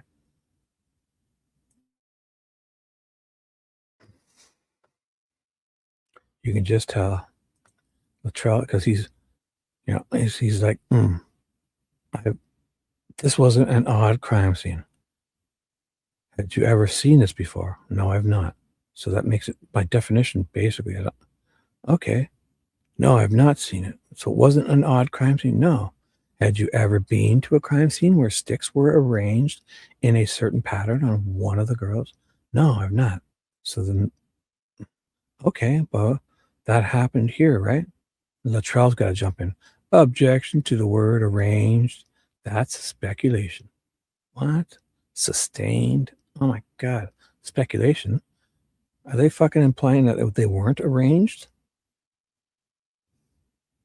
These fucking people are wild. You said on direct examination that you did not collect the sticks that were found on the girls, correct? That's correct. And you found that you did not collect them because they did not have, in your opinion, evidentiary value. That is correct. Due to the nature of the surface of those sticks being crumbly. What? Oh, but not all the sticks were crumbly. For the most part, they were very rough textured. Yeah, perfect. That would be even better. Crumbly is different than roughly textured. Roughly textured would imply that the person's grabbing with their hands could put lots of stuff in those cracks. Not something smooth. Oh, like you need to get fuck you smooth enough.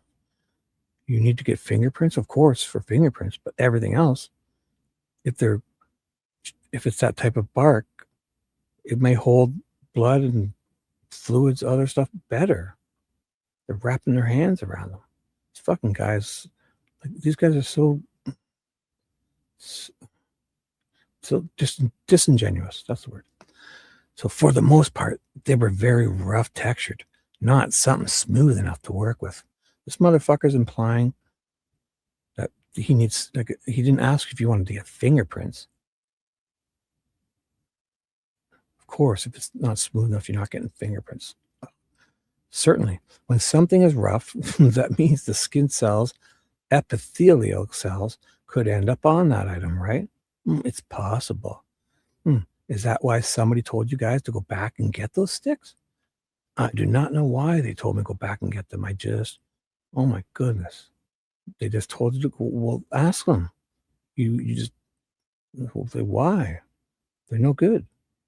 Because it's going to look like we're going to look like absolute idiots because we should have collected them. And they go back, what was it, the 3rd of March? So girls were gone on the 15th. So it's 18 days later, they go back. It was a mistake not to get those sticks.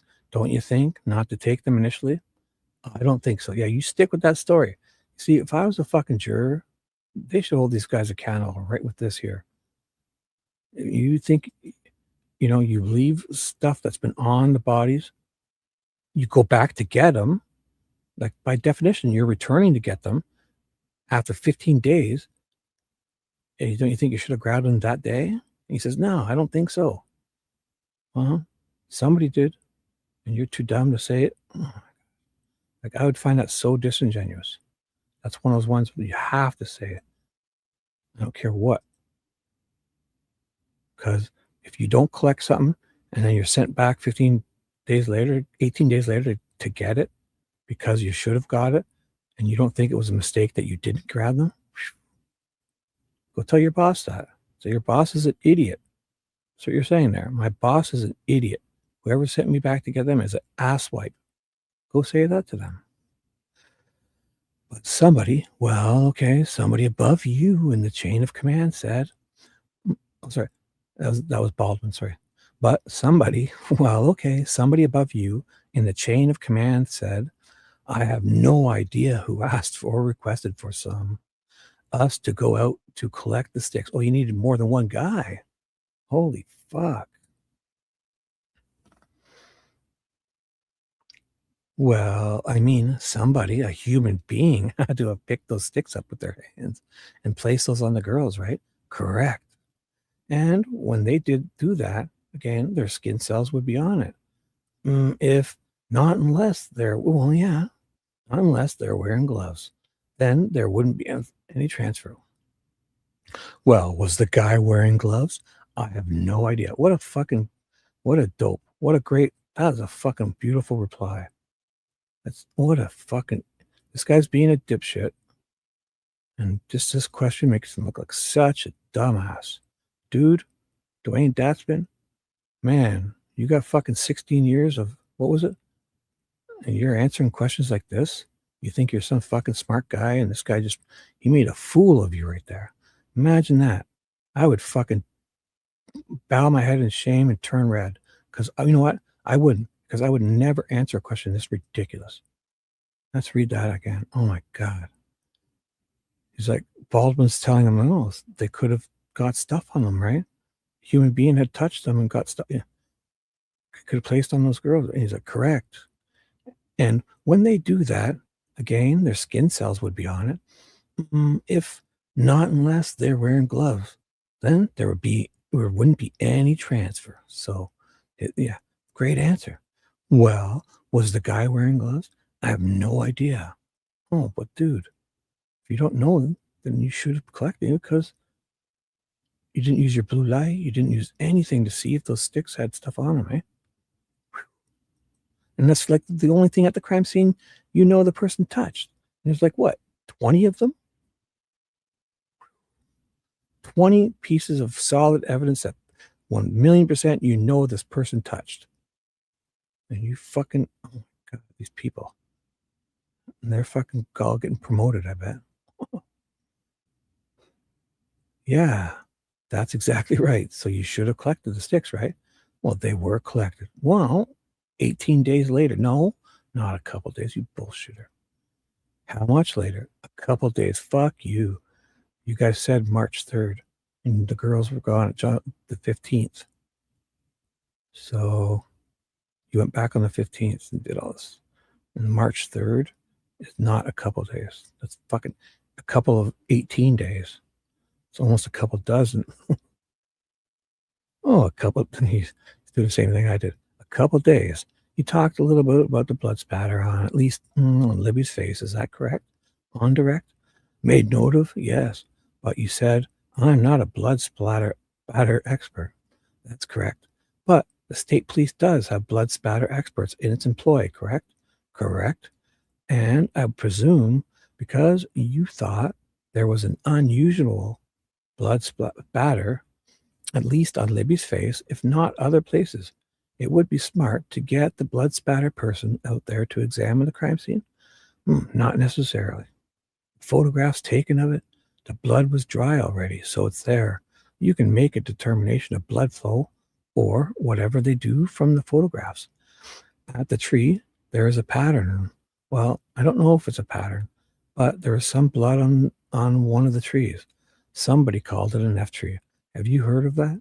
Yes, I have heard of that. But I mean, by this time, law enforcement is calling this an F tree for years. Okay. Would it be wise to get the blood spatter expert out there to the F tree to analyze that? Better than photographs, would you agree? No, you don't agree. No, I think photographs document it well. So why would you even need him out there ever? Send out a fucking photographer that you can pay $10 an hour, and this blood spatter expert can just sit in his office and analyze photos. Right? He never goes to the crime scene. Fuck. Who needs it?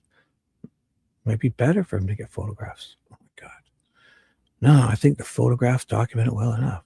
So, do the photographs document how thick the bark is? It would give you, what do you mean by how thick the bark is? Well, you said the photographs do just as good a job. So I'm just wondering. I'd want to know probably how thick the bark is where the blood was on the tree. Luttrull, objection. That's speculation. The fact that Mr. Baldwin might want to know it doesn't mean that a blood spatter expert would. What? Sustained. Oh my gosh. Well, you said that the photographs would be just as good as the blood spatter expert being there. He just used this photographs. Correct? Correct. See, they know. You can sense already this guy's not very bright. This fucking was it Datzman? He is fucking, he's probably good at his job. in ways where he can read, physical crime scene, guy that works with his hands and, but he ain't bright. And I can tell you right now, I can tell it. And these guys all know it. He's going to rip them up here. He's walked into a couple answers that are so obvious. Does the photograph detail the texture of the bark on the tree? Photographs show that. All right. So you think waiting 7 years for a blood spatter expert to get on, if that's what happened, would be an appropriate amount of time? I have no idea. Okay. You said that there were people. Part of the problem with the shoe prints was that there were people searching both on the 13th. Correct. In and around that area. In the area. Yes. And on the 14th as well. That's correct. Hard to differentiate which shoes were of the searchers that were near the scene of the crime versus those that the person who might be the killer as well. That's correct. Were you aware of any other, well, strike that. Were you aware of any items, sticks, or any other items that were left behind that did have blood on them? There may have been small sticks and leaves around the area. Okay. What about bigger sticks with blood on them? I thought one of them said in their depositions that they got DNA from the stick. I don't recall any bigger sticks with blood on them. I mean, if there were larger sticks with blood on them, they would have been collected on the 13th. Would you agree? If they were of a value, we would have. Sorry. If they were of some kind of evidentiary value, we could have collected that or would have collected that. Blood on a stick? Evidentiary value in that, right? Yeah. Correct? Yes. At some point in time, did you ever, as a CSI folk, ever get asked to kind of walk the path of the suspected path that the killer took to look for evidence? In this particular case? In this particular case, yes. We can only guesstimate where they might have walked and tried to search that area. Make sure we didn't miss anything there. And I'd appreciate that. And so we're talking about from down the hill where that side mark is, down the access road, right? Right.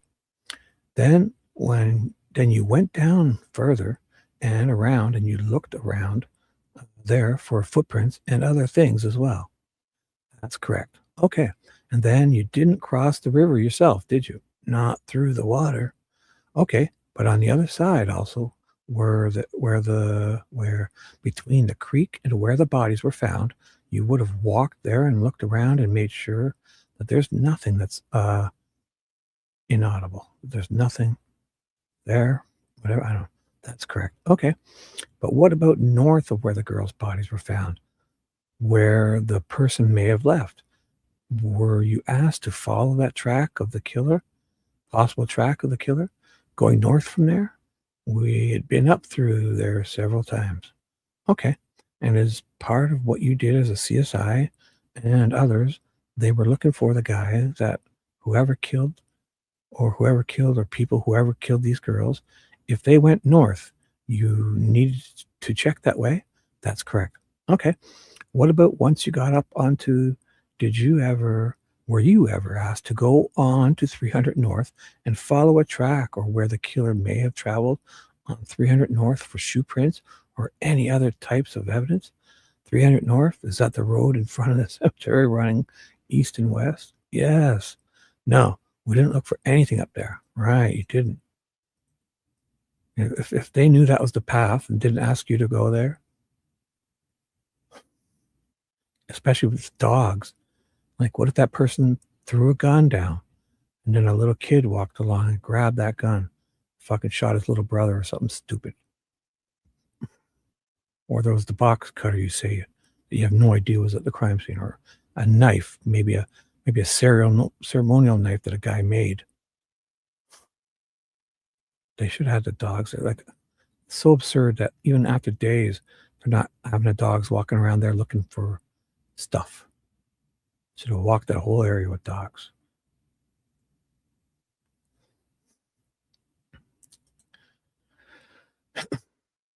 Before they would have found the girls sooner too, probably. Like, I mean, obviously, I even thought like Is it that absurd to think that if they found the girls by 9 or 10 p.m. that maybe Abby had a faint pulse? Imagine that. Imagine she had like a faint pulse and the guy missed it and took off and she wasn't really dead or something. And she lay there. And if they'd found them with the dogs or better search, imagine that. Check a faint pulse. Fucking get some. I'm not saying, but it's not likely, but I mean, definitely more likely than waiting for 22 more hours. Man. Did anybody ask you to look on that track? No, they did not. Okay. As you head westbound on 300 North, did they ask you to look anywhere for any type of evidence along that route? We had been through from the bridge up the trail back and out to 300. We went through there and another trooper pointed out an old t-shirt out in the woods that we collected. Okay. But once you get onto 300 North, which is right in front of the cemetery, you were not asked to do any further CSI work. If you will, in that area, north of 300 North, I had no request made to me to search that area.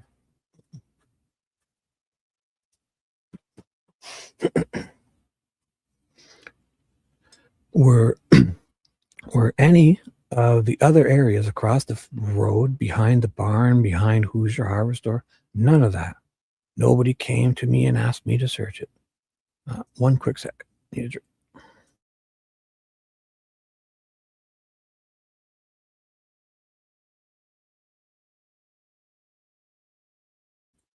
I was just talking to you. I was trying to take a drink, but I was saying hi to you. But hey, one sec. I'm taking a drink. I'll be right back. One sec.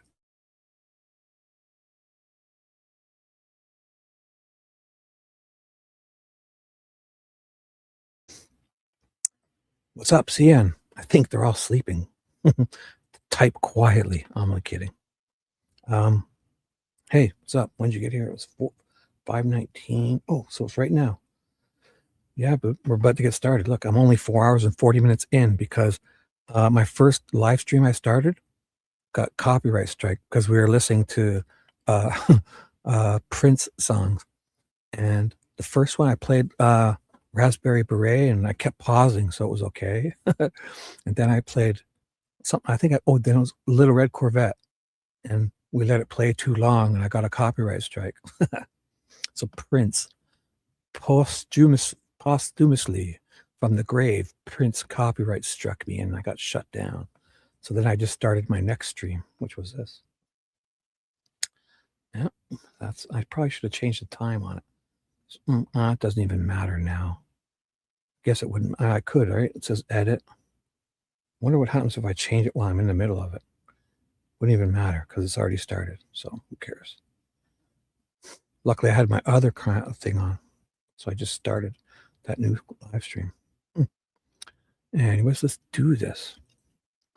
So this is Andrew Baldwin making this Dwayne Datzman, the second CSI guy, look like a fool because he's not very bright. He's one of the CSI guys that didn't collect the sticks because of some dumb stuff. Yes. Oh my God, I didn't even think of that. Thanks. Yes. And it was Little Red Corvette too. This wasn't a big deal. I wonder if it's near the end too. So I wonder if I could clip it and they'll let me put it back up. This is the first time it happens. So I guess later on I'll check YouTube Studio and see what it says. I could probably clip it out.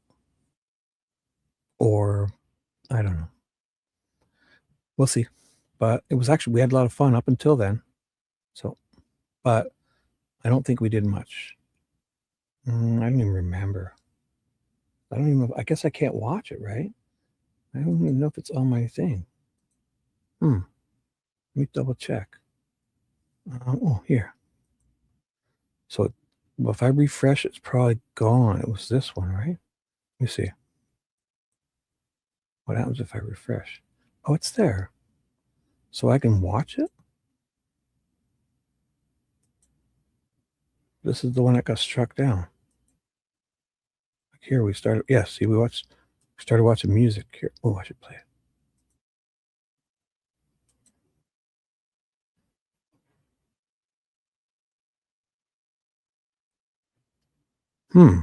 So will I get...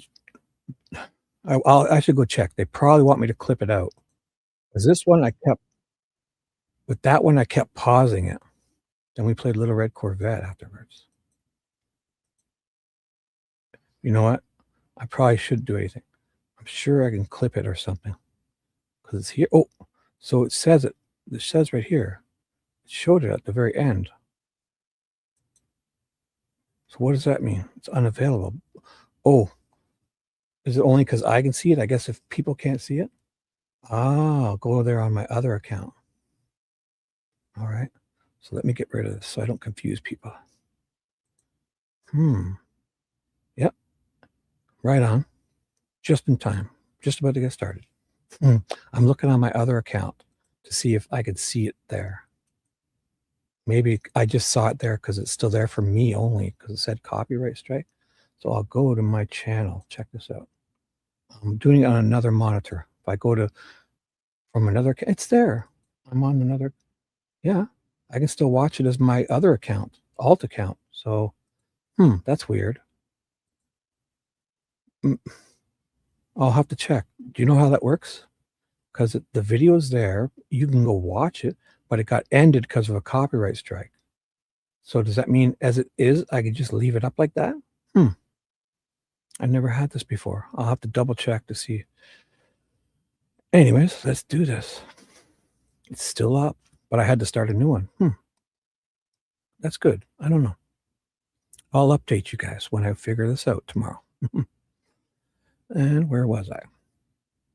Oh yeah, the CSI guy is just fucking making an ass of himself. 16 years, this guy. The other guy has 22 years experience. The first guy, Jason Page, this Daanne Datzmun, 16 years experience.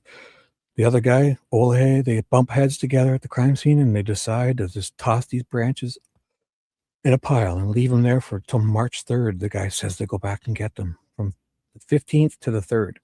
So basically 18 days. And then someone sends him back to get the branches. And he has no idea who sends him back to get the branches or why they'd even want them because they were of no evidentiary value.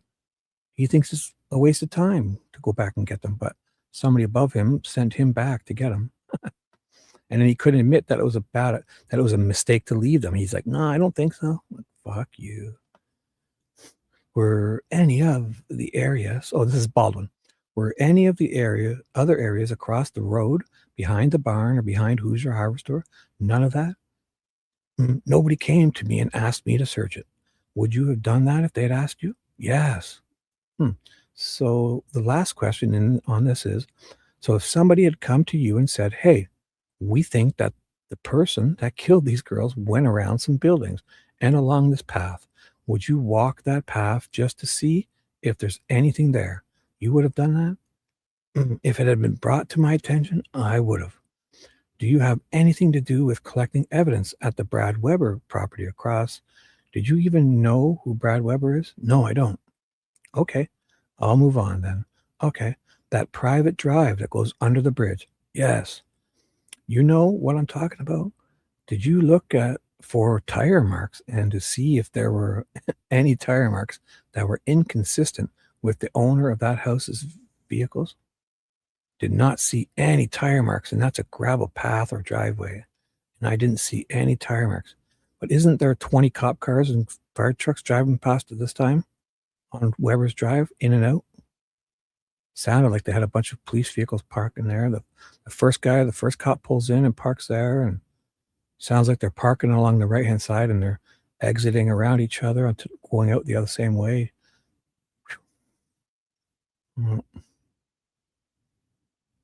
Okay. Did you see any footprints from that access road where you go down the hill, then you went down to the creek? Did you see any footprints, like 3 sets of footprints, anything resembling 3 sets of footprints all the way to the creek at all? No, I did not. No, I didn't observe any extra sets of footwear impressions there. What was the temperature of the girls, each of them individually? Their body temperature at the time that you were there doing your CSI work? I do not know. We did not test that. Okay. You should have tested their body temperature? No. No?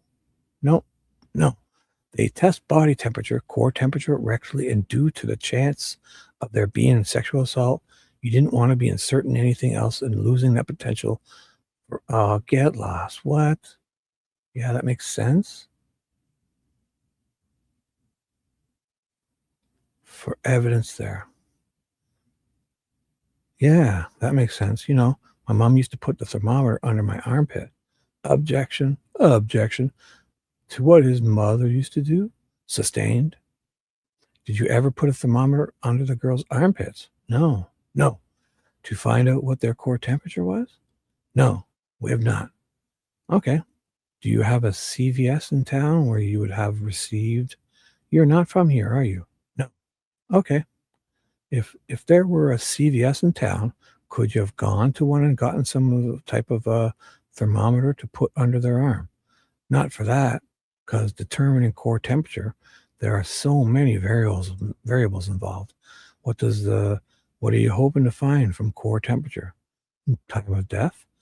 Well, you would not get time of death from that due to the variables that the air temperature, the bodies are in the shade, the sun, are they clothed or nude, wet, the moisture from the ground, and just, is more information better than less information?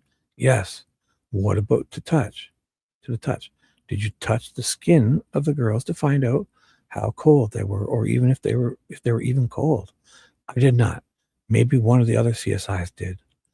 Do they teach you in CSI school how to calculate the rate of decline in body temperature based upon a lot of variables?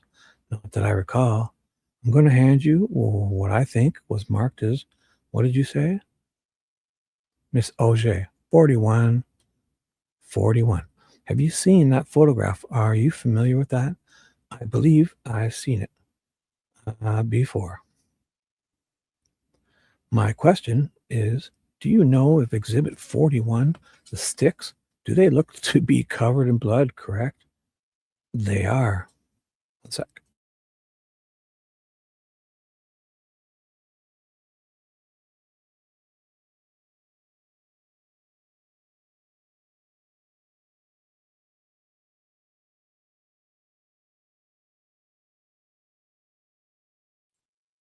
Let's check it out, CN. Page 33, just for you. 10 left. Let's do this. The Freemason page. Let's read page 33. All right. So they are covered in blood. Do you know if those sticks were collected? No, I do not know that for a fact. Okay. Would you agree with me that they should be collected since they have blood on them? Not necessarily. If they took a blood sample or swabbed some of this blood on the ground, made a collection from it, the stick is there. It's possibly got the same blood on it. We can't go picking up every stick, every leaf that's in the forest there, just because it might have a drop of blood on it. Oh my God. But I believe I checked with the other CSI. He might tell you that he collected blood from that. Because it might have blood. Like, you got these special blue lights and all these orange goggles. I mean, you could see if there's blood or not. It's not like it'd be a mystery. Okay. Well, you were talking about the different variables that are in play when it comes to determining body temperatures and time of death. Strike that. Different variables that are in play when it comes to time of death. One of those being core body temperature. You said sunlight and other things, correct? Yes. One of those variables might be just what's the air temperature at the time that you are there, correct? The bodies were already cooled off by then. I know, but when it comes to analyzing the rate that the body temperature declined, and it would be good to know what the temperature was at the time that you guys arrived as part of the analysis. Yeah, because he knows he didn't collect them, so he's going to pretend like it's no big deal. I don't believe in this instance it would have. You don't, eh? Do you know if anybody took the temperature of or knew what the temperature was? Ambient air temperature? Yes. I had like 41 degrees at 1 o'clock when I pulled on in the air. 41 degrees on the 13th? No, 14th. Oh, on the 14th. Duh. Okay, thank you. 41 degrees. When you arrived at 1 o'clock on the 14th? Yes. Your main job there was to preserve and collect evidence and document evidence. Would you agree? That's correct. You have no idea whether those girls ever crossed that creek. Would you agree? I'm sorry? What? Yeah. You have no idea whether those girls ever crossed that creek. Not to be completely sure about it, right? Because he's going on about how he doesn't even know if they're damp or not. I mean, it could have been carried on someone's shoulder. Not to be completely sure about it. No, not to be completely sure about it. Okay. You don't have any idea of when those girls even got to where they ultimately were, where they were found, where they were found. No, I do not. I just wanted to review some of the things you did collect and see if you remember collecting them, okay? There was another bra collected somewhere. Is that something that you collected? I did not collect that. Okay. Are you familiar with a bra being collected? I saw it in the report somewhere.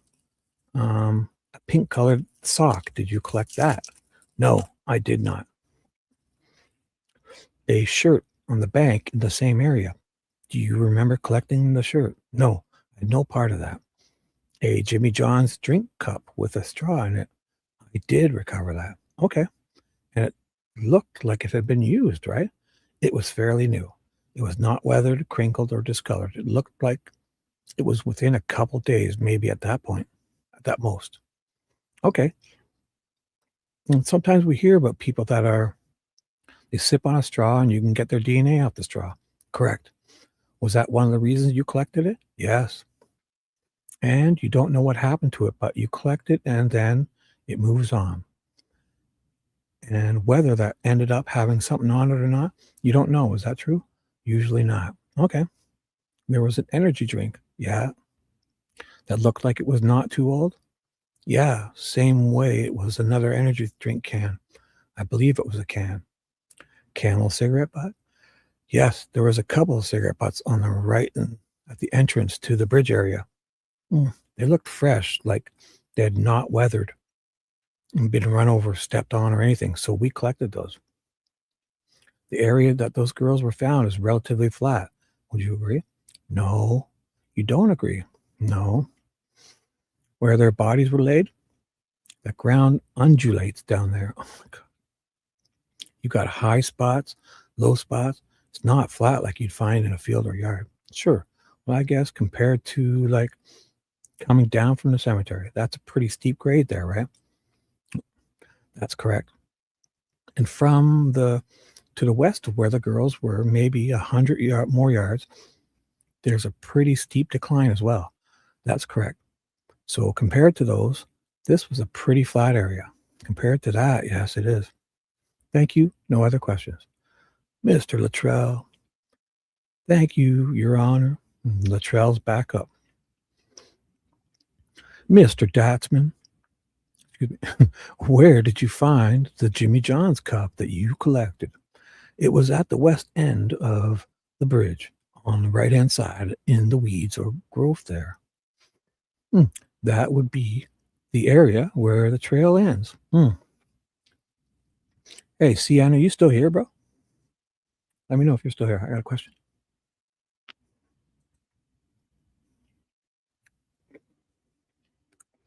Mm-hmm. 522, 530. Oh, that was a long time ago. Anyway, so question. That would be the area where the trail ends at the bridge. The public trail ends at the bridge. The opposite side of where you took your, oh, this is Luttrull, yeah. The opposite side of where you took your bridge photo that you showed the jury. Is that correct? Yes.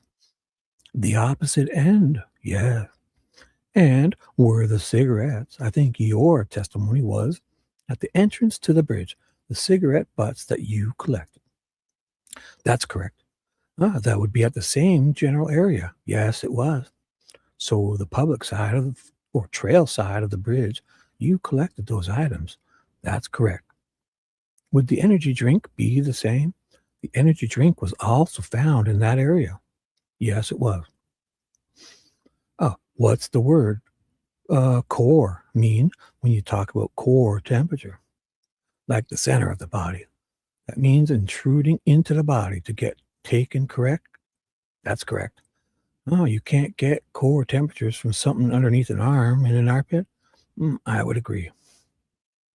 That's not the definition. Oh, sorry. That's not the definition of core. No. Would you agree? I agree.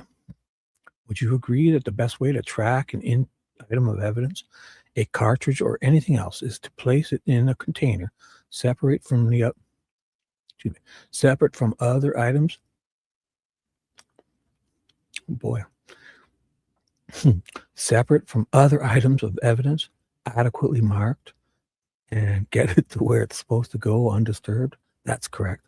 In your 16 years or more as a crime scene investigator, did you ever stop and videotape the collection or picking up an item or evidence on the ground? I've not videotaped it. I've photographed stuff on the ground. Photographed, but the act of picking it up, did you ever videotape that act? Not the videotape. The actual picking up an item? No. Was there anything about this case that would suggest you to do something different than you've done for 16 years as a crime scene investigator? No, there was not. No further questions. Mr. Baldwin. More questions by Baldwin. If you had to do it all over again, would you have taken a photograph of the other end of the bullet so that this jury would know that's the same bullet that they received into evidence that was taken out of the ground? If I had to do it, I imagine I would have gotten a picture of the bullet after pulled out, and then it goes to the lab. Thank you, sir. Omitted question, Your Honor. Omitted question? Sure. Oh, so he's got something. Another question. So Luttrull's come back with an omitted question. Mr. Luttrull, you were asked a question on cross-examination, and I meant to follow it up, and I apologize that I didn't. But really quickly here, I'm going to show you images. I'm going to show you State's Exhibit 183 and 184 and ask if they are, in fact, images that you took but zoomed in to show the creek in a more closer fashion. 160, 183, 184. Yeah, it shows the creek and the water rescue team while they were searching that area. It shows the water rescue team in the creek. Yes. Oh, sorry. It shows the water rescue team in the creek. Yes, it does. Ooh, that's the 160, 183, and 184. Yes, it does. I can see those, I bet. 160, 183, 184. Because there was photos that were at least shows them walking around in the water, which is pretty good. 160, 183, and 184. Let's try 160 first. No. No, what? Did he say 160? 183 and 184. Oh my gosh. Where the hell was I? I was over here. Way too many tabs up. 183, 184. Oh, they're there. See, here it is. Arrow. How did I go past? Oh, I was looking for the video, I think. Yeah. I was looking at these the other day.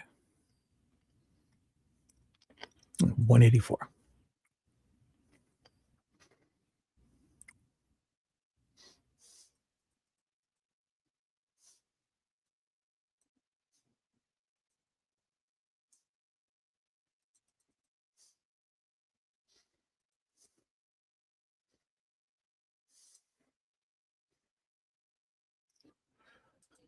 Looks like they're carrying a little kid there, eh? Oh, no, he's got something.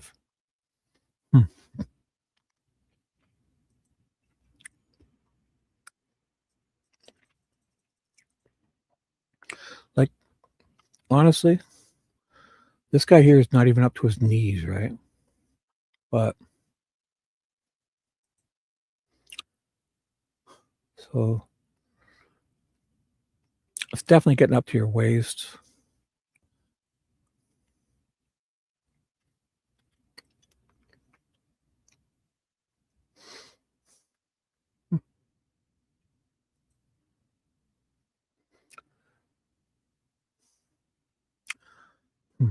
not as good as I thought it was going to be. So they enter some stuff. Those are entered into the rescue team photos are entered in.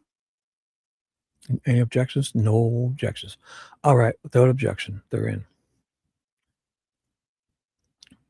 Your Honor, we would ask to leave to make copies for the jury and publish them that way later.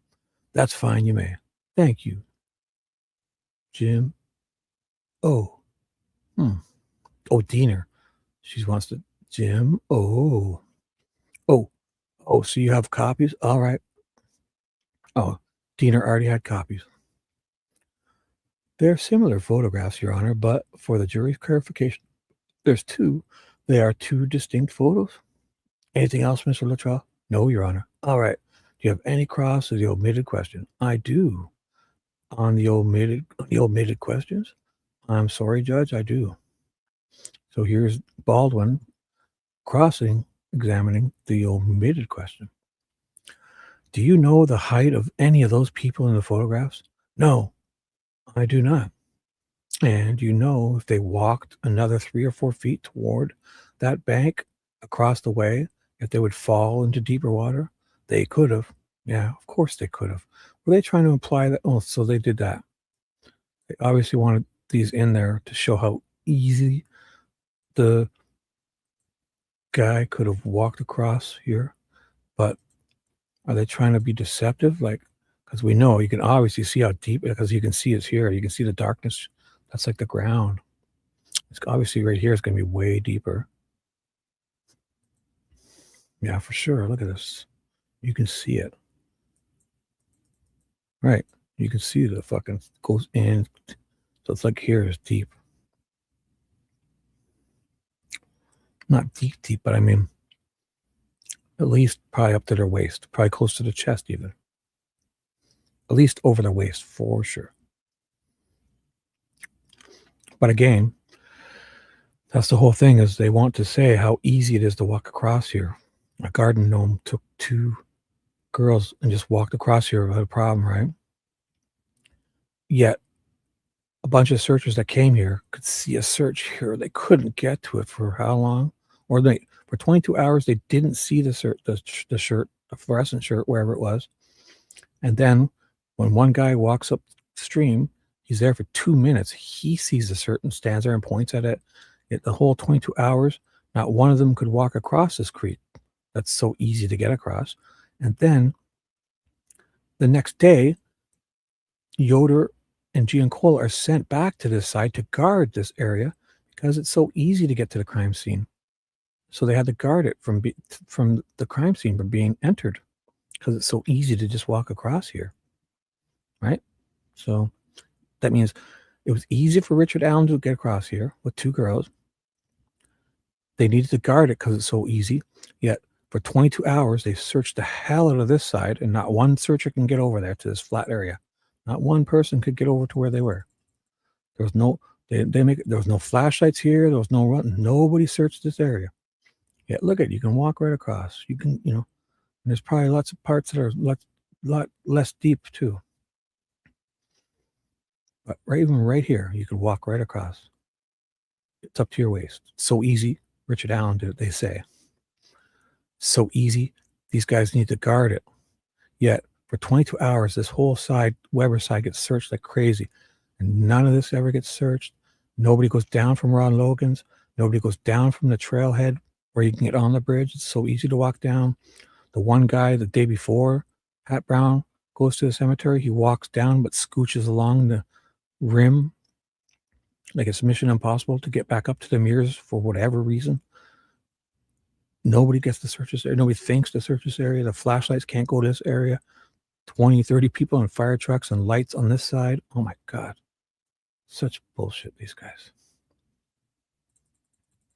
And the next morning when the bodies are found, so they were found at noon. The family at 7 a.m. when they're searching, their search team, the search team going elsewhere to other fields and stuff near their home, and because this area has been searched either so well or it's so saturated with searchers, they don't even go back that morning, the family. That's wild.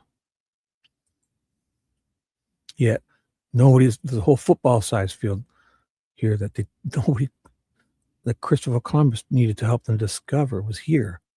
Yet the cemetery leads there, the top of the path, everything leads. It's like a bowl. Like Ron Logan's leads there, walking across here, everything leads here.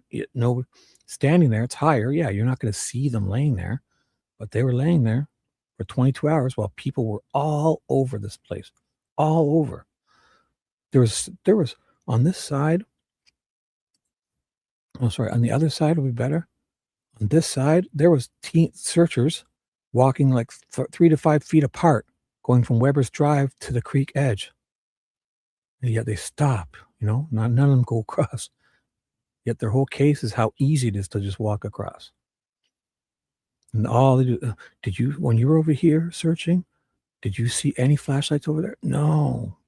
The electromagnetic pulse wouldn't allow flashlights to work. Like, oh my God. They didn't say that, but no other questions. Does anybody on the jury have any questions for Mr. Datzman? So there's a sidebar. Ooh, juror questions. Oh my gosh, sorry. McClelland, I'm just curious of the question. Judge Go. Oh, you're fine? That's fine.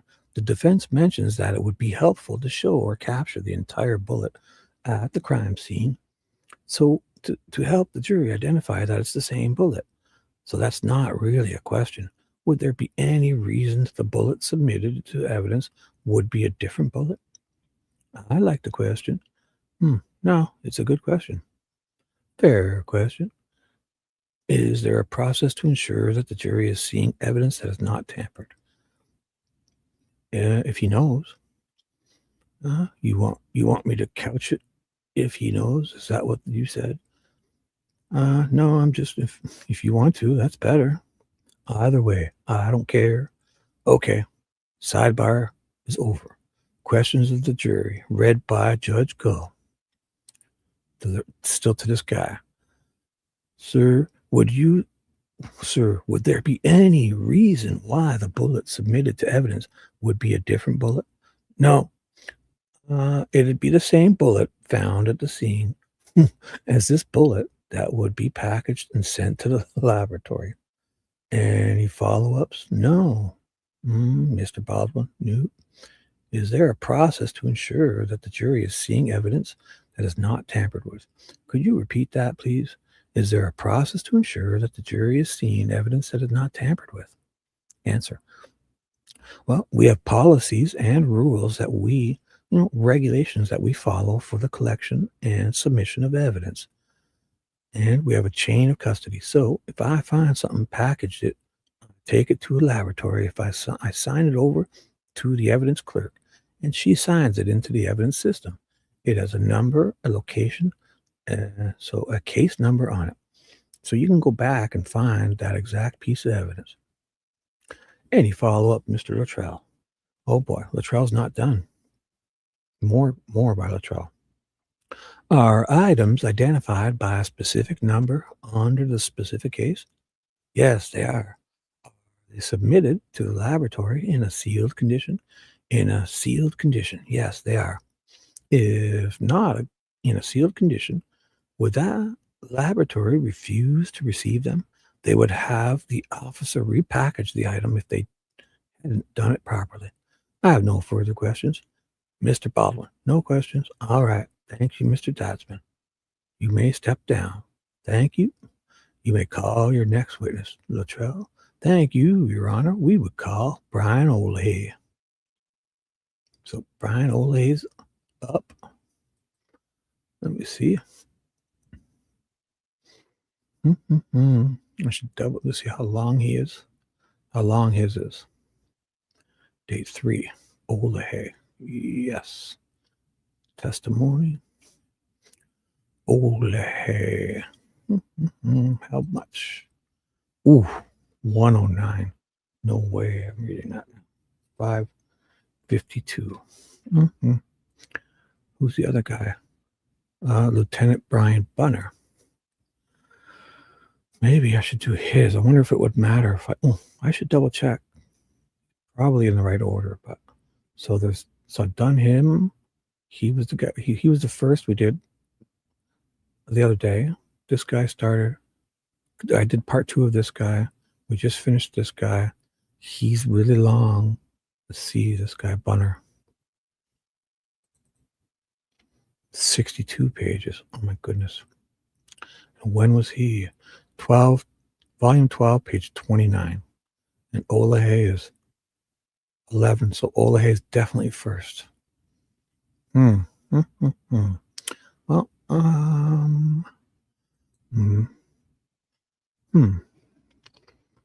anyone still here? I could start reading these because, man, if I leave that many pages to start on a whole other show, I'll never get done. So maybe I should jump in and just start Olehay properly.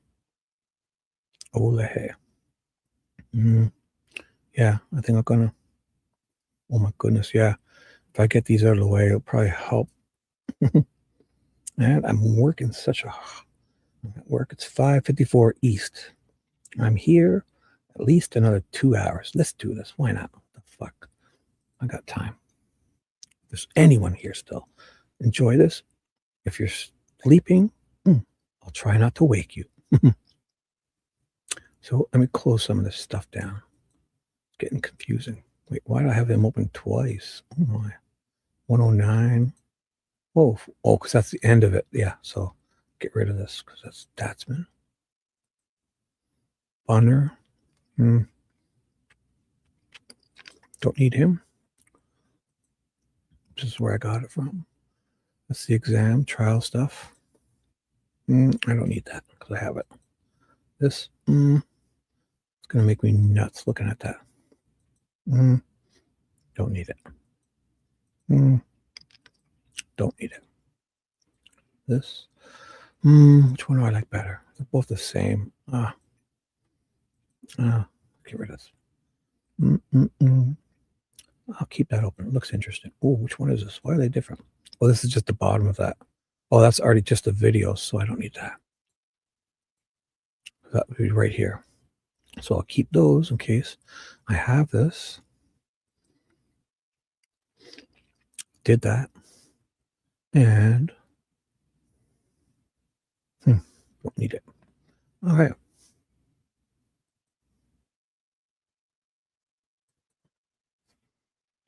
All righty.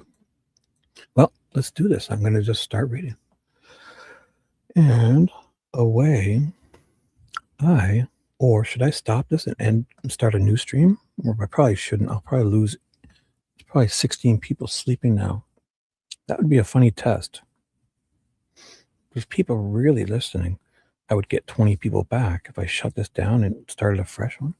But I have a feeling this has been my superpower, is to start these live streams and everyone's awake and people just fall asleep and I can talk for hours and it looks like I have listeners. It says 20 people. No, I'm just going to keep it open. I know if I close this down to start a fresh stream, to start this new guy, I'll probably have 3 people come back. So there's like 17 people sleeping right now. All right. Direct examination, Brian Olehy. You know what I will do? I'll at least timestamp it so I know. I can put timestamps for you people. Just take a screenshot of my lock screen. Oh, cool. All right. Let's do this. Direct examination of Brian Olehy. It's from Dave. Oh, it's day 3 of the trial.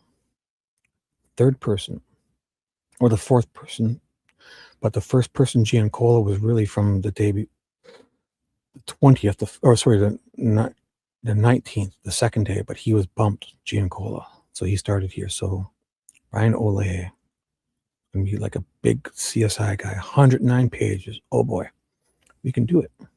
I won't finish this today, but I have 2 more hours of hard work. I must stay awake. Stay awake. So just going to start reading. And Luttrull's up first. Would you state your name? Brian Olehy. I'm going to stop spelling it. He spells his name. And where are you employed? I'm employed by the Indiana Gaming Commission. And what do you do for them?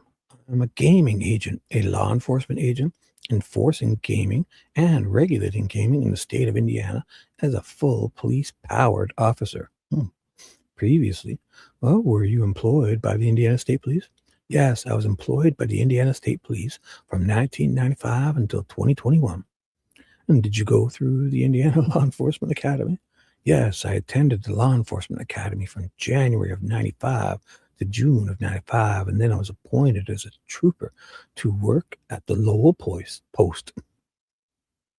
How long were you, or did you have that role as a trooper at the Lowell Post? Approximately 4 years before I was transferred into the gaming. Look at this guy. Holy fuck. Approximately 4 years before I was transferred into the gaming division, which the state police was then in charge of, I spent a year with the gaming enforcement from the state police, working for the gaming commission on a casino in Gary, Indiana. I then returned to patrol duties in the Lowell district for approximately 6 months, and then I spent, after that, approximately 3.5 years as a district level detective, investigating every level of crime as a detective. I was then promoted in 2004 with the Indiana State Police to sergeant to work in the Public Information Office and served as the Public Information Officer, Media Relations Officer for Northwest Indiana. In December of 2004, I was promoted to First Sergeant and served at General Headquarters as the Assistant Commander of the Public Information Office for the Indiana State Police. And then in the fall of 2015, I took a position with the laboratory as a sergeant, as a crime scene investigator working from the Indiana State Police lab as a sergeant for the Indiana State Police. Held that position until my retirement from the Indiana State Police. How long were you a crime scene investigator? Approximately 7 years. And what training did you receive to be a crime scene investigator? Specifically, I received training in the academy on various aspects of criminal investigations and evidence. And then specifically related to the crime scene investigator position, my initial training was a 4-week, 160-hour course put on through the Indiana Law Enforcement Academy at Plainfield. And then continuing education of hundreds of hours of various trainings on every aspect of crime scene investigation except branch collection. I missed the branch collection day, but I got everything else. From basic collection of evidence to things like fingerprints and vehicle crimes, specific things, just a various number of areas of crime scene investigation training. Everything except the branches he learned to collect. How many crime scenes did you process during your 7 years as a crime scene investigator? Some years more than others. I would say that the number was probably between 275 and 350 a year or a total.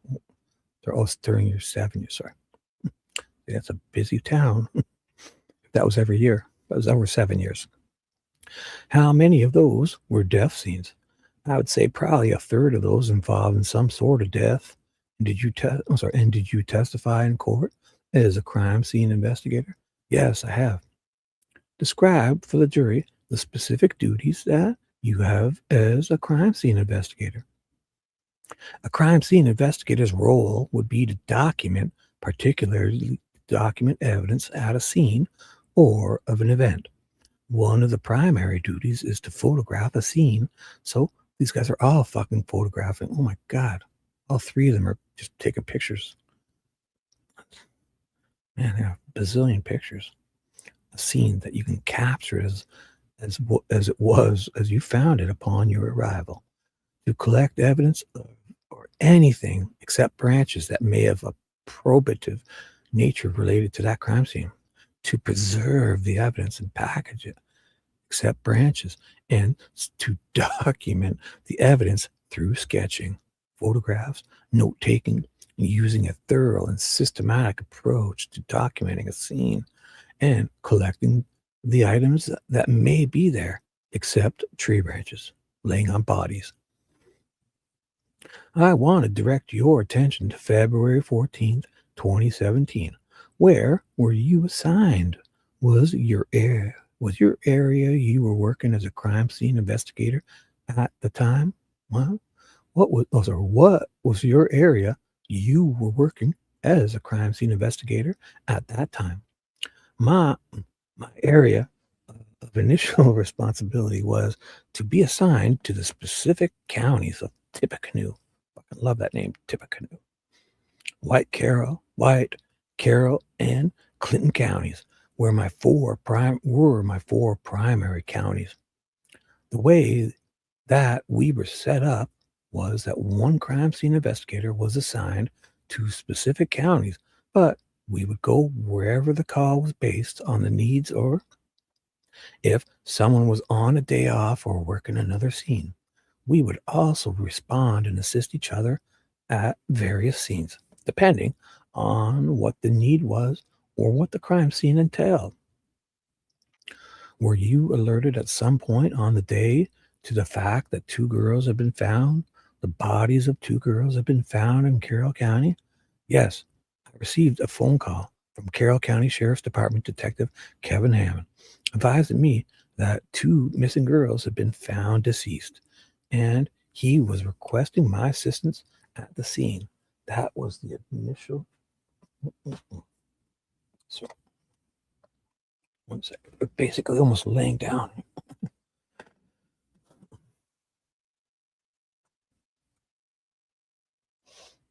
All right. Did you know that was the initial call? Did you know Detective Hammond? Yes, I did. I'd worked several cases with him. And how did you respond? I mean, I entered my vehicle and drove to the area where he requested me to be. Did you reach out and contact any others at that time? Yes.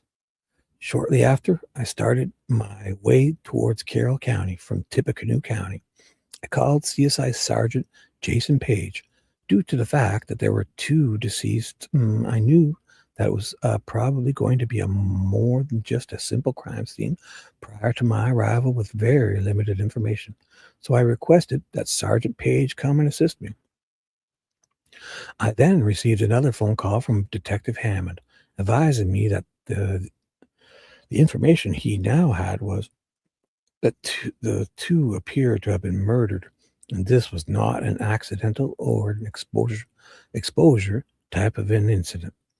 That they'd been out in the cold overnight, so it was a homicide. He suspected it was most likely a homicide. They just had HOM, and there was some foul play involved.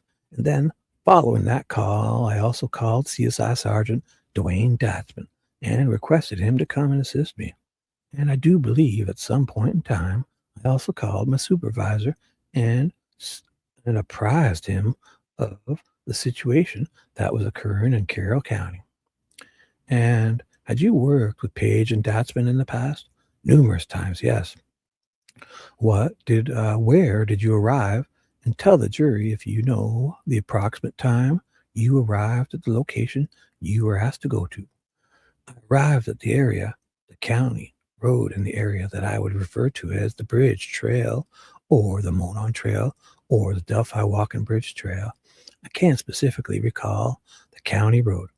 I think it's 300, but I can't remember the exact county road number. But I was advised that it was near the old Delphi cemetery. I went to that location and located Detective Hammond and began to discuss the situation with him. I know that I was parked in the back of the cemetery, on the south end of the cemetery. And did you meet with Detective Hammond? Yes, I did. Tell the jury what action you took at the time. Detective Hammond and I went from the cemetery down into a pretty steep ravine that went down towards Deer Creek. It drops off fairly sharply and has a pretty steep grade going from the cemetery down to what I would refer to as a river bottom or a floodplain or area along the creek. It's heavily wooded. It's basically what I refer to as a typical Indiana forested area along a river. just pretty much anything in the northern half of Indiana, very similar to that. It was wooded, it was February, so it's wintertime. It was a fairly warm day, as I recall. The temperature was approximately 55 to 57 degrees. It was sunny. The area just had a lot of dead leaves on the ground from the previous fall, and there were sticks. It was very typical of woods in northern Indiana. You cover your region. You cover your region. Your covers several rural counties. Is that correct? Yes, I mean, I would describe most of Indiana as a rural state. You're not unaccustomed to going to this type of an area to conduct an investigation? No, that's correct. Are you also a hunter? Yes, I am. And did that give you another vantage point or experience to draw on in terms of what you were seeing and how you interpreted the scene? What I would call, well, I'm a hunter.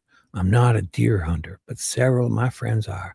And it was an area that I would call prime deer country or wooded area where deer hunting would very often take place. Yeah, it was an excellent place where I would, if I was going to hunt deer, yes, at a trail system where kids are walking around. Yeah, start shooting off. Perfect. Kids, heads up. Don't you play here. Yeah, if I was going to hunt deer, I would hunt deer, yes. I'd walk the paths where families are walking and just 100 feet off that path, go hunt deer. I looked in the area for tree stands. Yeah, there actually was one down there. I'd also been advised at some point that trail cameras. Forgot about the trail cameras. Great. Thanks for reminding me. Were reportedly in the area because it was a hunting ground. And I'd asked Detective Hammond to task someone to look for trail cameras in the area. So it was him that asked to get the trail cameras, right? Or collect those if they were in the area. To my knowledge, no trail cameras were found. No, of course not. Yeah. Well, they didn't.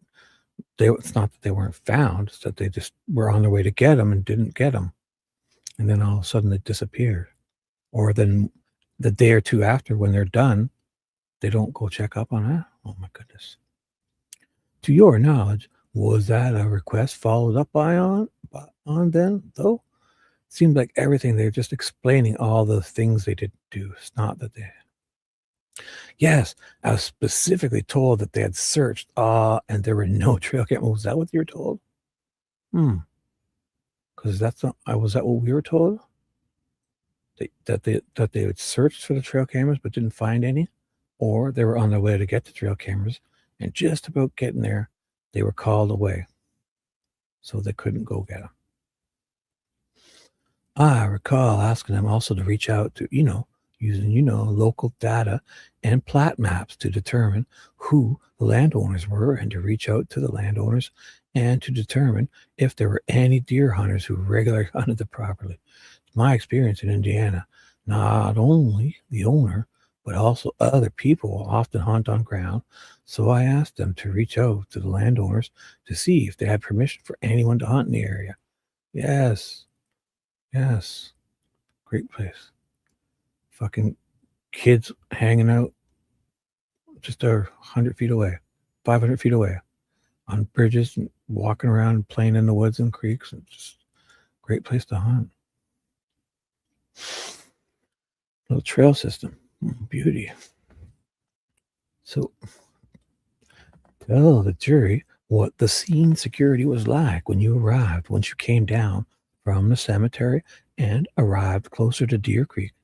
As I was coming down the hill, I observed a trooper who I believed I recall to be Wes Ennis, who was putting up crime scene tape over a larger area. I do specifically recall speaking to Wes and asking him to make the area very large and broad. And that's part of crime scene documentation. It's not to narrowly define your crime scene so that you don't leave anything out. Yeah. You would have found a lot if you had some dogs sniffing around too, right? Maybe you would have found a bunch of shit. And I also was aware that a crime scene log or any entry log to document who entered and who left the scene had already been started prior to my arrival. I requested to make sure that it had already been done, and I was advised it was. And when I got down to the bottom of the hill, I was logged in by the trooper who was maintaining the crime scene. And to my recollection, that was Trooper Larry Moat. There's been, did you designate at some point an area within that larger crime scene area as ground zero? Boy, I would say that the area where the bodies were located and an area probably 20 or 30 feet around them would be ground zero. Boy, I would say in that area, even probably another 10 or 15 feet out. I specifically requested that no one enter that area, no one go into that area until it was time to fully examine the bodies and basically take a full account of all the area and systematically go through the area at the river bottom to determine if there was anything else that needed to be condoned or cordoned off, or considered. Yes, thanks, bro.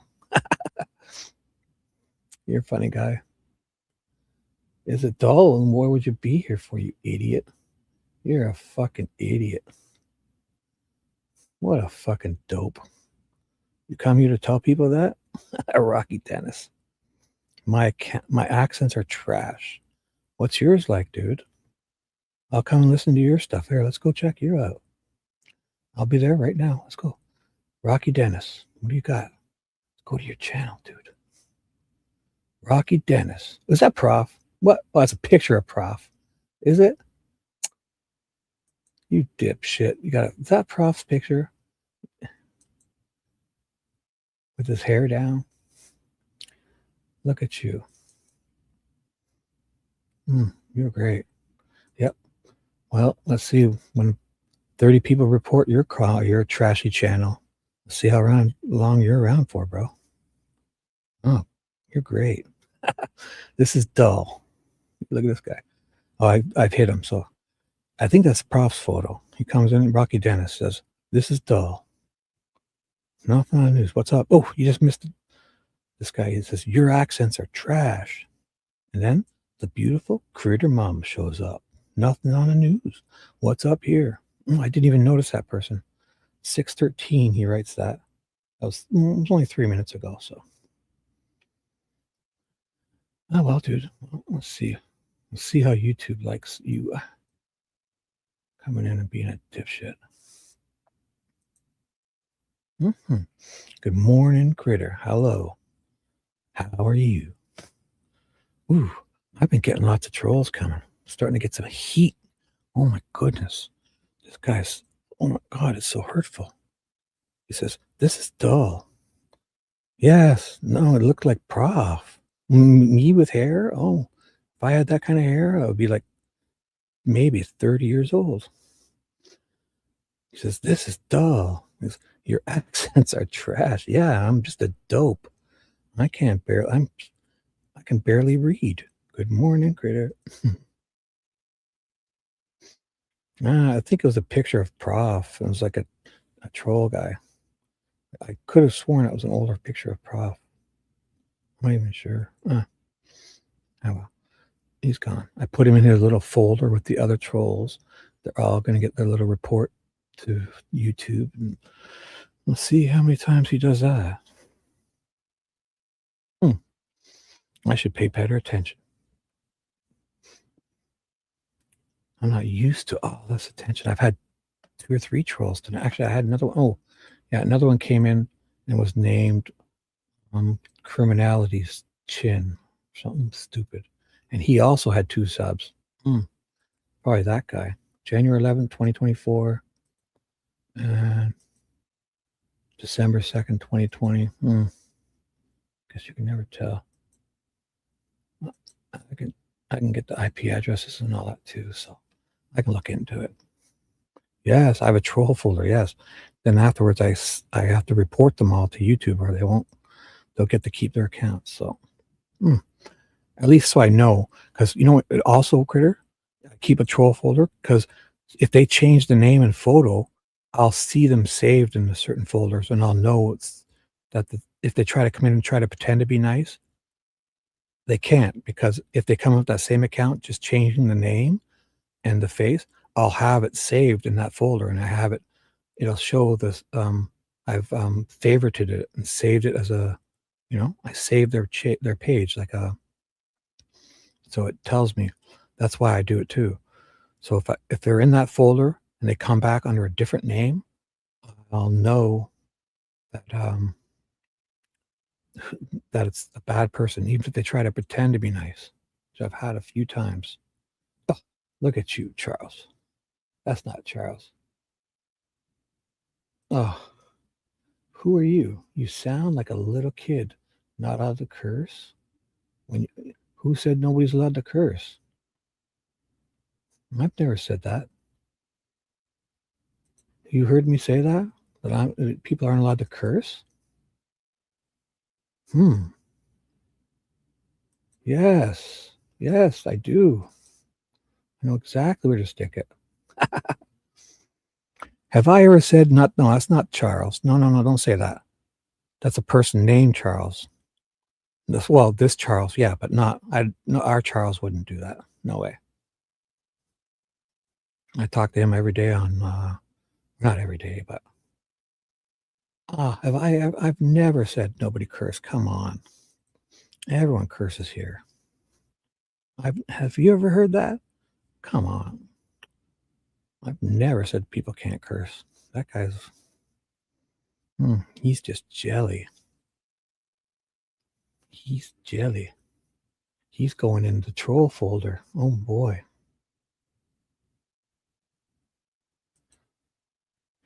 Like, I don't know if his name was Charles Lee Ray, but that wouldn't be our Charles. Like, we're friends.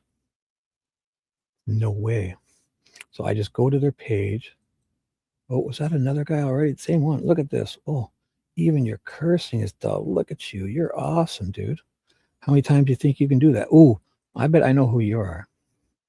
I'll know because I have all your channels saved if you're that other guy. So I'll have to keep watching. This guy's obviously bored. Even your cursing is dull. This guy's a quick-witted man.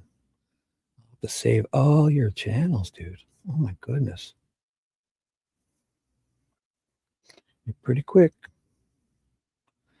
If it's the same guy, I know how many exactly channels you have. I've got them all saved. Nope, it's not the same guy. Or he's using different channel.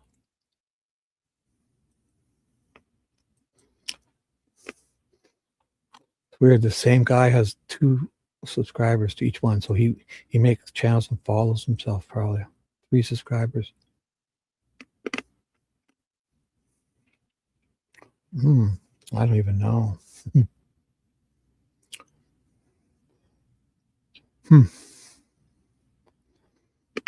Usually those guys have way more channels, or he's making new ones now. He'll be back in a minute or two. Oh my goodness. Could you imagine wasting time to bother a dope like me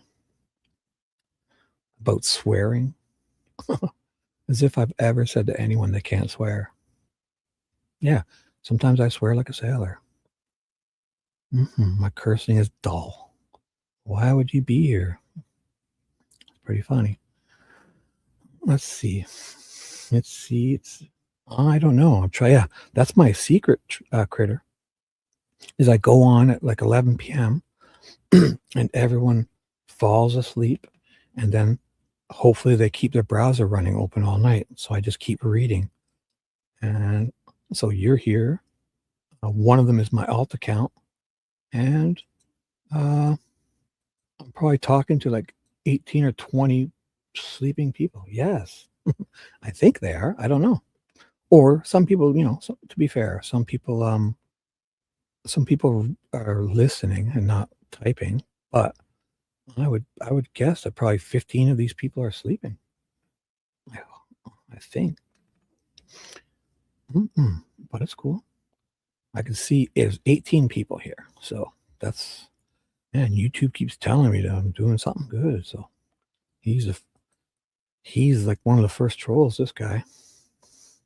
He thinks I'm dull. Well, you know what? Yeah, Prof was great tonight for sure. Yeah. I can only imagine how many trolls he gets. I mean, that was a great show. And he does it so much better too. He actually, I'm gonna steal his idea. I mean, he won't care. Like when I'm reading this stuff, I should kind of probably read through it before, and he has them highlighted, you know? He has them highlighted with yellow. So it's like, instead of just babbling on, it's actually stopping at certain points that you want and having probably notes to talk about and other stuff like to go and look at. So me, I'm fumphering around and stuff I should have all ready. I would even have it planned out more. So I'm going to become a better reader. It's like, say we get to the point, instead of fumphering around and looking for it, I'll have that photo. And if I can't get it from the evidence, I can Google it and have it ready. And yeah, he does it way better for sure. Because he has it like highlighted yellow, like, good stuff, good stuff.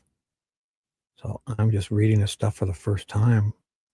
So, and it is pretty interesting though. I mean,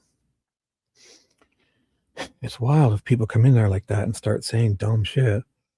I mean, I'm just reading court documents because it's interesting. I would do this alone. So the fact that anyone's listening is interesting for me, and people must be enjoying it sometimes. So I'm going to carry on. Yeah.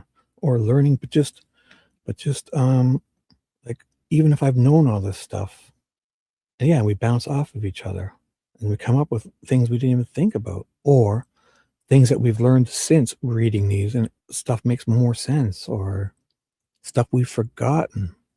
I mean, there's going to be an appeal coming up. Obviously, these guys are all, that's what it is. That's what it is. After this appeal filing, they all know that after reading that, they're going to have to get back on their game and be trolls, right? Because this, for them, if this appeal doesn't get granted, man, I'll be shocked, because all the shit in that appeal is like provable stuff. Just the IDOC alone. So, yes. Not yet. Yes.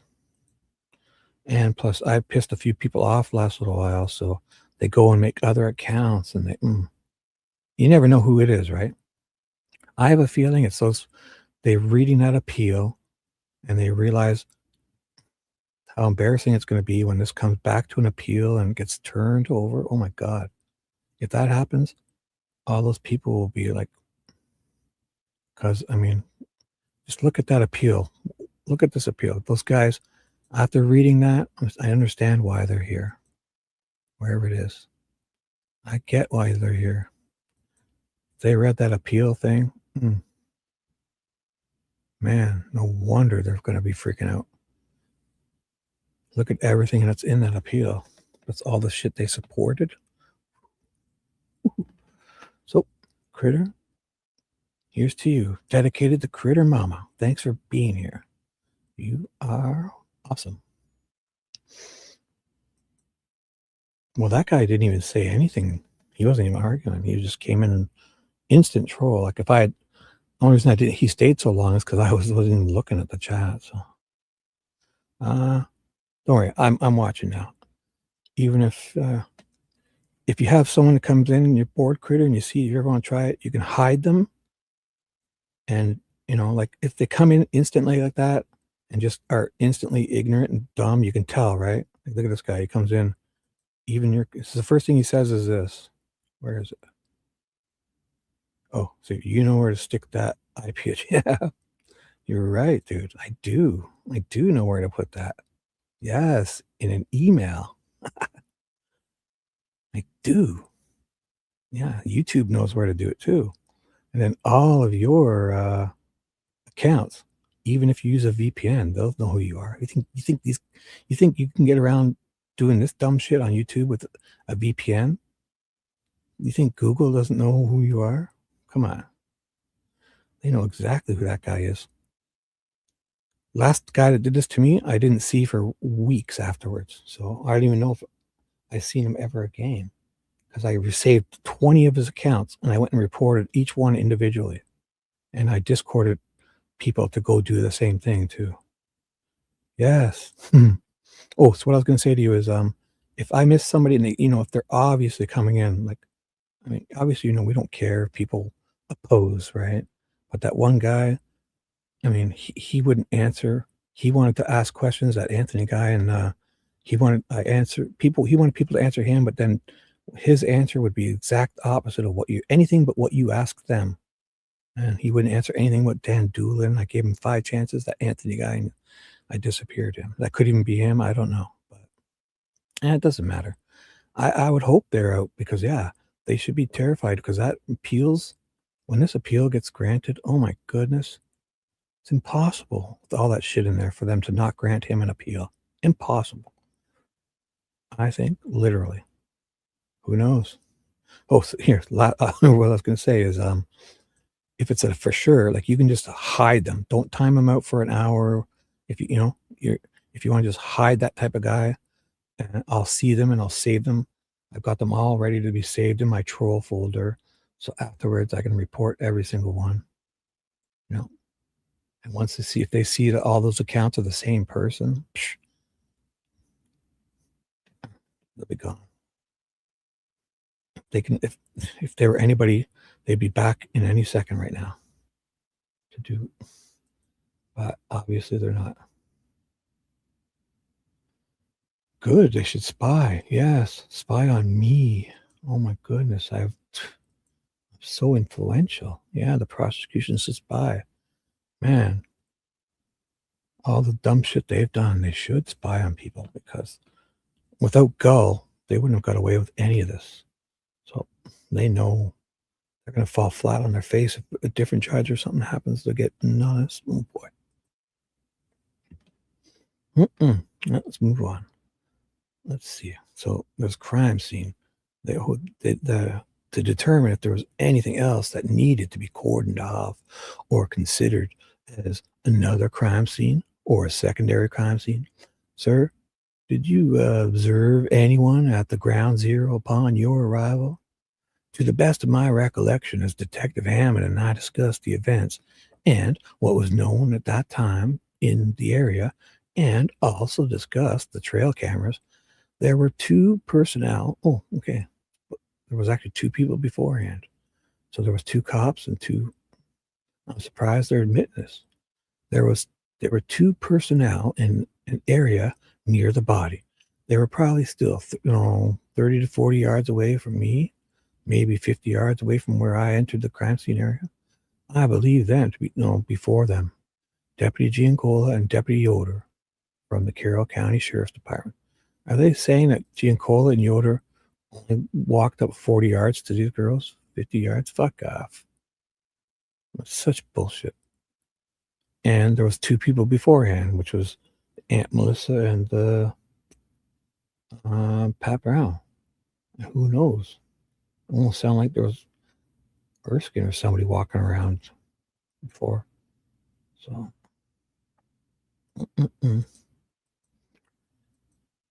boy.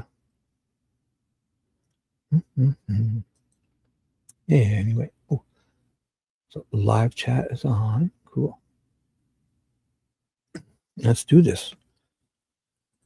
So at least they admitted Yoder and Giancola were there. But to think that they only got 30 to 40 yards away, come on, stop it.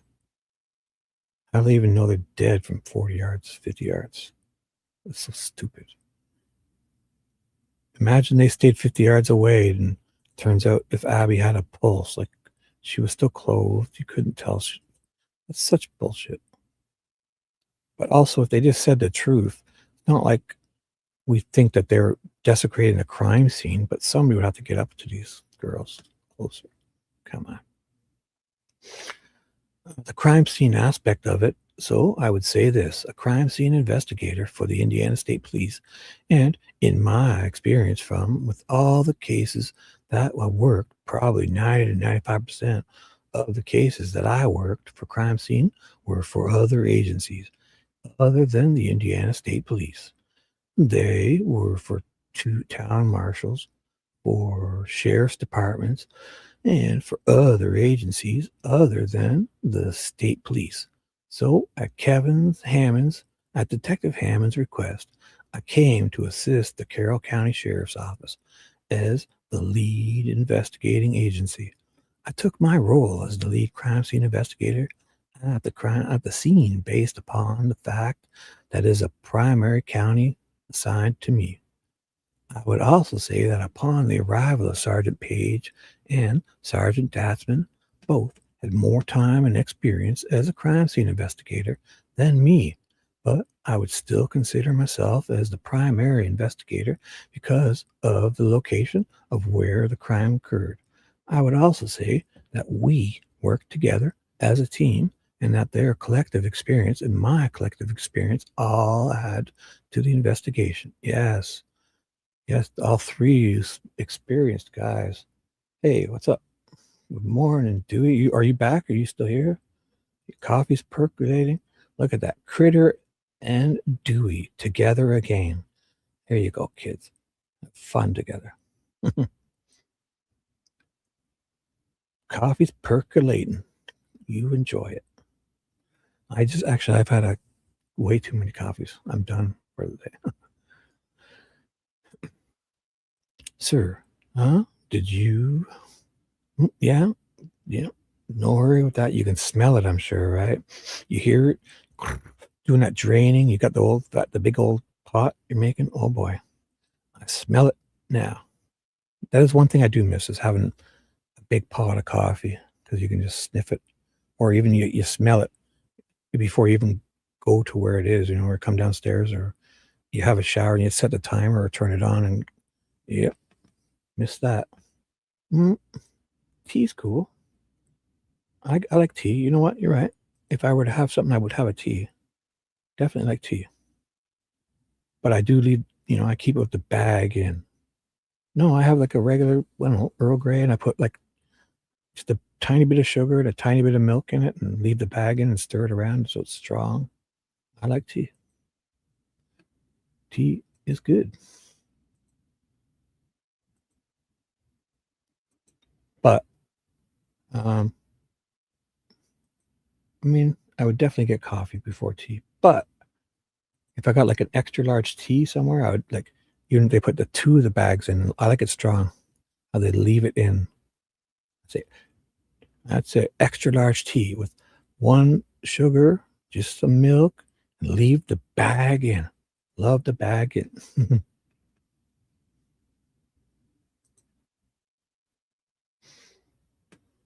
Yeah, you're right. Yes. That reminds me. But I also keep another cup here. One sec.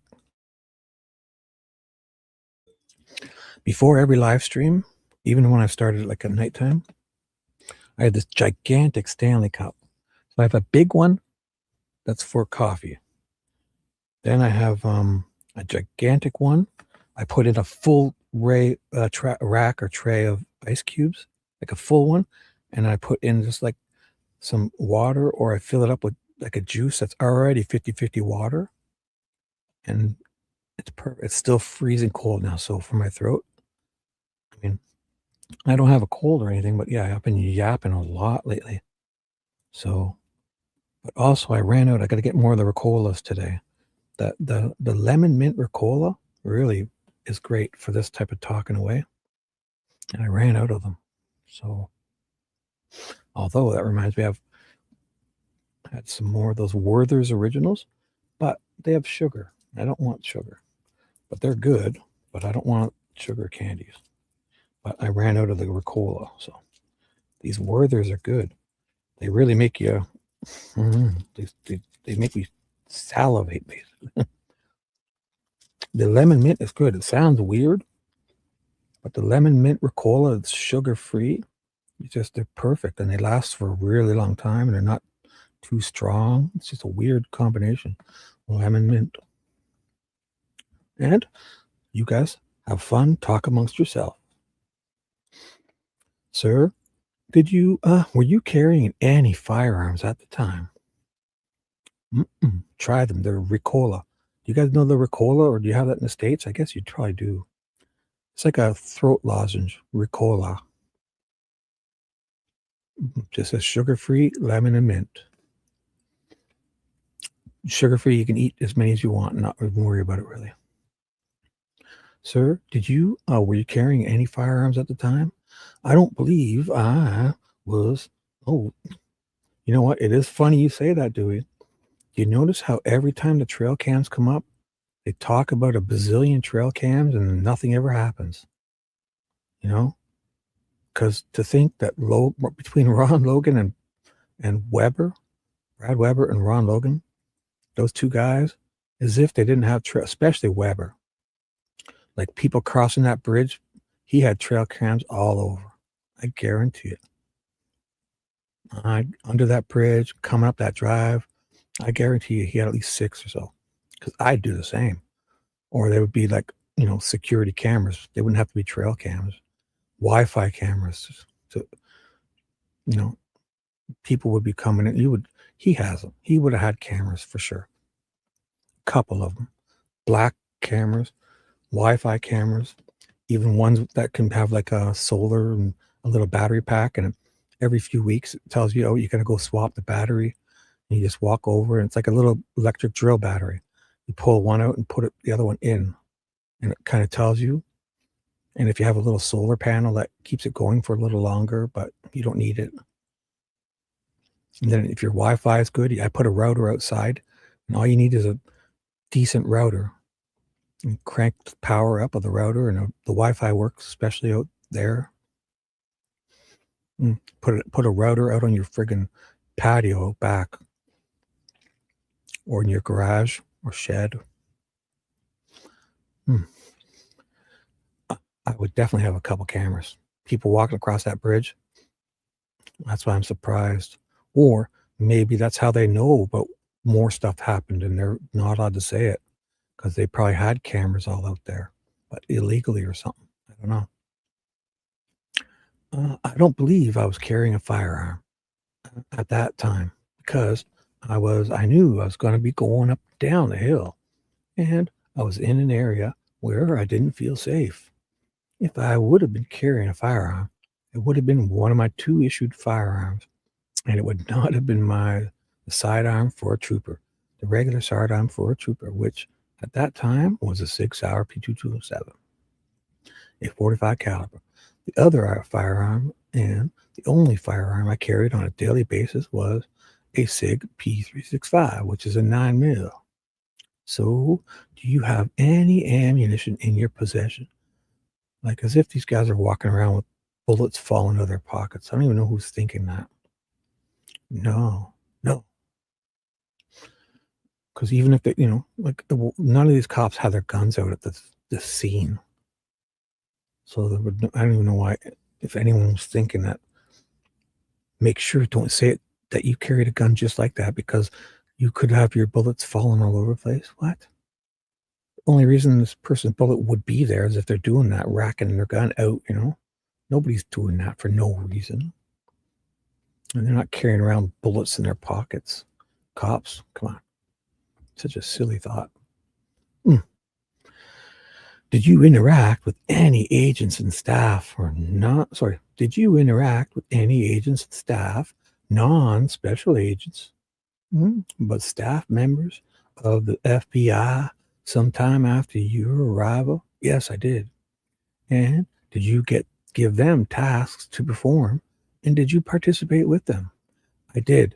And what you are referring to, I believe the FBI calls their ERT team or evidence response team. So it's their ERT, or it's their ER team, not their ER team. And it's my understanding that the evidence response team is multiple members of the agency who are trained in the collection of evidence. I don't know their rank, status, or position. I don't know if they were agents or special agents, special agent in charge, or evidence personnel. I don't know what their training, whatever their title was. So they may have been civilians, in other words. They may have been civilian. They may have been sworn. I'm not. Okay. I don't have that specific information. But you did interact with them and work with them sometime after your arrival? Yes, I did. Explain that to the jury, what you did with them and had them do. This guy's got some long answers, eh? Holy shit. So explain to them what you had other explain to the jury what, who was it again? It was FBI guys, yeah. FBI guys are helping this guy out. That's cool. So, as there were multiple tasks to divide up, one of the tasks that I asked the FBI evidence response team to do was collect items which had been located during a search of the area prior to my arrival. Well, what items? Well, which included items on the clothing found in Deer Creek and in the water. Those items had been monitored and observed constantly upon my arrival by a group from Tippecanoe County, which was the dive team, the emergency response dive team from Tippecanoe County, which is, to my knowledge, is administered by the Emergency Management Association. They had been watching the items that had been found in the creek, and then I tasked the ERT team, the FBI's ERT team, to collect those items from the water, collect their water with them, and then go through the water in the bags and collect those items individually and provide them to me once they had collected them. I took photographs of those items prior to them collecting them. And I also believe that the FBI team that took some photographs as well. And did you direct any Indiana State Police officers to then receive from that FBI ERT the items that were removed and handed to them from the water?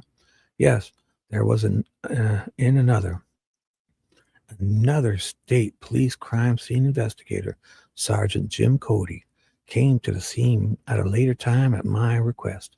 Specifically, I requested that Sergeant Cody come with some specific equipment for documenting crime scenes, which I do not have possession of.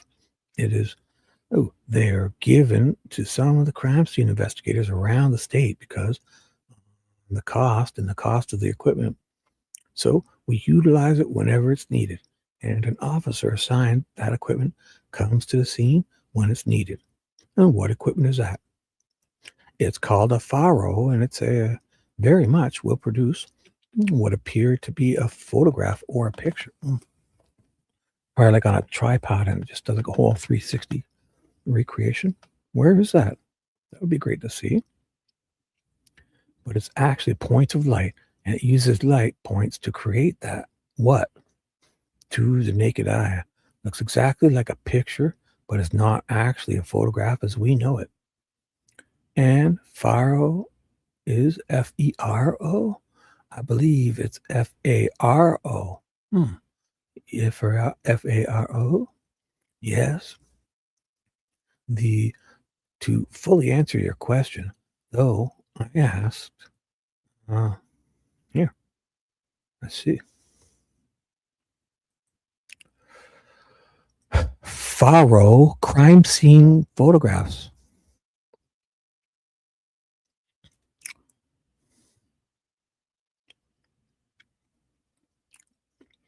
No. Oh. Well, it was from the city of Faro. It's Faro laser scanning. Oh, I see. So they can actually look at that. That's what it would be. That's pretty cool. Like,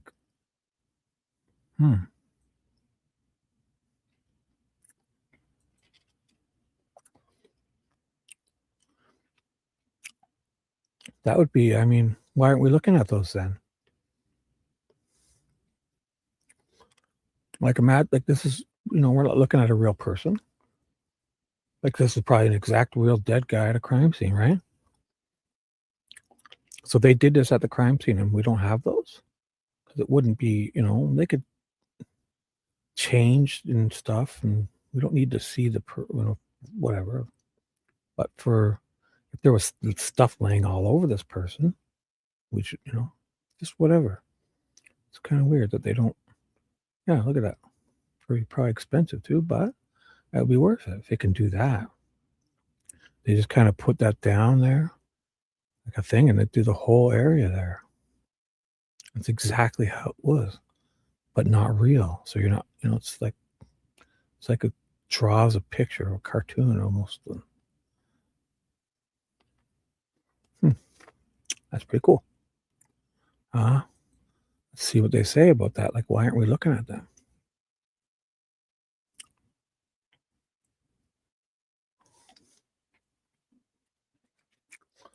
You know what? That would be a good reason why there's tripod marks at the crime scene, because for years, everyone's talking about a tripod.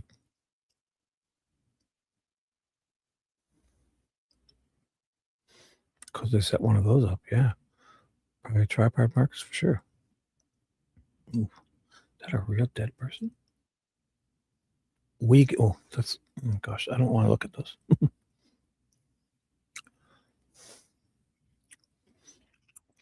Well, I think he says it, they do it.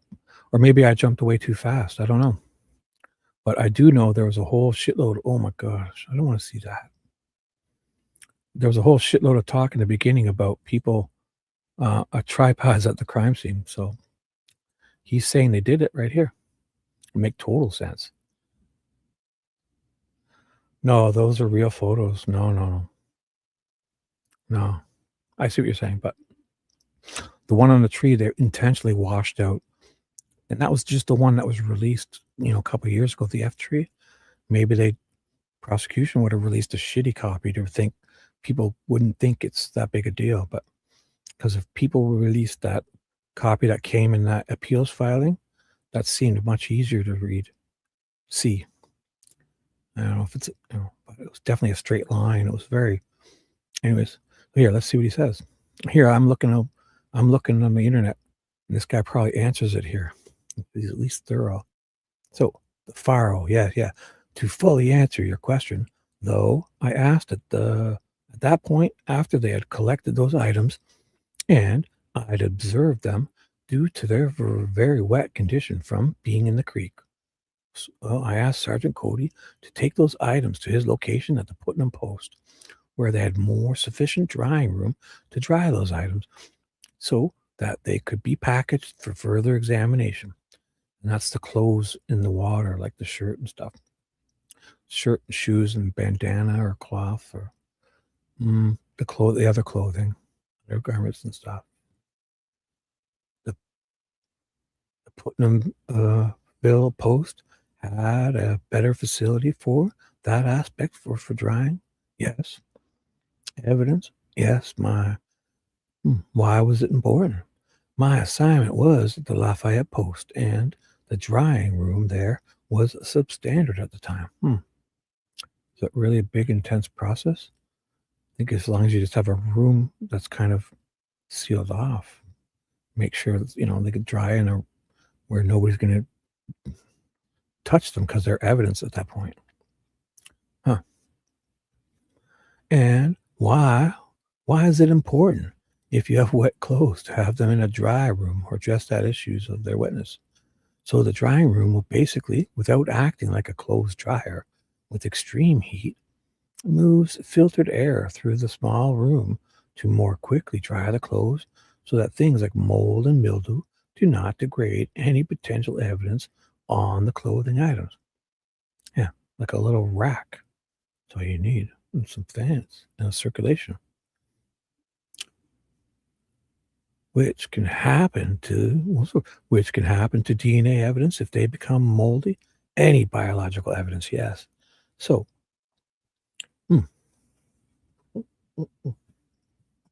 yes, CSI, right, Dewey? These guys are CSI. They got, most of them have 16 years and 20 years experience, and the other's like 20-something, 5 years experience. And all three of them together showed up to the crime scene. There was sticks laying all over these girls for whatever reason. We know the killer touched them and put them there. They toss them off to the side and leave them out there for 18 days, from the 15th to March 3rd. Then they go back to collect them. Yes, these guys are trained. which can anybody. So then, did you also assist the FBI work with them in searching a broad area? Oh, Nicole. Don't you worry. There was just one guy who came in. Oh, actually, I had 3 trolls so far. That's okay. I have them all saved. Or it was 1, 2, or maybe 4. Oh, because, yeah, that last guy was 2 accounts. 3, 4. Oh, sorry, 5. Charles Lee Ray. It's not our Charles. Some Charles Lee Ray, another guy. He's got 3. They all have the same 3 subscribers, so they're following each other. Then I had somebody with Prof's old picture, it looks like. I have Rocky Dennis and a Criminality's Chin. They're all gone. I hid them all. They disappeared. But I have them all saved in my troll folder. Yes. Good morning, Nicole. Coffee with Shib.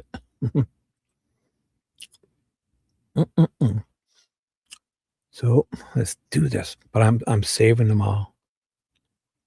Because when you report them, YouTube loves that. But a lot of people don't follow through. So, and then I keep them in a troll folder. So if they ever were to come back and try to change and use that same account, it still shows it as I have it saved in my browser. So I know it's somebody that's been deleted or hidden before or whatever reason.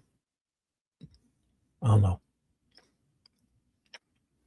So, or sometimes people time people out, and then when they get untimed, they come back. So, don't worry, it was nothing. But I mean, it was one of those obvious trolls that came in and said some stupid shit right away. So it's just, I hit him, instantly hit him, boom, or after a few minutes.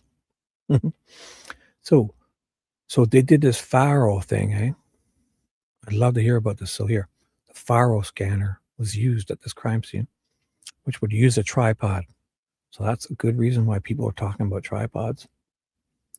So during the time that the Faro scan was being completed, so they definitely did it, by Sergeant Cody, we need to basically stay out of an initial area, because if you are in the range of the Faro scanner, your image will also show up on whatever he documents. So it's not customary to be in that location. No shit. The fuck? Why would you even say this? So when you're taking a picture of the crime scene, you guys aren't laying around in the crime pictures? Of course not. You move out of the area so the Faro scanner can take its images or collect its points of data to create what it does. So we went out of that area to one far end of what I would consider the full crime scene, or the area of the crime scene within the barrier tape or the crime scene tape. What I had us do was basically a step and walk, where we lined up at one end and each of us took one step at a time. What? Looking for any object or item which appeared to be out of place, or which, yeah, so they're doing like okay, so they're kind of doing, what is that called, like a sweep, right? They step and look.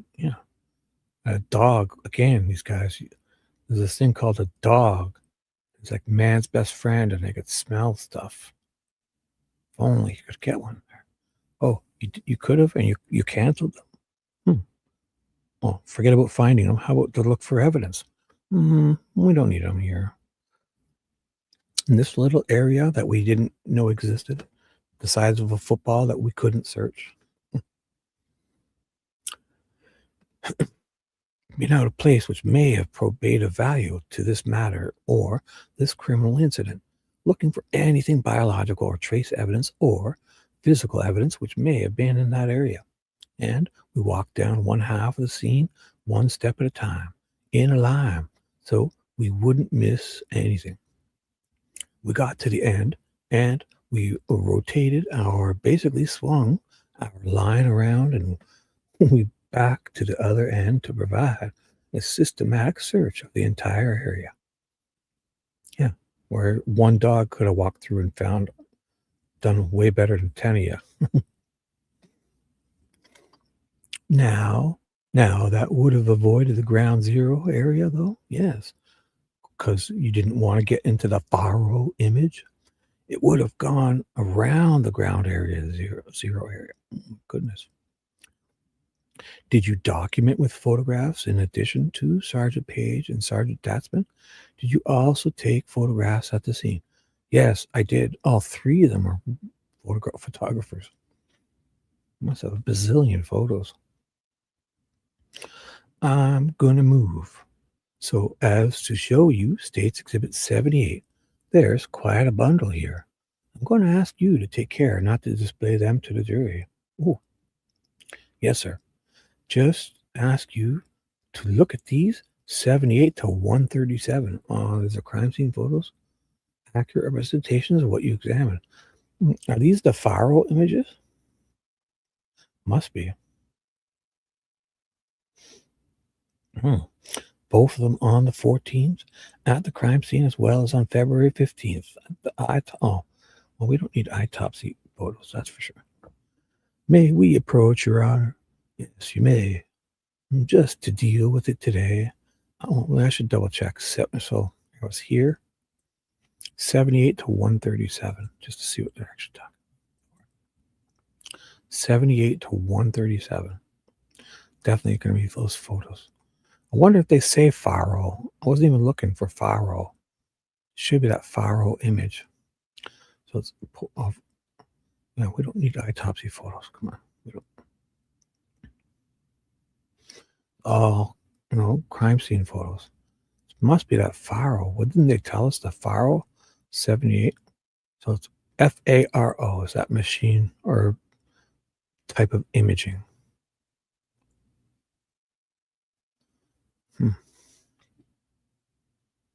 So 78.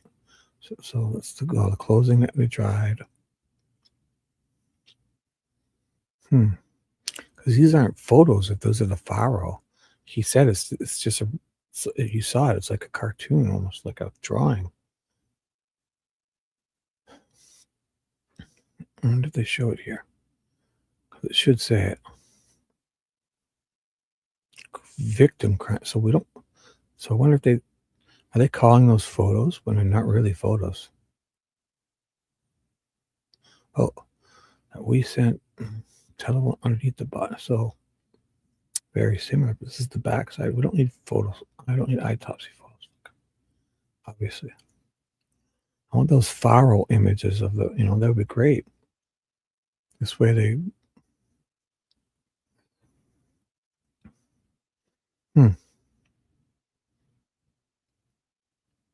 So I didn't even think, because I didn't even know they did that. So they got to list them.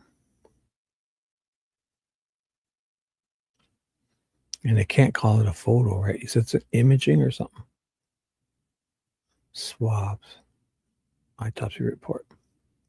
So if you ever see a thing called like FARO, it's like an imaging. Faro.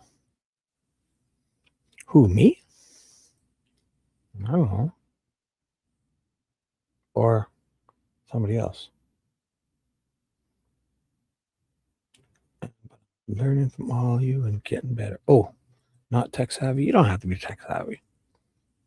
I have it covered because I'm like, when I'm doing this, I have the screen I'm working on. It's like a 52-inch.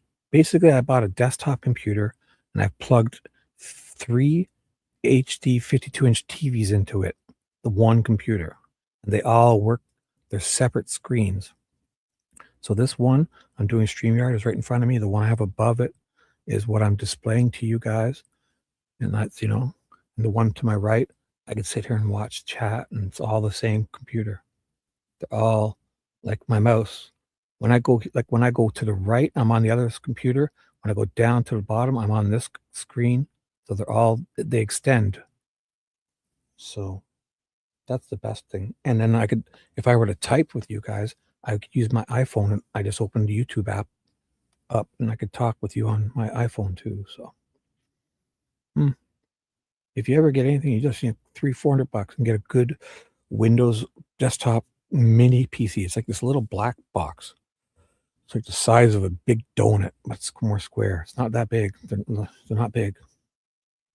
And nowadays, man, it has like a 1 terabyte hard drive and 32 gigs of RAM, and you can plug 3 monitors right into it with like HDMI cables, and it has Bluetooth, Wi-Fi, and you can plug 2 LAN cables in. So it's if you're near your router, you know how you plug the LAN wire in?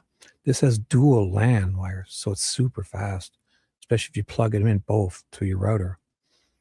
That's and you can also have Wi-Fi too, and Bluetooth. I mean, Amazon, if you get a mini PC, they're like $300-400 for a good one. The more RAM and the better processor you get, if you spent $500-600, it'd be an amazing computer.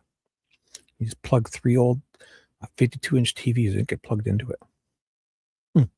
So that's how I do all of this. But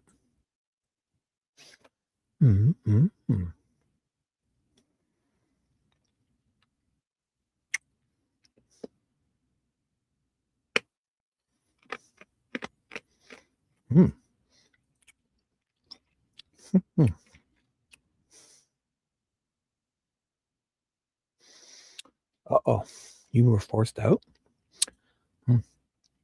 Probably because you're one of those people that would say something. Yeah, they don't want people. They want sadistic people that will just go along and not, because I couldn't do those jobs because I would instantly speak out, like, that's wrong. Yeah, they want people that'll just lick boots and, yeah. Well, I would rather be fired than sit there and watch someone get treated like this, especially an innocent person. Yes, extraordinaire. Yes. But I have a feeling that these people are going to be coming around because of that appeal, right? These people are all warming up their old accounts. It must be. Because they sense with that appeal, man, oh my, if a trial is granted, I can't see how it won't be. With all that shit in that appeal, oh my God. Just the IDOC shit alone, this appeal, he needs to get in a new trial. And there's a whole thing they said about if it's de novo, that means it's starting fresh, like the first one didn't even exist, the trial. Because it could be so bad. So these YouTubers, man, imagine running around cheering for this project, and then when it really comes out what happened, and if they can get rid of Judge Gull and a real judge gets involved and shows to people what these people were running around cheering yay for, oh my goodness. You'll see those people that on November 11th of 2024, on Veterans Day, those people were out cheering when Richard got sentenced to whatever or convicted. They were cheering. When people see what really happened in this case and those people are cheering, that's what they're trying to hide. They're cheering on Remembrance Day. Or no, you guys call it Veterans Day. We call it Remembrance Day.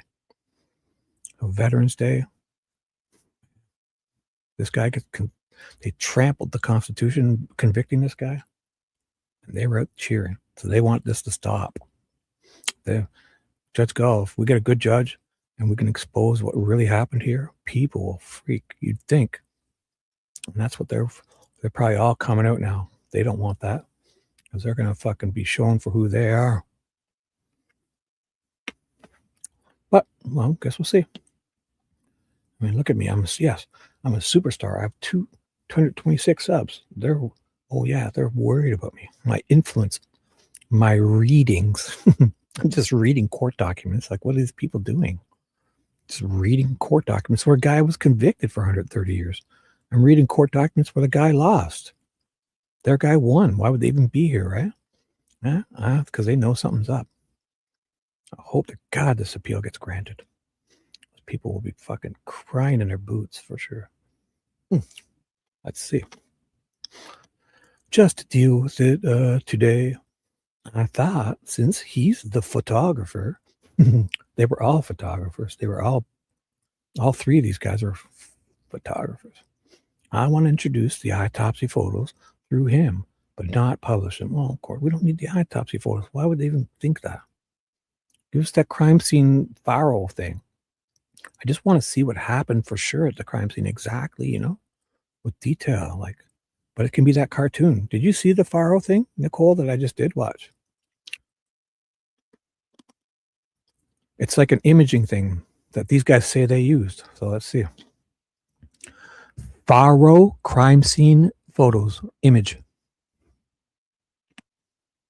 It's like that laser thing. It was in Portugal. They made it. So these guys put one of these down. Everyone's talking about an image from a crime scene. Here, this is good because there's no body or nothing. Look at it.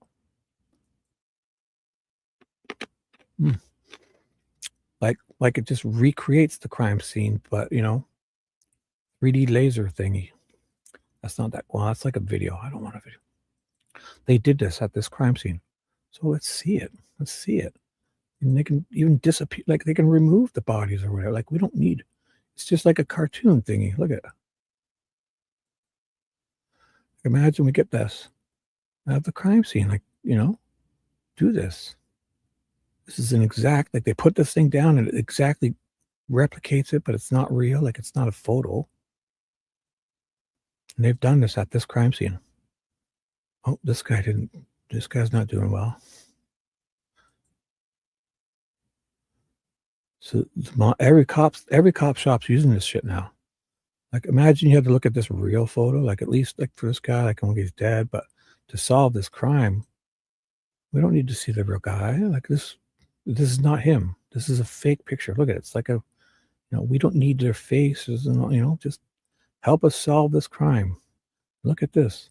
Imagine we had a photo like this imaging thing, which would, again, sort of explain the reason there was a tripod at the crime scene. Because everyone says there was tripods at this crime scene, right? So they put this thing up.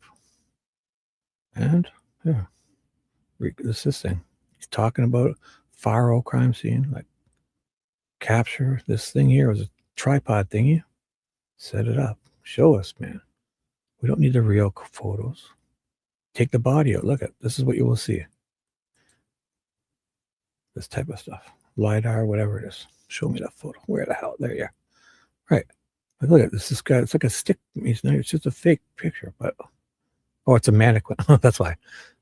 Because it's a mannequin. What do you know what I'm saying? You guys all know. And with this image, it would probably be a lot easier for them to like remove the bodies. We don't need, I don't know. We'll be looking at not a real photo. So, I mean, we want to solve. Hey, Mimi, what's up? Oh.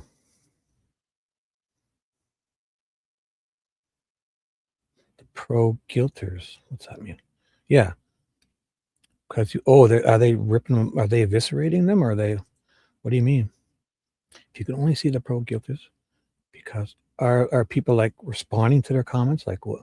Because he was convicted. Comments under the Indie News channels, Facebook pages. Your head was spin. People have no clue the shenanigans. Oh, okay. Well, if this appeal is granted and they read this appeal, even, oh my goodness, people are thinking, even just reading this appeal, so yeah.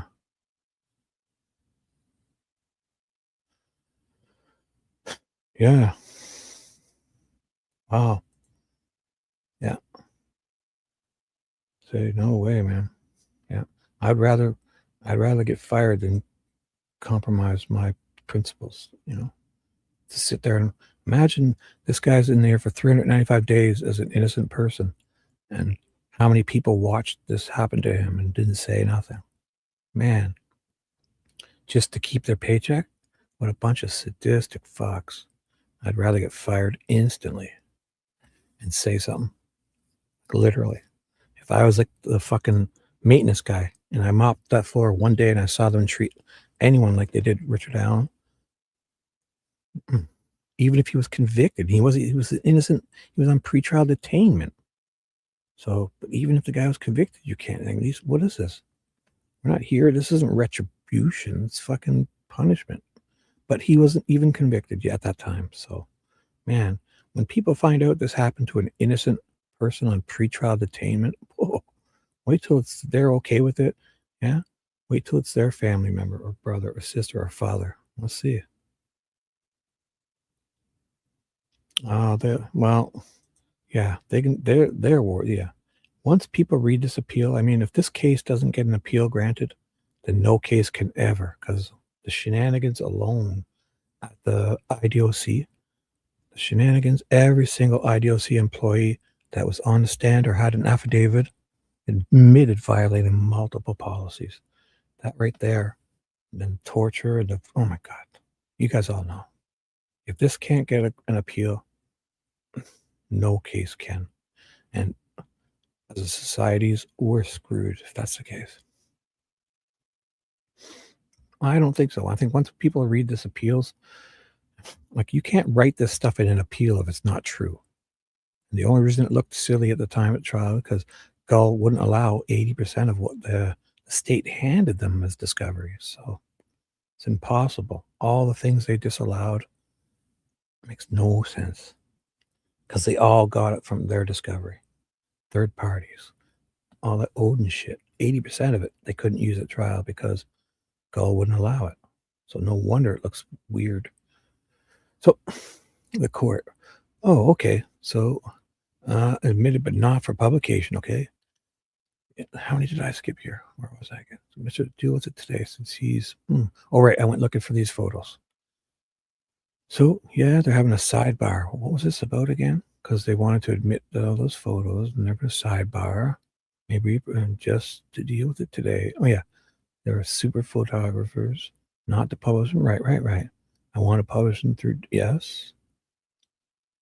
The court. Okay, so have them... Yeah, they want to have them admitted but through the pathologist, not... Yep. So it's not a big deal. Just want to have the photos admitted through the other guy. So, court, he's done. Mr. Luttrull, he's done. So it looks like... Okay, are those true and accurate depictions of the scene? So it must be those Faro things too. That you just described to the jury as well on the 15th in Terre Haute. They are. I would have moved to admit these. So 78 to 37.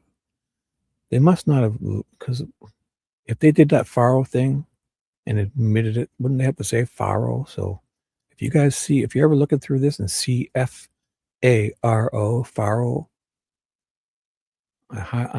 digital photos, that's the time zone. So they might not have it listed as Faro, but it's got to be some type of imaging of the crime scene or something. I mean, it's one thing they don't show us, but they would have to have it listed. Imaging of the crime scene or some type of... They definitely did it. They set it up, the little tripod thingy, and photos, which I don't need the photos of his house. Jacket. 40 cal. I want this Faro imaging. Crime scene photos. No, we don't need this. Goes up exhibit of 39. Well, whatever. So if you guys ever see the Faro imaging, that would be interesting. Maybe it's available to us and I haven't seen it. I doubt it. Unless it's not that photo. No, it can't be. The one that he used. If it's that photo that guy used, that he put a little bullet on, that's... They probably have... No, because it showed nothing. It's just a gray background. So... Oh, well. So if you ever see it, the imaging of the crime scene, let us know. Got to be... I'll look through it another time.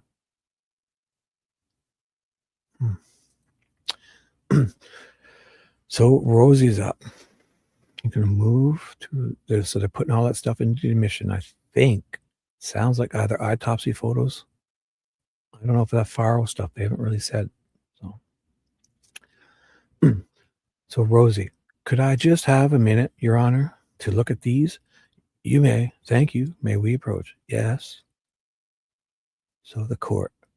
Let's go over here. They're having a sidebar because it looks like we're going to be talking. This is cleaner.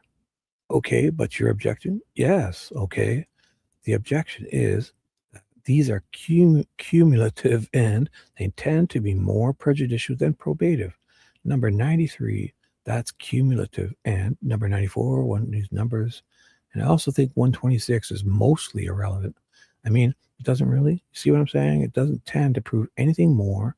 So I'd make a relevance objection on that. So they're talking about all these different pictures. What? The court. Okay, what's your response? Going to Luttrull. My response is that the initial photographs, these photographs are appropriate, and any prejudicial effect does not greatly outweigh the probative value. I remember something about this. Well, that's great. There's great probative value in each of these photographs. The repetitive nature, there are different photographs from different areas of the crime scene. The blood spatter expert will testify, and his testimony will be aided by these photographs. Secondly, the jury has been advised during voir dire, we asked questions. Hey, what's up? Good morning, lawyer's daughter. Just in time. We're just about to start. Yeah, for sure. That's what I sense. I've had a few extra trolls, but it's okay. I mean, it's not like they can do anything, right? Why they waste their time? They got what they wanted 130 years, man. Go to Chuck E. Cheese and play video games and have fun. So we asked questions that this was and in their jury questionnaire, that they're in these kinds of photographs, that they're in nature too prejudicial a little bit. And I think that based upon this, and if they've been offered to demonstrate an expert's testimony, which I understand the expert's not here today to lay the foundation, but I believe that would definitely be laid even without the tendency to show compassion is substantially outweighed by the probative value. I agree. The extent that there's no foundation at this point, but they'll be able to lay it with this. Right. And that's the only ones that you're objecting to? No, I objected to, I'm sorry, you did 93 and 94 as well. But mainly because I think they're cumulative. I mean, honestly, in looking at them, if you start loading them, right, it does become prejudicial. These tend to prove, right. So that's my basis for objection. Okay, well, let me just, do it. I'll show them admitted all over your objection. The ones that you have not objected to, you're not objecting to other than that you talked about here? Yeah. Okay. And as far as the autopsy photos, I'll admit them conditionally upon the completion of the foundation that you say you're going to be laying to assist the expert and assist the jury with the presentation. And we're just not going to publish right now? Right. We're not going to get into that. Okay. So they're admitted under condition. The ones that he has specifically, 93 and 94, I'm going to admit those over his objection.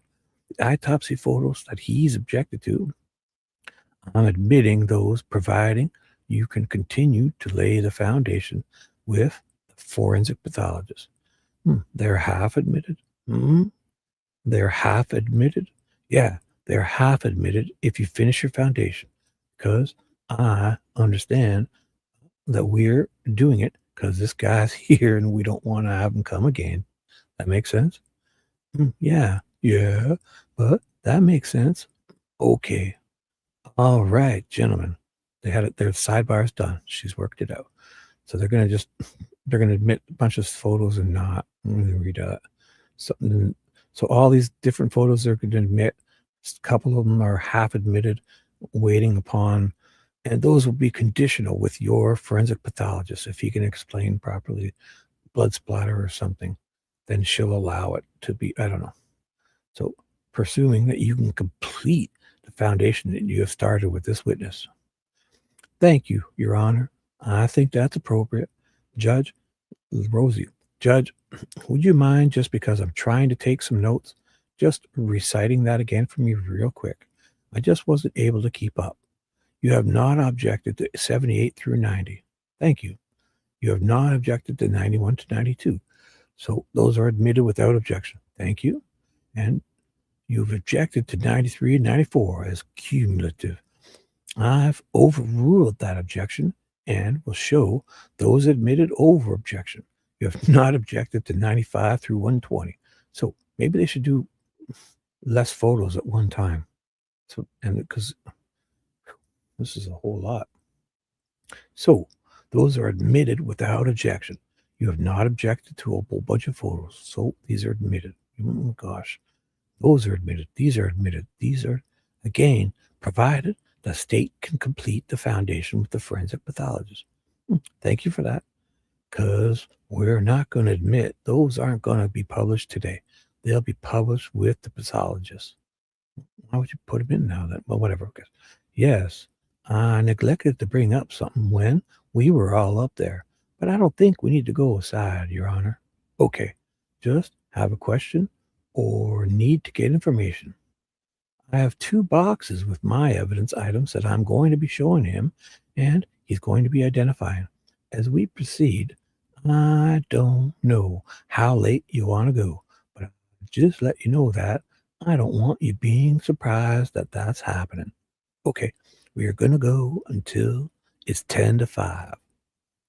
We'll probably go to 6. Okay, so I don't know where that puts you or where there's a whole lot of, I have a feeling there might be something good here, so I'm going to keep reading. That's cross exam. Puts me here until 6, yeah. Well, then potentially cross overnight or tomorrow morning. Oh boy. Just wait till tomorrow. Yeah, I don't want to do it all night. We'll do it tomorrow, no problem. Okay. All right. So, questions? I think it's still Luttrull. They don't really say. This might be Rosie. Boy, they don't really say. Because they do all this. Luttrull was questioning. Then they just start questioning again. So Rosie's just wait till, Luttrull's okay. So the sidebar's over. State's Exhibits 78 through 122 are published. Did you go to the Deer Creek Bank sometime not long ago after your arrival to address the question whether you'd been informed that clothing was found along the bank? Yes, I went along the creek's bank, yes. Did you document that with photographs? Yes. Well, we'll look at State's Exhibit 78. What is this depicting, sir? It depicts the north side of the Deer Creek and the water as it appeared on that day. And then in the kind of lower middle section in an article of clothing sticking partially out of the water appears to be stuck on debris within the creek.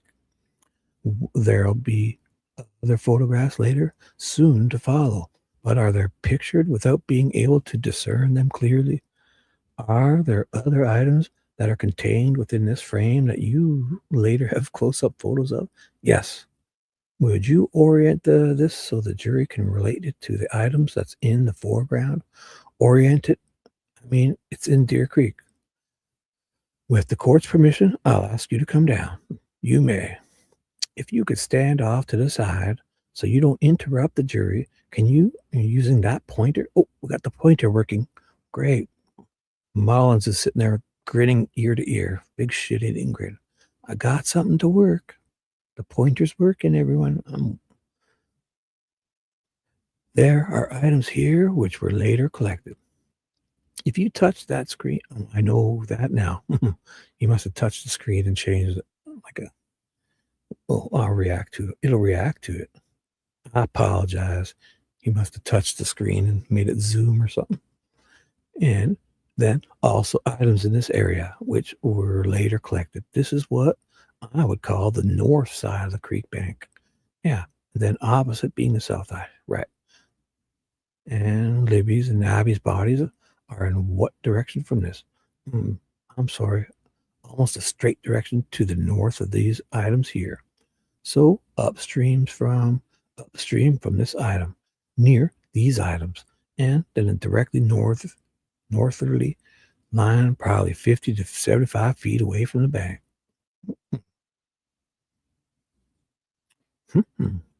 And what that white item? Thank you. I already read this, but yes, hold on, Shibby. Stay the course, young man. I feel it. Yes. I've forgotten all about them after reading this. Thank you. This was a while ago, but I just read it again. Thank you. Stay strong, young Shibby. Thank you. And what item of clothing are in the foreground here?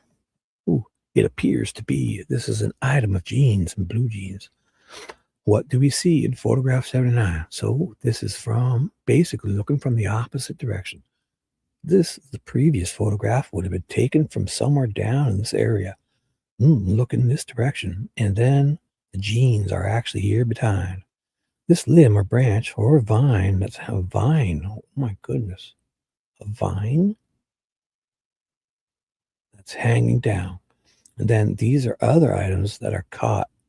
And there's also, I believe, an item here, which I believe is a foot or sock or ankleless sock, and basically looking in Deer Creek, looking from the north side of the creek across to the south side. From the north side to the south, yeah. The jean material, the jean item is in this area. The other items that were mentioned previously would be in this area. So these are all about photos that had leaked a long time ago. Yeah. And then the sock would be just out of the frame. In between this area and here, and the jeans, what do we see there under the water? Oh, yes. Oh, they want to make sure that it's way underwater, yes. So nobody could see this shirt, right? Except this one guy with super duper eyes. Oh, yes. Oh, I have a glare. Yeah, that's why we didn't see it for 22 hours. Gotta be. Maybe I'm wrong. There's an article of clothing here. I believe it's like a hooded sweatshirt, a fleece type hooded sweatshirt material. And then this is more close up of those clothing items caught. The tie-dye shirt. This is like a handkerchief or a bandana type item. And then a Nike athletic shoe, a pink footed sock after collection. Removed from the water, borne bag to photograph. And that's photograph 82. And this is, we see in the upper part of the photograph, ERT. Is that a reference to the FBI agent? That would be an individual employed by the Federal Bureau of Investigation. This is what I would refer to as a string shirt, a string top shirt, or a camisole possibly. Just as it's not a t-shirt, right? But it would call it a camisole shirt, also collected from that area. The darkness of it doesn't really make it visible. It was collected from the same area that the other items were. Again, collected with the debris around it, and then removed to show the item individually. Does the item show in that photograph 83? Did it indicate its size? It does indicate it a brand of faded glory in size of large, 10 to 12, 84. This is the jeans that were pictured in one of the previous photographs collected. They are documented in an inside-out fashion. That's how they were found. And then string off of them from another item. String off of them from another item. There's string on them. And then what appears to be underwear or woman's underwear or woman's undergarment on them. You can tell that they are inside out because of the pockets being observed here. And collected from the Deer Creek and removed to document for photographing of the individual item. Picture 85. Well, yeah, this is previously pictured in one of the other photos. This is what I would call a tie-dyed t-shirt. It is indicating an extra large shirt from a color tone brand. It's inside out as well. It also has debris from the creek material, again removed and documented with photography. 86. Another sock, this one a footy type or ankleless sock, again collected from Deer Creek, individually photographed with some debris on it. That's what I would call a black or dark navy sock. This is that handkerchief or bandana type material that was observed in one of the other photographs, again collected with the debris, then pulled out of the water from the bag to document an individual. So there was this handkerchief, right? Is it the green one? Didn't really say the color, did they? Green handkerchief or bandana, right? Material.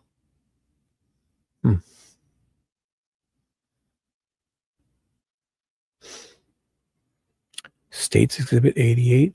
This is the athletic shoe previously found in other photographs. Nike brand indicated by the logo of the company. Hey, what's up? Morning, Shay. How you doing? And athletic shoe found in the water. Removed from the water with the water in the bag, and then removed from the bag, individually documented and package it up. It appears to be a left shoe. Is that correct? It appears to be, yes. And it's also still tied. That's the condition. It was when you removed it. Yes, 89. This is a gray object, which is one of the previous photographs underwater. What I would call a hooded sweatshirt, a zip-up hooded sweatshirt. Sorry, this is the guy. So the fleece type or cotton type material, again, wet from the water, being collected from Deer Creek, removed, and then individually photographed. So all that clothing stuff was found after or before? Is it just a tie-dye shirt that wasn't found right away? Or did they find out after? Because it seems to be lots. Right, it must. It was found earlier, right? Because they found the clothing first, no? And they just didn't see that tie-dyed shirt right away or something. This was submerged garment that was between the jeans and the clump that had the shoe. Correct. And the tie-dyed shirt, what are those strings? Are they attached to the garment? I believe there's some sort of a tie for the hooded portion of it. Best that I can tell. Like, you'd think all the clothing should have been found pretty soon out there, right? Because everyone was searching around there.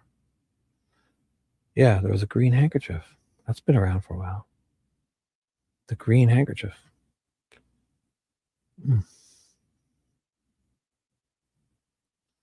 It's individual, not a t-shirt. Yeah. No. That was hooded sweatshirt. Oh, God. It was after. Oh, that was it there. I just saw it. So that's item, photo, whatever item number it is. Doesn't say. Yes, there's a graph. So there's a hooded, a fleece hoodie, and this is more clothing. There's a tie-dyed shirt, and this is like a handkerchief or a bandana type. So one of those handkerchiefs or bandanas. Or did I read Creed? Was it not green? Or, well, I know that I've heard people talking. I've seen the photos or whatever. There's a green handkerchief, so maybe I might have added that green, but I'm pretty sure it was green. Or did they just read it? I don't even know. Because I'm pretty sure they said there was a green handkerchief. Like, we've known that for a long time, right? I'm not even sure. Because I definitely read handkerchief. I might have said green myself. I don't even know. I don't even know.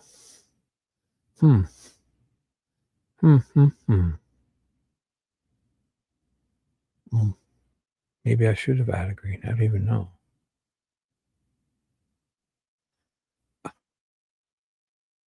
Totally not sure.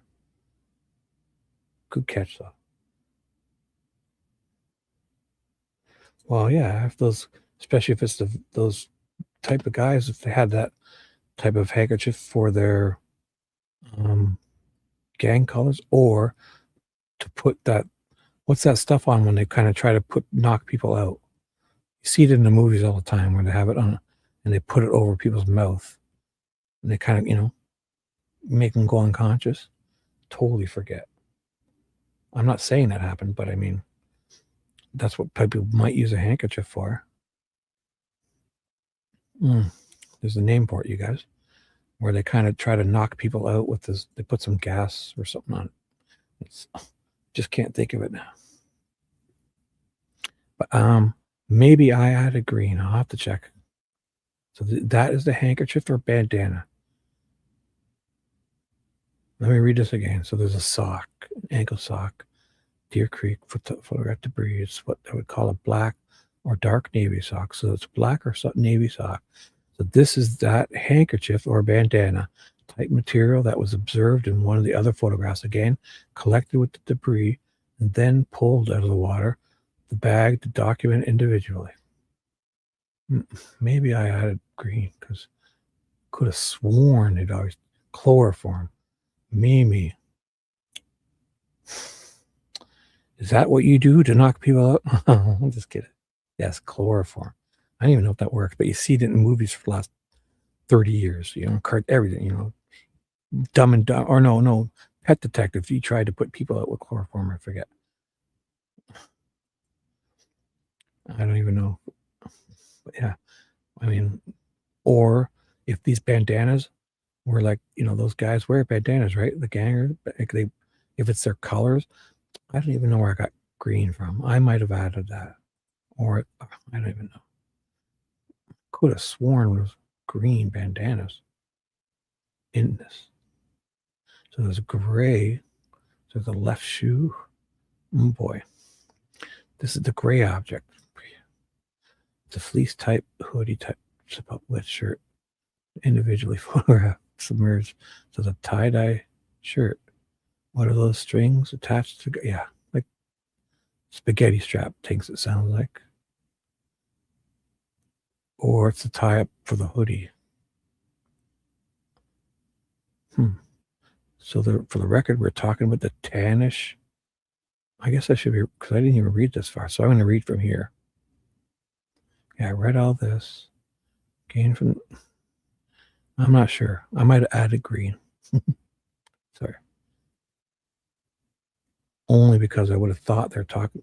I could have sworn over the years we'd seen a green something.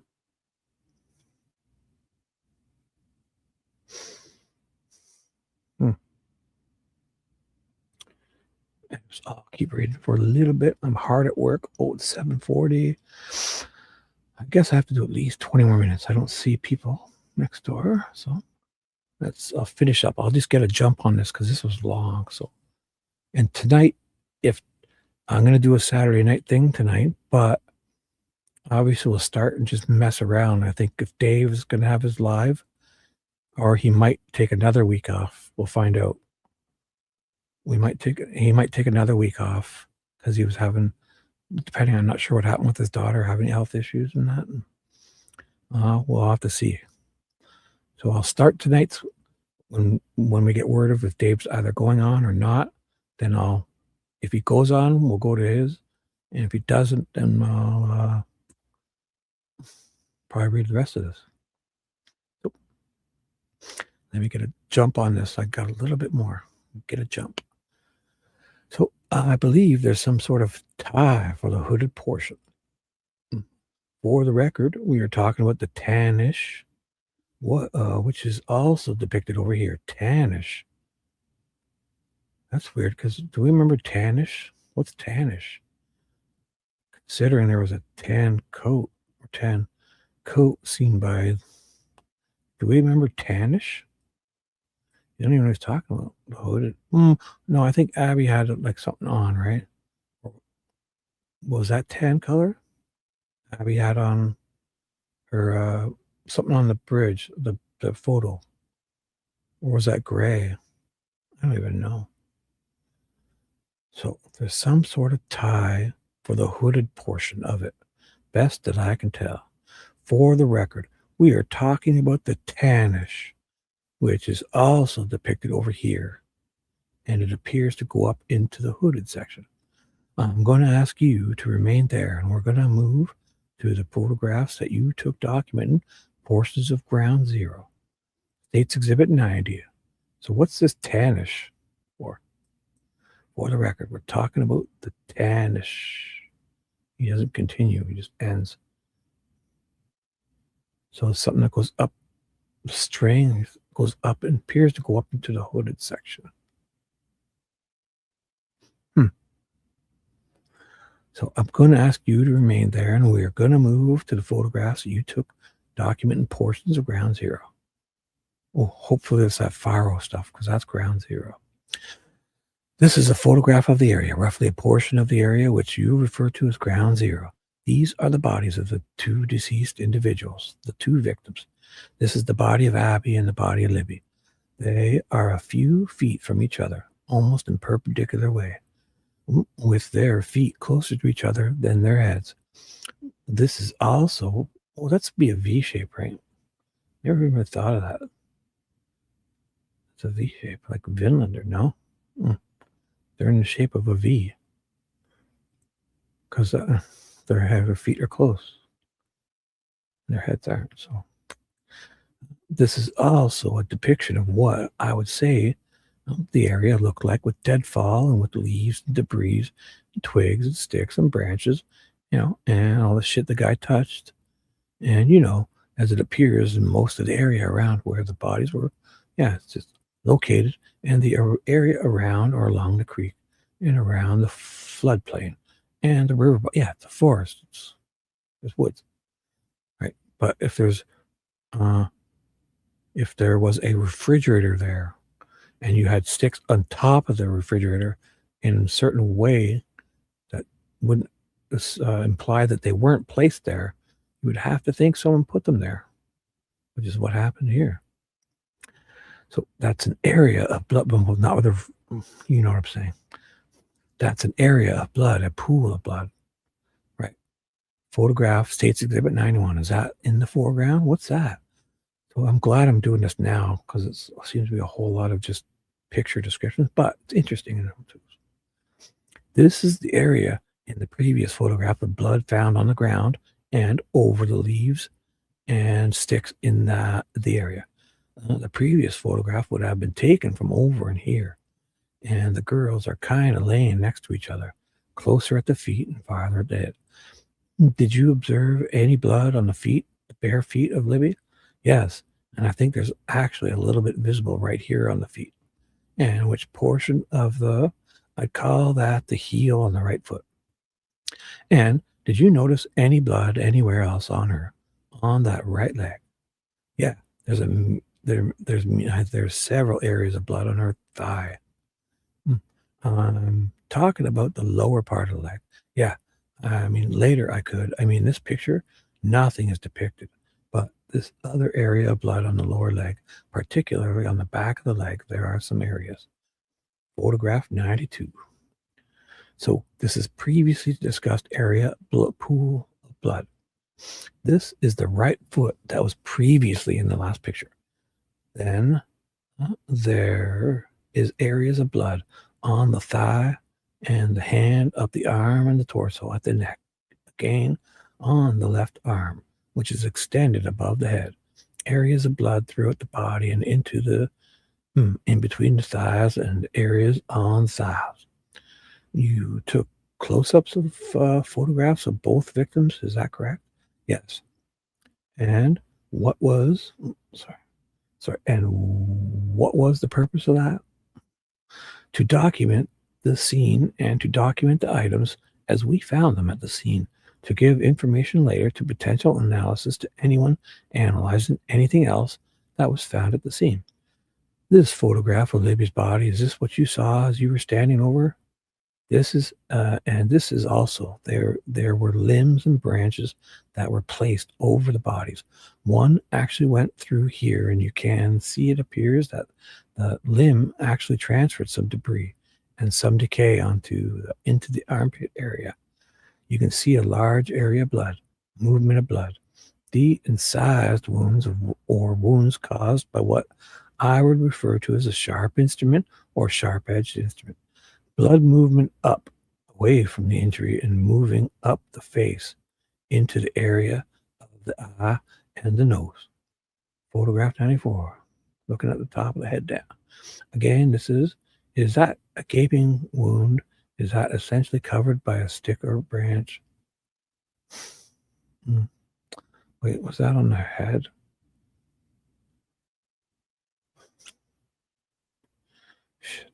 hate this, but I gotta read it.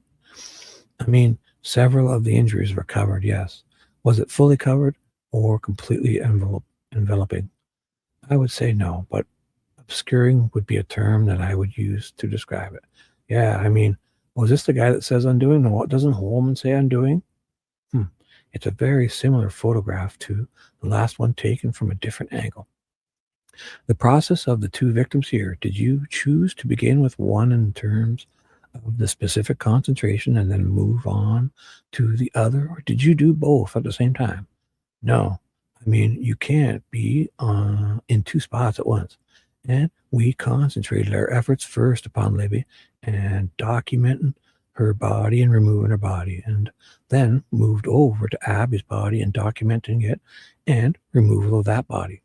Sergeant Olehay, you had 3 crime scene investigators and Jim Cody, a 4th, for a portion of this. You could have had 2 on to process each victim, is that correct? As the same simultaneously? That's plausible, but it's not what I would consider to be the best option. Why is that? For us, because A, they are in a pretty close proximity to each other and are working over each other. And again, each of us individually adding our collective abilities and knowledge to the removal and collection of evidence that we found. Yes, your knowledge. So 4 guys decided, oh, here comes the sticks. Okay, and again, I go back to the statement I made earlier that all of us together, yes, 4 of you decided to do this much smarter than any of us individually. Oh boy. You focused on each victim one at a time. Yes, we focused systematically on the removal of the sticks, and then we work our way down and work our way through each individual victim and dedicated out time specifically to one and then moved on to the other one. So let me ask you about this. This is the right hand of Libby? Yes. Was your role, part of your role was to collect the evidence that was taken from the scene? Yes. And did you do anything with relation to this right hand and wrist and portion of the forearm that the jury can see? So in my training experience, hands often have evidence on them. We looked very closely at the hands to determine if there was any defensive one. Don't they put bags over them or something? In case if she fought back, there would be DNA. Like if you, a lot of times the guy, they would try to scratch the guy or something. If there were any defensive wounds or anything which may have been transferred or contacted with the suspect.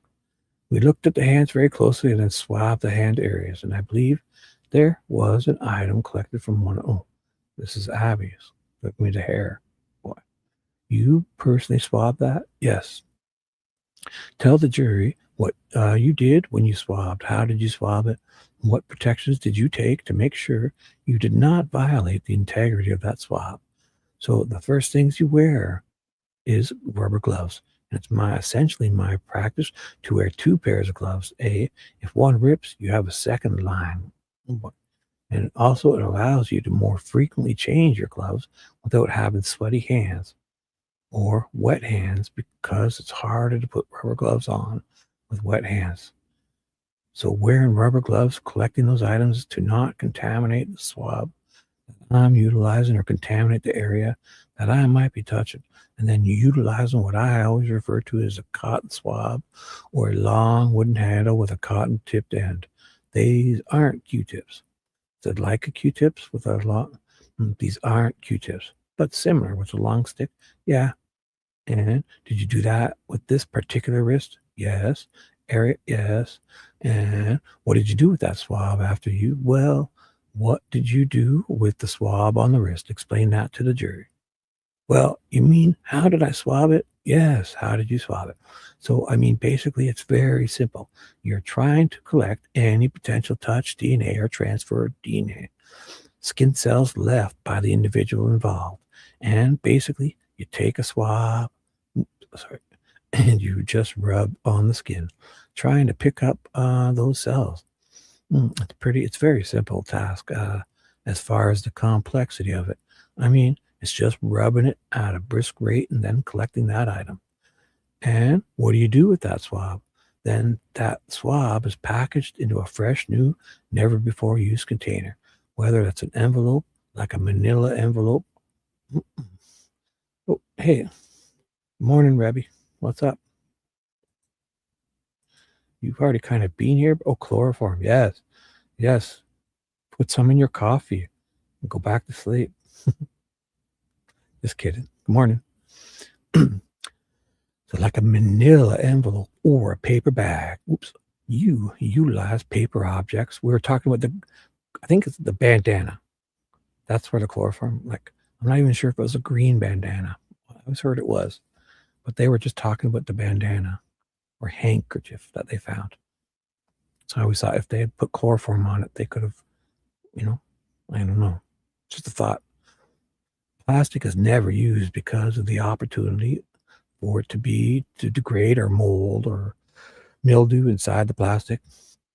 And you did that with each individual swab. I don't want to go through each one. I just want, each swab would have been individually packaged of its own packaging or with itself. No two swabs unless you have a large area. You may use two swabs to cover more space with two swabs, but each individual swab of each individual location is collected individually, packaged individually. Oh boy. Before you move on to the next one, that's correct. So this is the left hand. What did you do the same process with the left hand? I completed the same process, yes, particularly focusing on an area around the wrist where there is less of what is presumed blood on the hands in this area. And why are you focusing on an area that has less blood? One sec. Oh, I'll be done soon. Probably another 5 or 6 minutes, but just getting a jump on this. So one of the issues is if you collect the swab from the area of blood, this appears to be a large area of blood. So a single depositor most likely. We ascertain that this blood came from the victim themselves. So we would expect to find the victim's DNA. If there was DNA from or skin cell transfer from a suspect, then that would be muted out by the large amount of DNA which is in the blood. So you're talking about trying to collect a skin cell or two potentially over the blood. And if I could use a reference, it would, when tested by a DNA analyst, it would scream of the individual who deposited the blood, in this case, Libby. And then the suspect will be muted out. Well, yeah, if there's lots of, so if, for example, you were in the Coliseum in Fort Wayne for a concert and every seat was filled and everybody shouted one word, and no, it's not like that. And somebody in the middle of the arena said the word softly. Well, you wouldn't hear the soft word. You would hear all the other words. So it basically would mute out the blood, would mute out potential DNA covered by the blood. Oh boy. The next two slides show a portion of the right thigh, is that correct? Of Libby. This is the thigh areas of blood which appear to be drops, but areas of blood that move from one side of the thigh to the other, indicating movement of the blood. This is the thigh, and you can see the goosebumps on the thigh, as well as the different areas. Some of this may be lighter area of transfer of blood. It also may just be the dirt and debris from the area of the woods. So she had goosebumps on her leg, right? I guess that would happen, or I don't know. Do they stay around, I guess? Is this the same thigh from a different angle? Yeah, same thigh, different angle. The blood goes here and then it goes up all over the thigh and down, indicating these are trails which, to me, indicate movement of blood. So this is a copy of a photo the jury's already seen. Were you using an alternative light source once it became dark enough for it to be effective? Yes. We utilize an alternative light source to look for biological evidence, such as saliva or semen in the area around the bodies or on the bodies or on the clothing as well. So they must have did this with the branches, no? And when you did so, tell the jury what occurred. I believe that Sergeant Datzman saw a reflection, which was, the bullet, God, which was not immediately visible to Sergeant. So it was, you couldn't see it without this light. Oh my God, these guys are amazing. The shiny bullet. Fuck sakes. You needed a light. So the alternative light source is purple in color to the naked eye. The light source doesn't react without a filter. And the filter is eye goggles or eyeglasses, which are orange in color. Those two wavelengths then allow you to see the fluorescence of certain biologics, such as semen or saliva. So we could not see the reflection of other things because of the orange glasses. So they can put this light and then wear these glasses to see everything biological. It's like instead of spraying that luminol stuff all over. But Sergeant Datzman was not wearing his orange-colored glasses. Well, why? He saw a reflection of something and we got closer in this area. We found it was really, so the bullet could reflect. It was exposed. And you guys saying you didn't see it? Like a fucking shiny bullet? Only because of this light they see it? Why this big convoluted story? He saw a reflection as we got closer in this area. Because right there, the whole time they're there, they say it's at her foot. And they're saying that they have to wait till this fucking reflects the light. Oh boy. That's wild, eh? Like this like, I mean, you would have walked up to the girls and said, oh my God, there's a bullet there, wouldn't you? It's fucking shiny. Even if it's a bit covered, whatever. For it to bounce light off of, they're saying, it's a shiny copper casing. Probably brand new.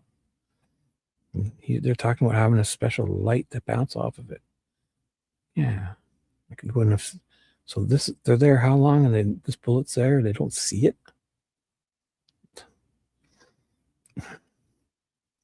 I'd call it a cartridge because it's unfired. Still contains a bullet. Still contains an undamaged primer. Next photograph, a little closer. 100. A little closer up. The bullet, the cartridge that we saw with this amazing blue light. Finally, we couldn't see it. It was on such a... Oh my God. And he didn't have his orange goggles on. He saw it. As if it was found next to the leg of the ankle area of Libby. Like, forget about it. Like, even if it's dark at night, like they got major, big, gigantic floodlights. They must have lights everywhere. Are we saying that a bit of a bullet, they wouldn't see as shiny, even if it's just a part of it? Like they need this light to reflect. Is he just at the exact right angle where it bounces to his? Oh my God! So he sees something sparkling, like shimmering. He's, oh my God. So they actually stumbled on something that they would have no idea was there, just where they accidentally find it. Is that what they're trying to imply too? Like, oh my goodness. A little closer up, the bullet, the cartridge was found next to the leg, the ankle of Libby. And another close up. Yeah, the cartridge located in this area, each photograph basically getting a little closer to the area. Oh my gosh. Then you zoomed in a little bit more. Let's go back to this. What did you do after Sergeant Datzman's discovery, drawing your attention to this area, and then the observations that were captured in these photographs? What did you do with respect to this glimmering item? So after Sergeant Datzman noticed the item, we were aware of what it was through training. Oh my goodness. Their training told them. And experience in firearms. What? That it appeared to be either a casing or a spent cartridge. Oh my God. They were trained to spot fucking shiny cartridges. And they recognized it? Oh my goodness. Could have come from space. How do you even know what that object is? Oh my God. Or an actual cartridge. And then as we got closer, we could see the primer. Oh my God, what is this thing in this area? Is undamaged or unfired, and then documented it with photographs. And then it was collected and placed into an individual paper container to collect it as an item of evidence. Collected by whom? Collected by me. How many bullets or cartridges or cartridge cases did you uncover and take away from the scene? This is the only cartridge collected at the scene. And we searched the area. And then again, we searched it. Don't they show up with metal detectors? And did you have dog? I mean, dog would have fucking found that in 2 seconds. You could see it, right? A light reflected off of it. So are they implying that they couldn't have seen it without this light reflecting off of it? This blue light? It's a fucking shiny copper casing. And did you place it in an envelope with other items? No, it was individually packaged by itself. What happened to it after you packaged it?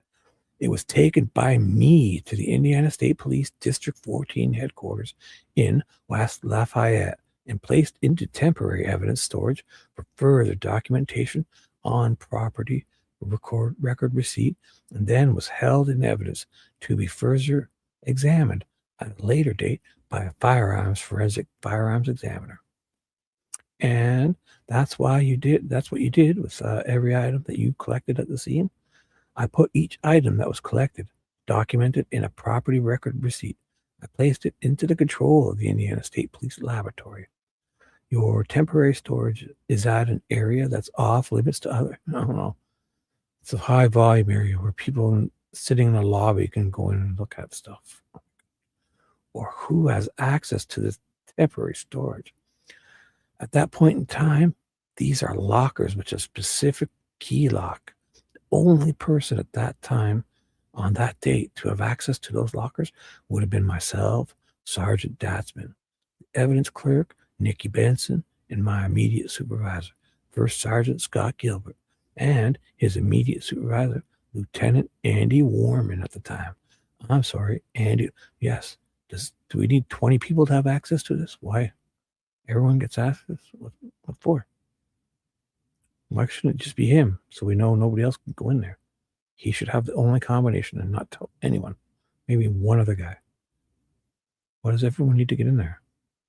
Duane Datzman or myself to access those items on a routine and regular basis. High volume turnaround. And then at some point after the discovery and identification and collection of this particular cartridge, you then moved the body of Libby. Yes, it was after the body was moved and placed into a fresh new body bag and was also placed onto a fresh, clean, unused white sheet to wrap the body to preserve any items from falling off the body. It was placed into the body bag. The body bag was then zipped and sealed for preservation. And who assisted? Who participated in that process? I assisted in that process as well as the coroner's office and deputy coroner at that time, J.D. Cree, who transported the body from the area. Were you present at the scene once you arrived at Ground Zero to do your work? Who had access to Ground Zero while you were there until the deputy coroner entered to assist you with Libby's body? Well, upon my arrival, Deputy Yoder and Deputy Giancola were what I would consider in the area of Ground Zero, but not directly next to the body. Why were they still there? But they were in the general area. Then we maintained this area around them and probably 25 to 30 feet around them, which was not entered by anyone else other than myself, Sergeant Page, Sergeant Datzman, and Sergeant Cody, after he had completed his faro scan. I want this. I want to see this. Where is it? And until it was the time to collect the bodies, no one else that I'm aware of, well, I'm aware of a whole bunch of people. Well, these two guys were there, but beforehand, Aunt Melissa and Pat Brown were there. And they don't even know who because she fucking runs right by Yoder and Giancola, crying or freaking out, and they don't even stop to see if she's okay. Young lady, what happened? What do you want? You've seen there's bodies. Where are they? They walk. Are you okay? Are you? They're just going there looking for bodies. They don't know anything else. And this woman blows past them. What if she's the perp? What if she's another victim and someone's chasing her? They just don't say. She doesn't say nothing to them. She doesn't say nothing to her. She just runs right past them. fuck. Obviously, I mean, but they don't know at this time, so did you just let her run by? It's so weird. Fuck, she's distraught. Ask her what happened. Where's the body? You know, like you guys are going to look for it. And then, so you don't talk to this lady, and then it turns out you walk past these. I mean, if you had stopped her, she would have pointed them out to you. And, until it was time to collect the bodies, no one else. Yeah, well, there was the 2 cops and the 2 people. There's been 4 people in that area before, which I could call ground zero. So I'm aware of. Well, what does this depict, sir? So this depicts the backside of Libby, the victim on this wood, with debris stuck to her, as well as stuck dirt.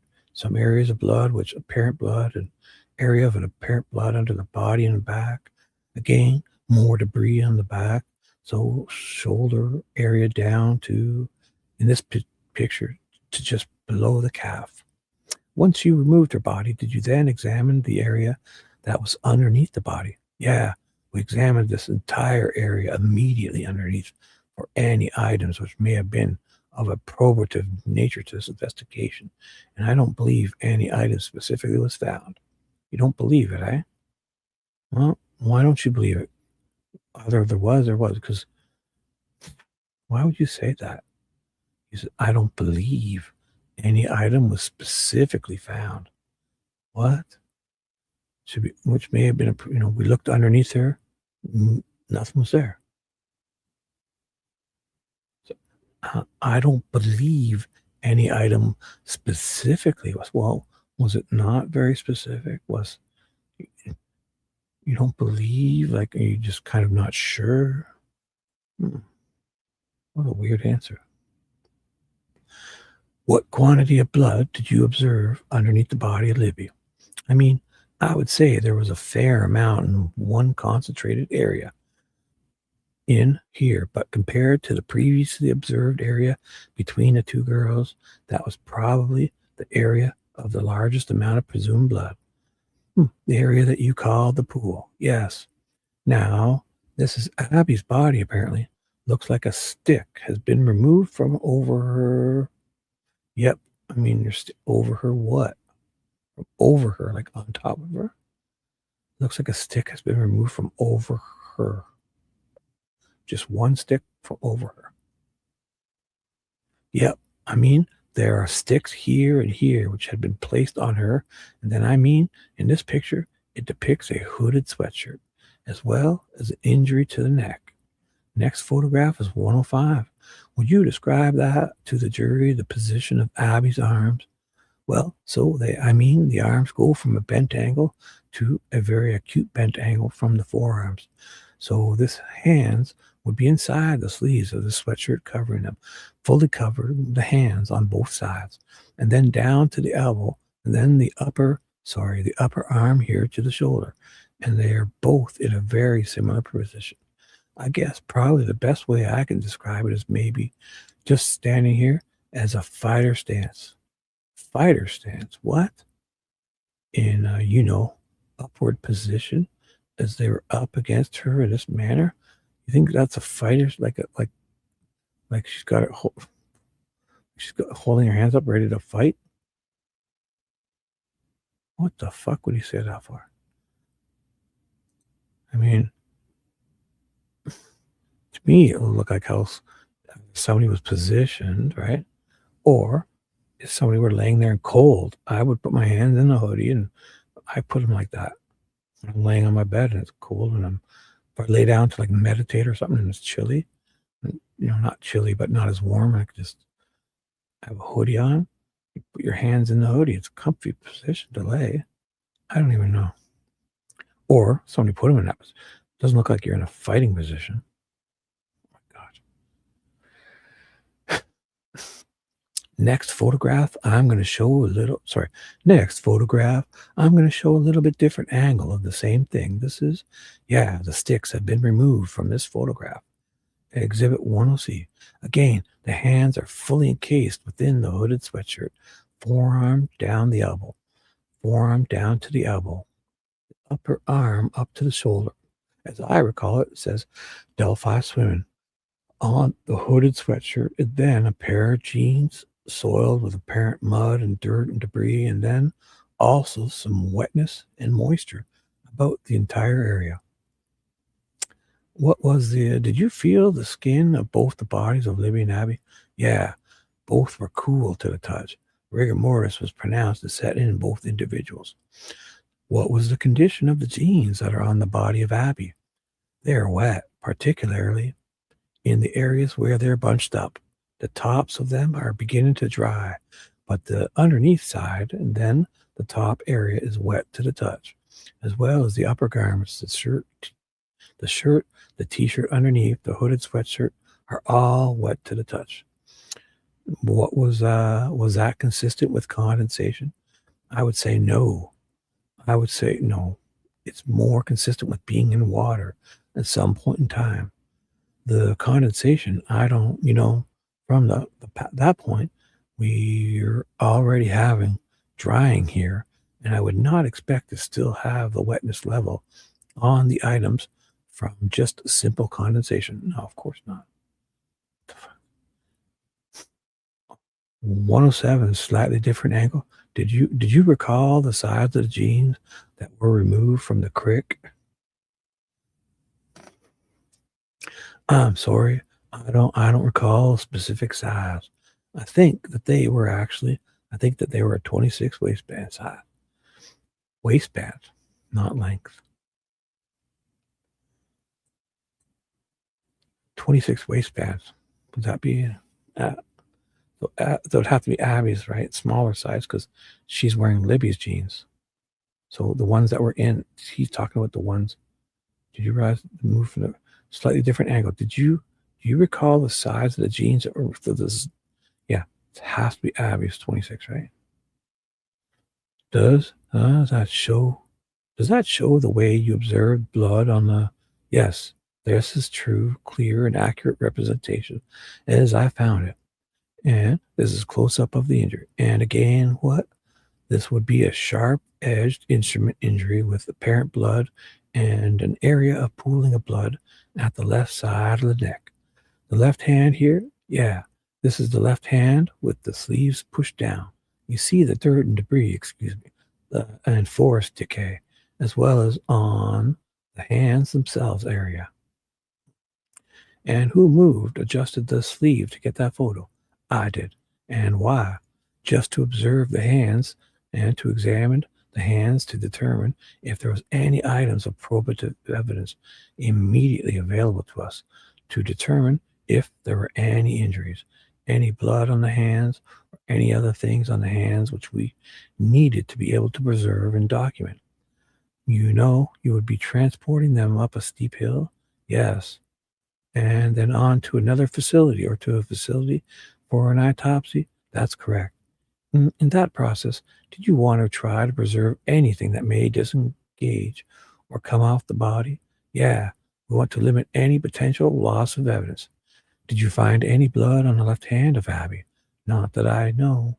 Not that I recall. It's not that he doesn't recall. What? Did you find any blood on her left hand? Not that I recall. Look at the photos. What? You forget?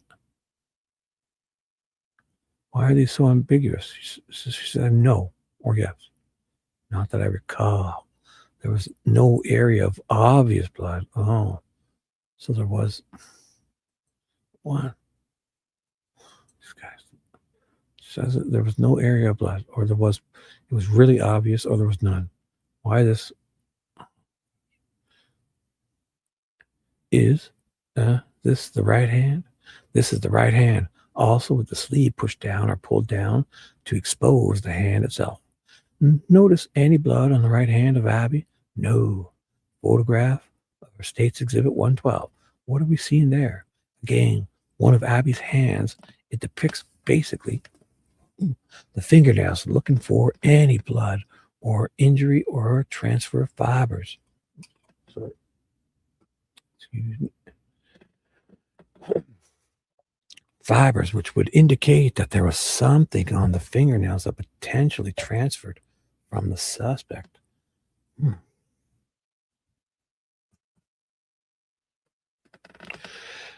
With both victims, if you saw something adhering to the hands, would you remove it? I did, yes. No. Would you, if you saw something, yes, I would remove it. Not did you. If you saw something, yes, I would remove it. Not saying if you did you see something? I did. No, he didn't say. He says if. If you saw something adhering to the hands, would you remove it? Yes, I would remove something if I saw it. Well, did you see something? Yes, I did. No, that's not what he's saying here. It's like they got this is already a pre-planned story and they're already just they're not even thinking about it making sense. It's like if somebody asked me, with both victims, if you saw something adhering to the hands, would you remove it? Yes, I would. If I saw something, I would. He's not asking you if you did see something. He said if you saw something. If. He says, I did. Yes. No. I would. Yeah. If I saw something, I would. He hasn't asked you if you did yet. Now he's asking you, what did you do with it? Do with what? Oh my God, these guys. What did you do with it after you removed it? It was packaged in its own individual paper container. Properly, it's obvious this story here is. If this is exactly what they said, because you haven't asked him. All you've asked him is if he would saw something. If you saw something adhering to the hand, would you remove it? I did. You did. Well, yes, you would remove. If I saw something, I would remove it. Because he screws up by saying, did you see? He should have said, did you see something adhering to the hands? Not would you remove it? Of course. What the fuck, these guys? Stupid. With both victims, if you saw something adhering to the hands, would you remove it?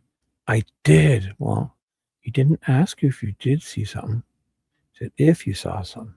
He would be smart ass if the defense asked us, he said, yeah, if I saw something, maybe, I don't know. Depends what it was. If.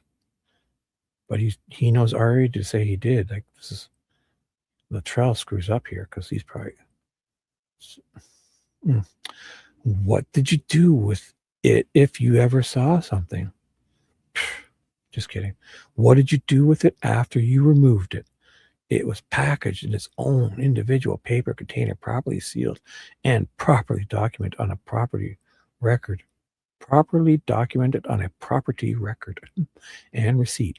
Transported, oh goodness, to the Indiana State Police Post at Lafayette and held as evidence in temporary storage, and then entered into the lab system to be never analyzed, to be documented as an item of evidence within the Indiana State Laboratory System, Indiana State Police Laboratory System. Did you adjust in some fashion the clothing of Abby since she was covered with that sweatshirt? Did you adjust the clothing to take a look at her? Yeah, we pulled it up, pulled the items of clothing up to look for any other injuries or any potential cause or signs of death or injury, blunt force trauma, bullet wounds, gunshot wounds, other edged weapons, injuries, bruising, any other items which may indicate manner and cause of death, or that might also give us a cause to look for another specific item related. So if you don't see an arrow, a bow and arrow, like an arrow from a bow and arrow, if you didn't see that, you wouldn't think to look. If you saw an arrow laying on the ground over there, but hey, I haven't seen an arrow yet, or I haven't seen a bow.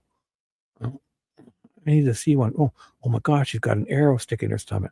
Hey, didn't we pass a bow on the way in here? Like, oh my God, these guys are idiots. It's just because they sound ridiculous because they're just making shit up and going, this is weird. What do we need such a convoluted story for? This is, the act is, this is the act and process exposing the torso area of Abby. This is the belly button, the upper ribs, the lower part of the abdomen, and then the upper part of the hips, looking for any injuries or obvious injury underneath the clothing, any areas of blood, just basically looking through the layers to determine if there's anything in this area which will indicate cause and manner of injury. These guys thought they were supposed to be just cataloging what's there. They're trying to solve it. Did you observe any blood or any injuries? We did not. No. And that is a gray. What type of garment is there at the top? So this is a shirt, and then what I would refer to, this is gray. I have daughters myself. I would refer to it as sports bra type of item. Next photograph. This is the left foot of Abby with the shoe removed, the Converse shoe removed, showing that there's dirt and debris on the bottom of the foot, indicating that most likely those shoes had been off at some point. Exhibit 115. Yes, again, the lower part of the body, the jeans, which appear to be far too large for Abby, with debris on them, mud and dirt. Also, I believe you can see some of the wetness in the legs here. Kind of the line of wetness along here showing moisture. And the amount of wetness, the line implying that it was only up to on her legs to the water level. And also the darkness. I'm sorry, the darkness of the material here indicating its moisture. It's still being moist. Then these were lighter areas still beginning to dry to the touch. So what does that show us? This is the right foot of Abby, showing again the Converse Chuck Taylor tennis shoe, the lower foot area, the lower leg area, and the jeans with debris and dirt, and even inside the shoe, debris inside the shoe.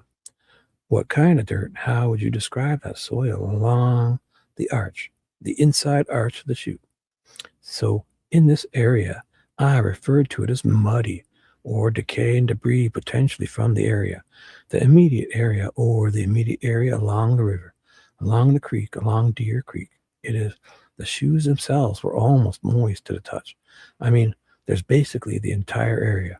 There are bits and pieces that I would call decaying leaves and branches throughout, as well as the dirt and the mud and the sand. 825. Let me see. So I'm on page 39, line 7. Oh boy. There's tons more, right? This guy's. So where's a good spot? I'll pick a good spot to stop because I should probably stop when they finish with this Abby's clothing stuff. Let's see how far it is. Did you see? So still lots of Abby stuff. What's this? What's the Harry Potter stuff? Or are they talking about the phone? Okay, I'll go to here because before they start the phone is where. So okay, so I'll go to where they find the shoe and the phone and the shoe. Yeah. So I'll read. Yeah, because it'd probably be best if I read this part. So I'll finish up with Abby's description. So given the texture of this dirt you see along the side there, now I'm going to do it. Did you see any kind of soil like that anywhere in that area? I mean, this is consistent with soil along the whole river bottom area, and it's also consistent with silt that would be found in the Deer Creek area along the riverbank and in the water. Sandy siltness again, the same sort of sandy siltiness from the area along Deer Creek. This picture again depicts the arms as they were after the sleeves had been pushed down to photograph the hands. And this photograph, basically, this is another tennis shoe, an athletic shoe. Have they found the hair yet? Did I miss that? I forget. It is similar and consistent with the one recovered from the creek, which was pictured earlier and was basically until we began to take our steps to, like, do each step and remove the branches, document the hands, and then begin to move articles of clothing that we noticed that this shoe was under here. It was basically obscured by the hooded sweatshirt that she was wearing at the time. And then the sole of the shoe itself. It's got mud on it itself, dirt and debris. Wouldn't she be sitting weirdly if she had a shoe underneath her?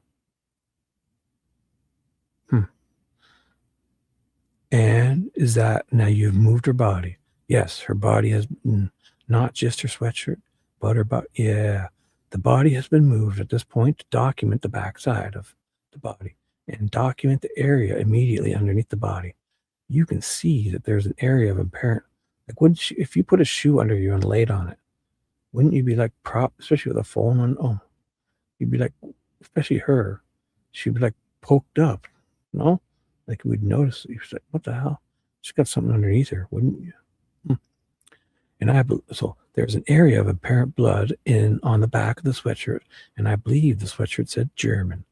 Areas of debris, and you can also see the moisture and the moistness and the discolor or the darkness of the jean material. And then in the Nikes, the Nike symbol on the athletic shoe has similarities between it and the previously observed shoe. This would appear to be the right shoe of the opposite. Oh, you put those two, you can match the two shoes. Wow. It would appear that these are a pair. What the fuck?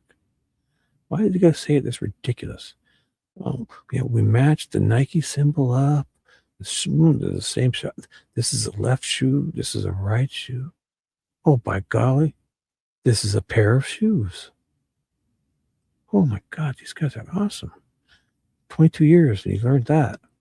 What next? This would appear to be the right shoe of the opposite one previously shown. So that would be a difference in this shoe and the one in the previous. One was a left and one was a right. That's usually how they come. Oh my goodness, guys. These guys have fucking cracked the case. This shoes come with a left and a right. Oh my goodness. Did you see any other than this blood here underneath, within, pretty much underneath the neck area, or kind of the shoulder blade area of Abby? That's correct. What is it correct? He asked you a question. That's correct.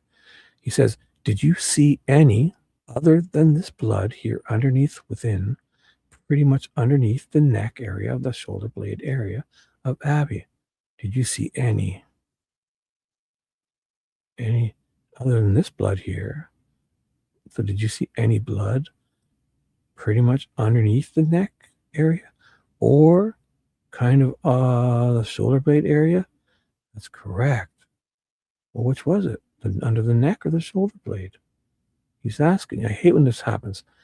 And he better ask him, because if you ask somebody a specific one or other question and they answer just and don't tell you which one, then you should ask them to clarify it, because he's like, was it this or that? And he's like, yes, it was.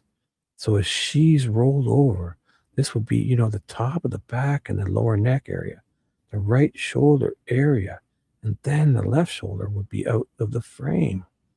Well, okay, but which one had the blood? He's asking you. Not if it's in the, oh my goodness. Okay, other than that blood, well, which blood was it, you jerk? This is fucked. That's correct. So she's rolled over. So wait, is there blood underneath the neck area or kind of the shoulder blade area? It's like, yes, it was. So she's rolled over.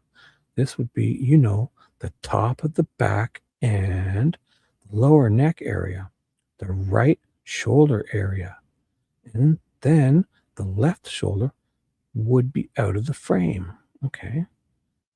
Other than, which one had the blood? Other than the blood that was where? Oh my God. Well, they're looking at pictures too. Okay, sorry. I won't be a dick. They're looking at photos too. other than that blood and the blood that was shown to the jury in photographs of the front and primary left side of the neck and on the chin. Did you find any other signs of blood on the body of Abby? I'm sure with the pictures, I'm sure this would make sense more. No, not that I recall. These guys did not recall.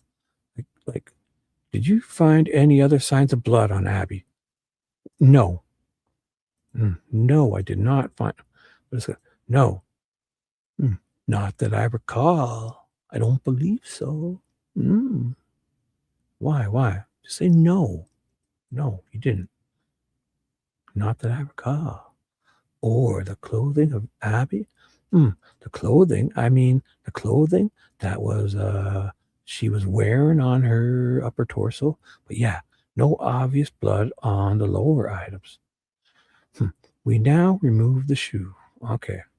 So this is where I'll shut this down because they're going to talk about the phone and everything. So I'm going to write this down. You guys are awesome. I'm going to go make 2. If it's English muffin, I'll make 2 separate sandwiches. And if it's a big, huge bagel, I'll make 1 sandwich. Yes. Oh, if I missed a text from somebody, and yes, I'm still alive. I'm finishing up now. Sorry. If anybody's still listening that texted me at 7:13 a.m., you can text me back. I missed it. I'm staying up for a bit. And let me say this.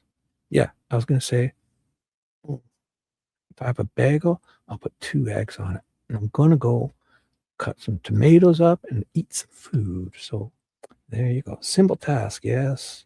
But they fucked everything up, Like these guys, there's 3 guys here, and there's a 4th guy too. So these 3 guys show up there. One of them's at CSI for 2 years. One of them 16 years. One's like 25 years of CSI. Thousands of crime scenes, man. We're fucking on this shit. We have mentors and training. We're going back, man. Combined, it's close to 75 years of CSI experience, probably. We showed up to a crime scene, and there was sticks all over these bodies. That 1,000,000%, whoever the fuck did this, touched these sticks. And we showed up, and these girls were cut. There's blood, and this person could have cut themselves. It's a man, obviously, and there could be saliva or other fluids, but and we showed up. And since these weren't smooth sticks and the bark may have been coming off of them, we just moved these sticks over to a pile. It doesn't sound like they used their little light and orange goggles to look at these sticks or checked either side of them, or it didn't sound like they did anything with these sticks, because they weren't smooth enough to get a fingerprint off of them. But there was so much moss and green stuff growing on them that couldn't have been DNA on them or whatever he's implying. They put in a big pile, and we know exactly where the big pile is. And then we leave, and we're sent back on March 3rd to collect these sticks. And he's like, Baldwin's like, well, does that mean somebody above you? He's like, I don't know who. I was sent back to get these sticks on the 3rd. So 18 days later, he's sent back to get these sticks. And Baldwin asks him, are you think it was a mistake leaving those sticks? He's like, no, I don't. Basically saying this boss, whoever's sending me here, is a fucking idiot for sending me, because this shit is, especially it's been out here for 15 days. Of course it's no good now. Oh my goodness. But the reason they left him is because he was so sure there's nothing, there's no evidence. It can't be there. There's too much fog. The bark is falling off and all jagged and too bumpy to, can't get a fingerprint from that, right? So it's so ridiculous that those sticks weren't. Oh my God. You guys all know. These guys are wild. So that's good. Yes. If I have bacon, I have some bacon. I could probably throw some bacon on it. But I'll definitely put 2 eggs, cheddar cheese, a couple slices of bacon, and tomatoes on a big, huge everything bagel, and I don't need butter at that point because I don't need nothing else. Hot sauce. I'll put some of that Frank's Red Hot, which isn't even that hot. It's more like just some flavor. I'm going to do that right now. So did I miss anybody coming in? I don't think so. Dewey's laughing his ass off. Put some, oh, that's the chloroform. Yes. Yes, Rebecca, if you have chloroform, put some in your coffee. And you guys have a great day. All righty. I will definitely come back tonight to do like 11 p.m.-ish East or whatever, and we'll see if Dave's going live. All right. And if Dave's going live, we'll go to Dave's. And if he's not, if his daughter's still, or he's deciding not to for whatever reason, then oh my God, I'll finish this convoluted fucking CSI story. These idiots. All right. Ooh, that's what I was going to do. Before I do, I'll give you guys a chance to say goodbye. I'm going to write this down so responsible Shibby knows where. So I'm finishing on volume 11, page 20. So volume 11. Ooh, I should write the guy's name down too, right? Who's this guy again? This was that Olehay. Yes. Brian Olehy. This guy's the most experienced of them all, it sounds like. But I mean, they says that we'll get together and all three of us, we talk about what we're going to do.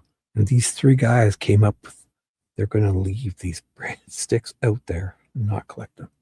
Oh my God. Page 209. So page. What are you doing? So what is happening? Page 209. Line 22. Look at this. So goddamn responsible. Line 22. Yes. And that's it, guys. Alrighty. Yes. Yeehaw. Have a great day, guys. Yeah, I'm going to eat and have some great sleep. Like a responsible man, I'm going to sleep all day. Alrighty. You guys have a great day. Go watch. There's this guy. What's his name? His name is Shibby. He does these live streams. Come on over here. Check this out. He does these live streams. Check this shit out. It's got a. You'll be busy for the next 3 months if you watch 24/7. Alrighty. And that's it, guys. Have a great day. All right. Bye-bye. Well, you're getting good at being responsible. Yes. And no more distractions, right, Rabbi? Yeah? For you, I promise I will never get distracted ever. Oh, look at this. I see a squirrel. Just kidding. Have a good day, guys. Bye. If there's somebody that wanted to text me that had my number, there's only one other person. Text me. If not, have a great day. Bye-bye.